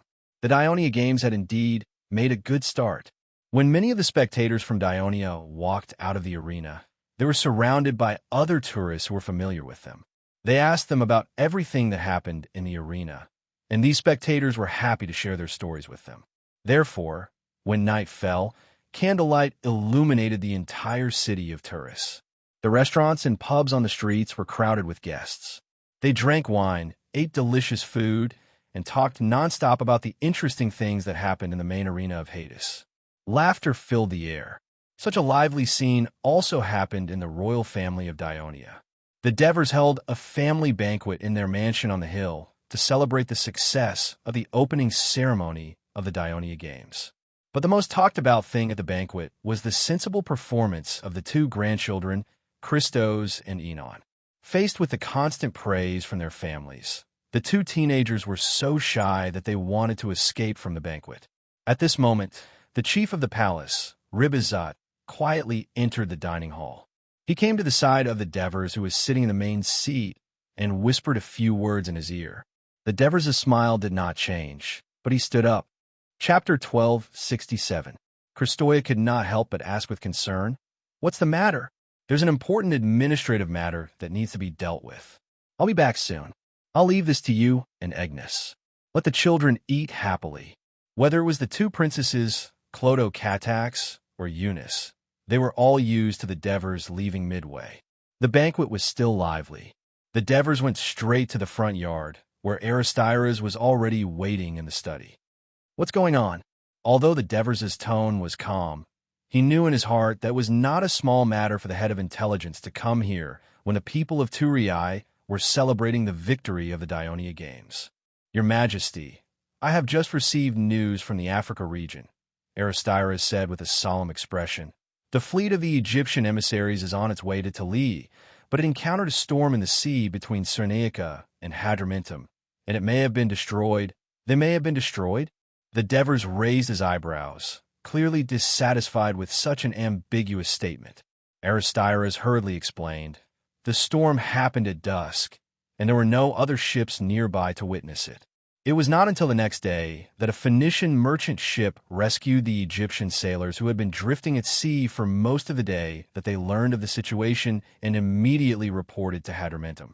Just as the intelligence personnel of the Gramentum sent out this report, the entire Africa region has sent out a large number of ships to search the entire sea. They have also sent out the Namibian light cavalry to search along the coast. I believe there will be more detailed reports soon. There's always an unexpected storm. No wonder the Egyptian delegation has not been able to reach the port of Turii in time." The Devers tapped his fingers on the wooden chair and pondered for a moment before sighing helplessly. "May Hades protect Jeheo?" Aristyras stood quietly with his hands behind his back. The Devers glanced at him and asked with a smile, "Asuna and the children went to the arena to watch the opening ceremony today, right? Did they think it was good?" "Very exciting," Aristyras replied without hesitation. "Boris, his youngest son, has been talking excitedly ever since he got home. Asuna has decided to take them to the game tomorrow. There will be matches in several arenas tomorrow. Making a choice is a headache," Devers said seriously. "If you can't buy a ticket, you can go to Ribizat. He will prepare one for you."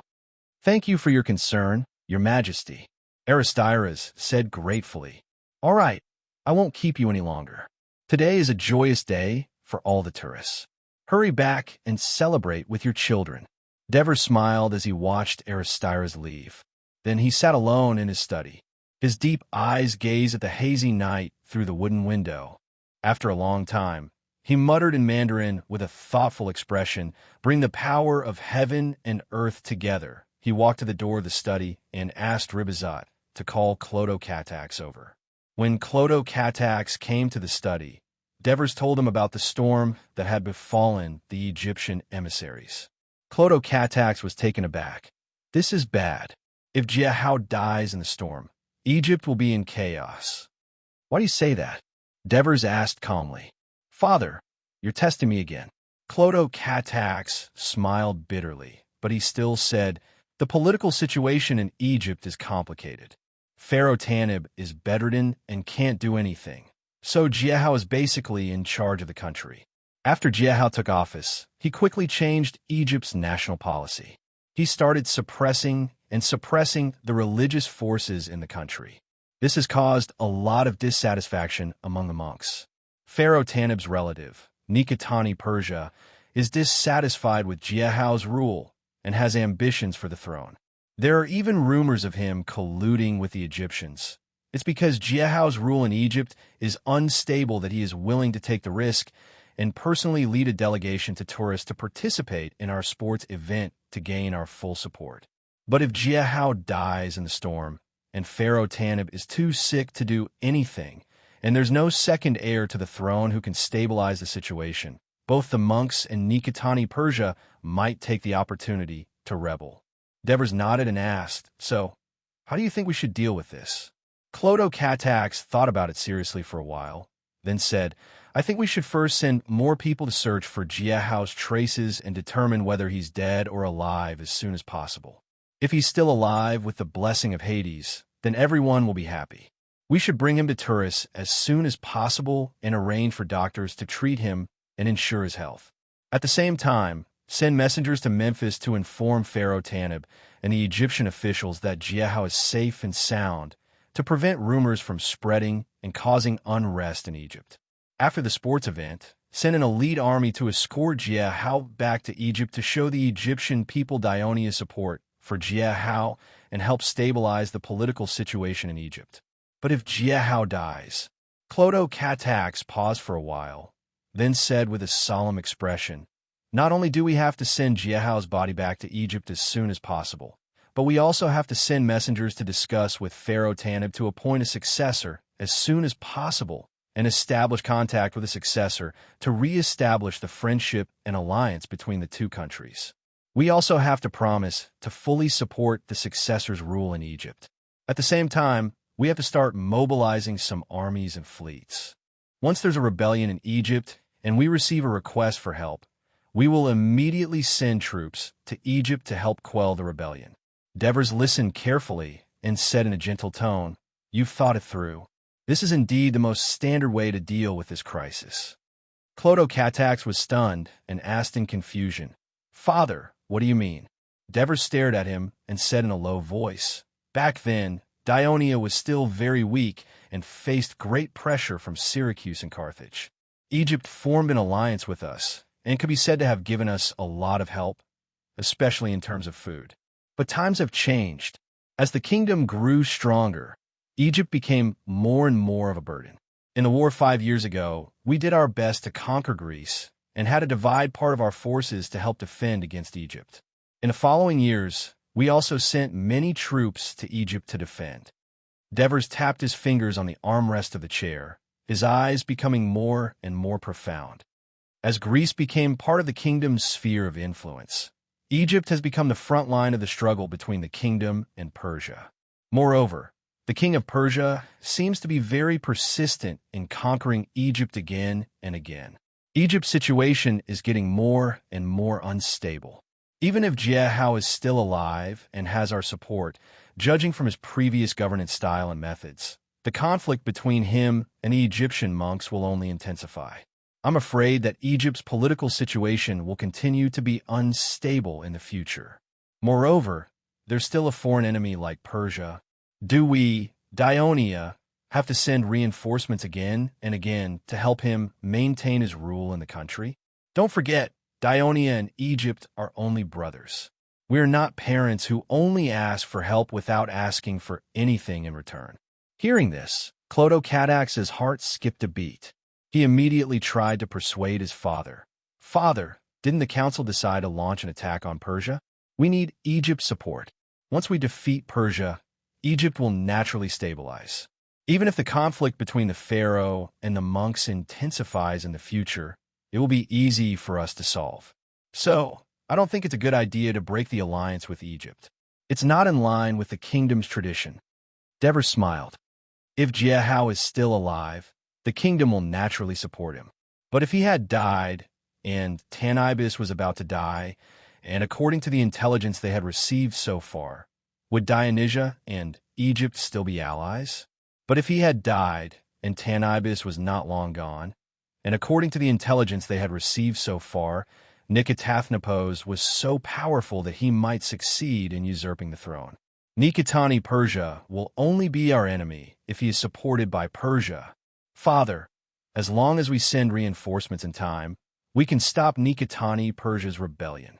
Clodo Catax reminded, Even if Nikitani Persia is one step ahead of us and succeeds in usurping the throne, we have the ability to completely defeat them and support Tanaba's other descendants as pharaohs.